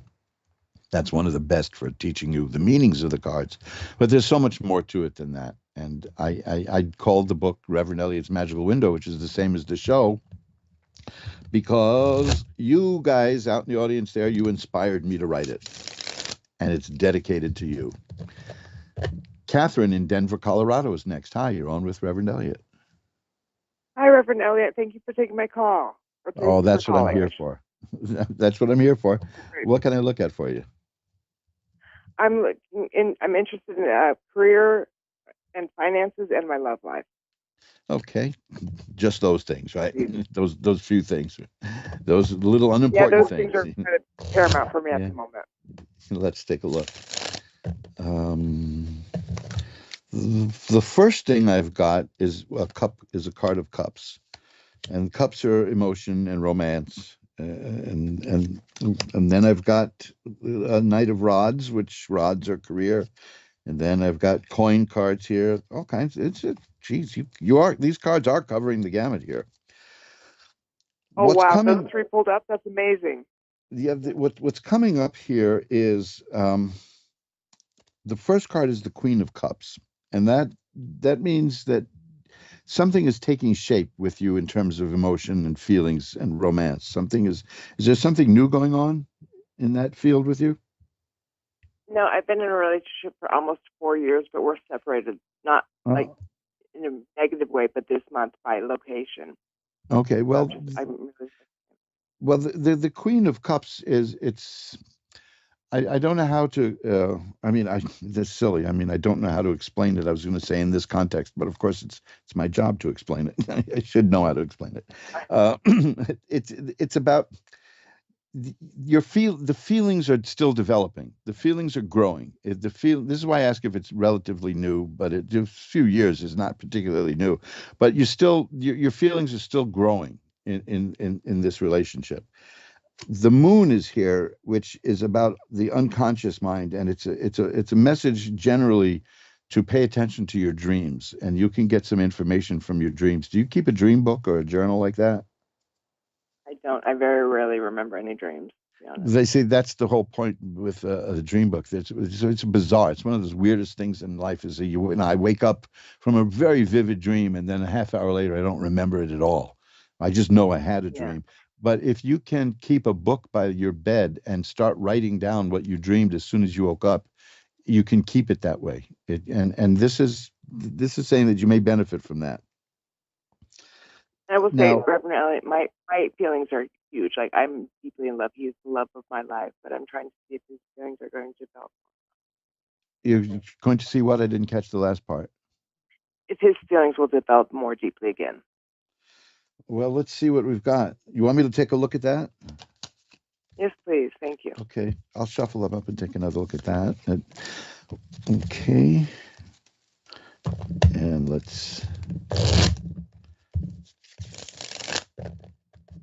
now we'll take a look at what's going on with this other person. How's that? Well, okay. The first card I have is the Lovers. That's an interesting card right there. Okay, so that's just confirming that we're on the right track.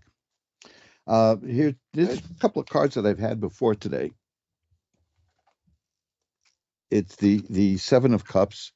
This is a person of great imagination, but unclear.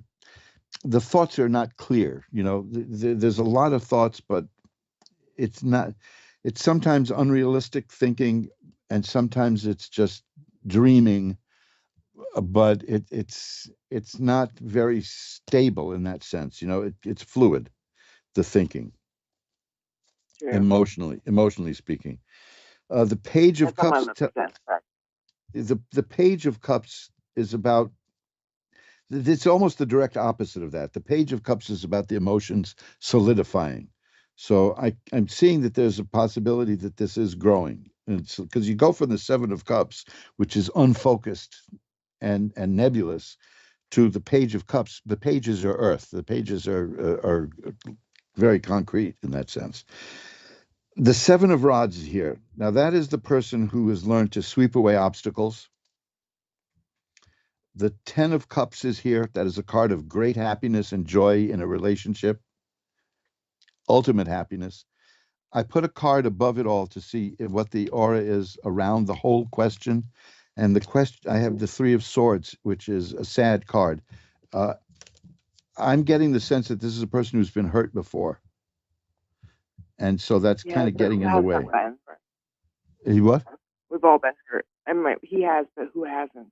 Yeah, tell me about it, right? You know, but this is still there. It still seems to be alive for him. So that's what I think that what you're sensing is he's kind of holding back a little bit, but it's not because of you. It's because of what happened before. So there's nothing I can do to help that. Yeah, there is. Let's see what we can find here. Let's see. Well, this is great. I've got three major cards here, and they're all women too. The Justice card, the Empress card, and the World. You're going to make this relationship grow and succeed. That's what I see. That it takes two people. Yeah, you're going to be the driving force from the way things are now. You see. Okay. The Empress is not, the Empress isn't, it's not artificial. This is that a person who is nurturing and can make things grow. And I think that the key there is nurturing. It's not like you're going to force this relationship to happen. I think that he will learn to feel safe with you. Okay, good. Because remember, I think he has been hurt more than he probably even wants to tell himself. But the Justice card is here, so you're going to work that out with him. The Empress is here. You're going to make this grow, and the World is here, which is a card of assured success. I think that it's saying that you being you is what's going to do it. If you want to know what can I do to do this, keep being you. I like that. Thank you, sir. Because you'll do it. Just remember the Empress card.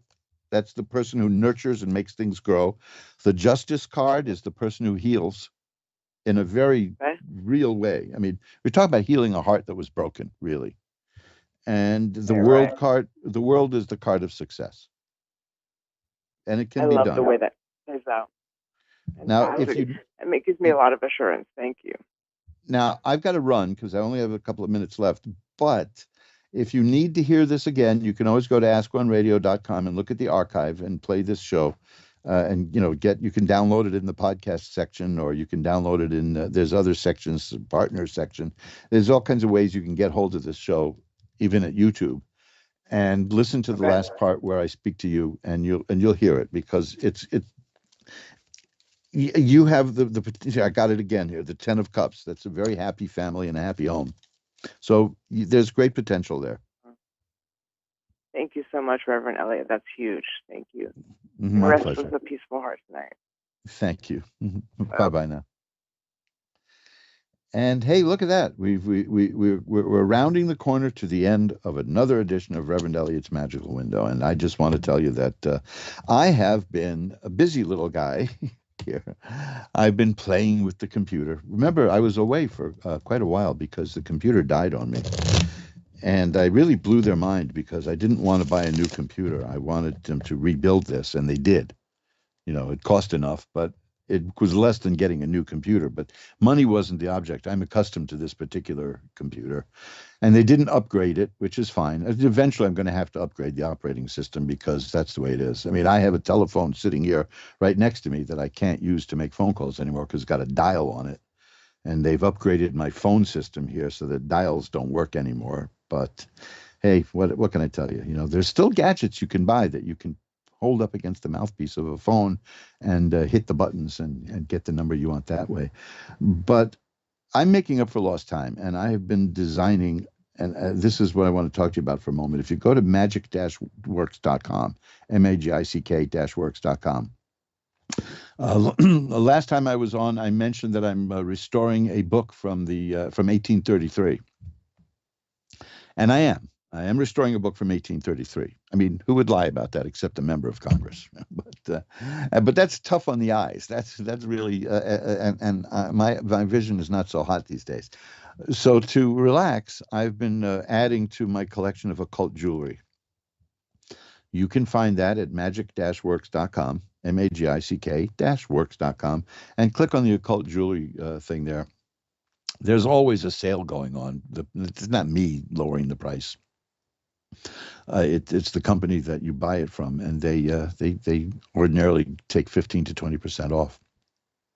So it's worth looking at that. There are amulets and talismans there that can, for almost any need that you have in life.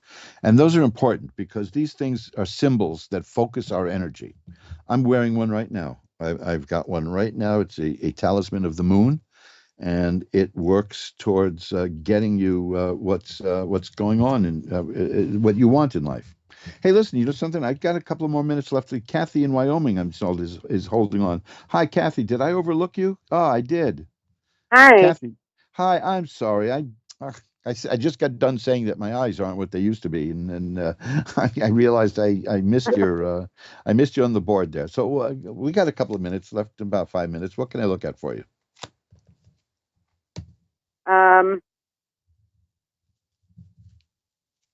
So I'm just kind of wondering if the guy that I've been talking to, if he is a good match for me. Okay, let's see. I've shuffled them up, and okay. See, now this is the third time today I've gotten this card. It's the Ten of Cups, and that's a card about a happy home and romance. And the Queen of Cups here, there's romance there too. And you know, this is looking pretty good. The Temperance card is here. That is a well-balanced. That means balance in life is there. This is looking like a good match. Yeah, sure is. Is there anything else you want to look at? That was fast. You know, I got a few more minutes. Moving or job career. Okay, and what would you like to look at about the move? How long it will be before I move. Well, you know, this moving is funny. from Wyoming to Washington. Well, let me tell you, this is funny because there are several cards here that specifically show that. One of them is the Six of Swords. It shows a person on the water in a boat, moving the boat from here to there. You know, and a lot of times it's taken in a metaphorical way, like you're going to move your life from here to there. You're going to get what you want. But this is the card that shows up when people are moving. So this move is going to happen. It's going to happen soon. I can't give you more than that. There's a little bit more waiting coming in. The Three of Rods is here. That's working with other people and waiting to get have this something reach fruition. So, and there's money in the ace. You're going to be well paid here, right? Because I got the Ace of Coins here, and that's the beginning of a good money stream. So that's going to work out well for you. Wonderful. Yeah, so the Six of Swords just confirms that the move is coming. Oh, thank you. Thank you so much. Anything else you want to see? I appreciate that. Well, I'm sorry I almost missed you there, but it's... That's okay. I'm a little discombobulated tonight. I was just like, oh, he'll get to me eventually. It's okay. Thanks for calling. Thank you for calling. Bye-bye now. Thank you so much for your help. My pleasure. And now that is really it. That is it. I can't believe I overlooked Kathy in Wyoming, which is very funny to me because the great comedian Milt Kamen, who is almost completely forgotten now, he was an actor who appeared in a couple of movies here and there. And he used to do a whole bit about how there is no place called Wyoming. That Wyoming, he said that they made it up just to fill out the calendar. Great. There I am, one-track mind here, to fill out the map. And that was his, and he would talk about how there is no Wyoming until he worked himself up into a lather. And speaking of lather, don't forget, get over to mojoacademy.org and take a look at the Mojo Brothers shaving soap, because I just had a wonderful shave today, and that is the lightest, fluffiest, most wonderful shaving soap. And if you're a man and you don't use this kind of shaving soap, you are not treating yourself properly. And all you ladies out there, this is just perfect for your guy, unless he's got a beard. then forget it, you know. But I strongly suggest that you go over to mojoacademy.org and take a look at the Mojo Brothers shaving soap, because it is, oh gosh, it's really the look. We sell it, but it is I use it. I use it because it's the fluffiest soap I've ever encountered, and it makes shaving so much easier and more pleasurable and sensual instead of just a chore. So the website for that is mojoacademy.org, where you will find many books, and hopefully coming soon will be this book from 1833 on the nature of solitude. I sit alone and I work on a book about solitude. Isn't that kind of symbolic? That is, I feel like an old-fashioned scribe. But that's the way it goes. We like to say there is a book there that will change your life at mojoacademy.org and magic-works.com, magick-works.com. There's well over 100 pages of magical lore and things there, movies to see, all kinds of stuff linked there. I'd urge you to take a look at it because you'll have a good time there, and you'll learn a lot of stuff that you can do for yourself magically. Magic is nothing to be afraid of. Human beings have been doing it for thousands and thousands of years. In fact, anthropologists would argue that is what made us human, was being able to recognize and see and use the magical arts. So it's all laid out there at magic-works.com, magick-works.com. So, from the heart of New York City, high above what? 10th Avenue, right? This is Reverend Elliot, and I will see you again next week. And until then, remember, who you are is the universe's gift to you. Who you become is your gift back to the universe. Bye-bye now.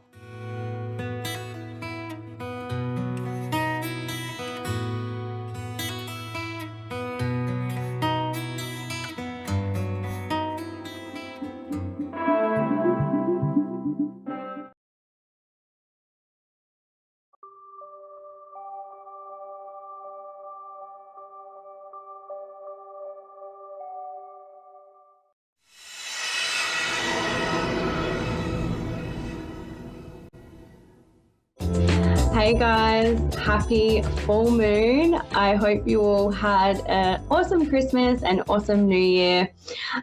First show of the year, so it's nice to be in this new energy of 2023.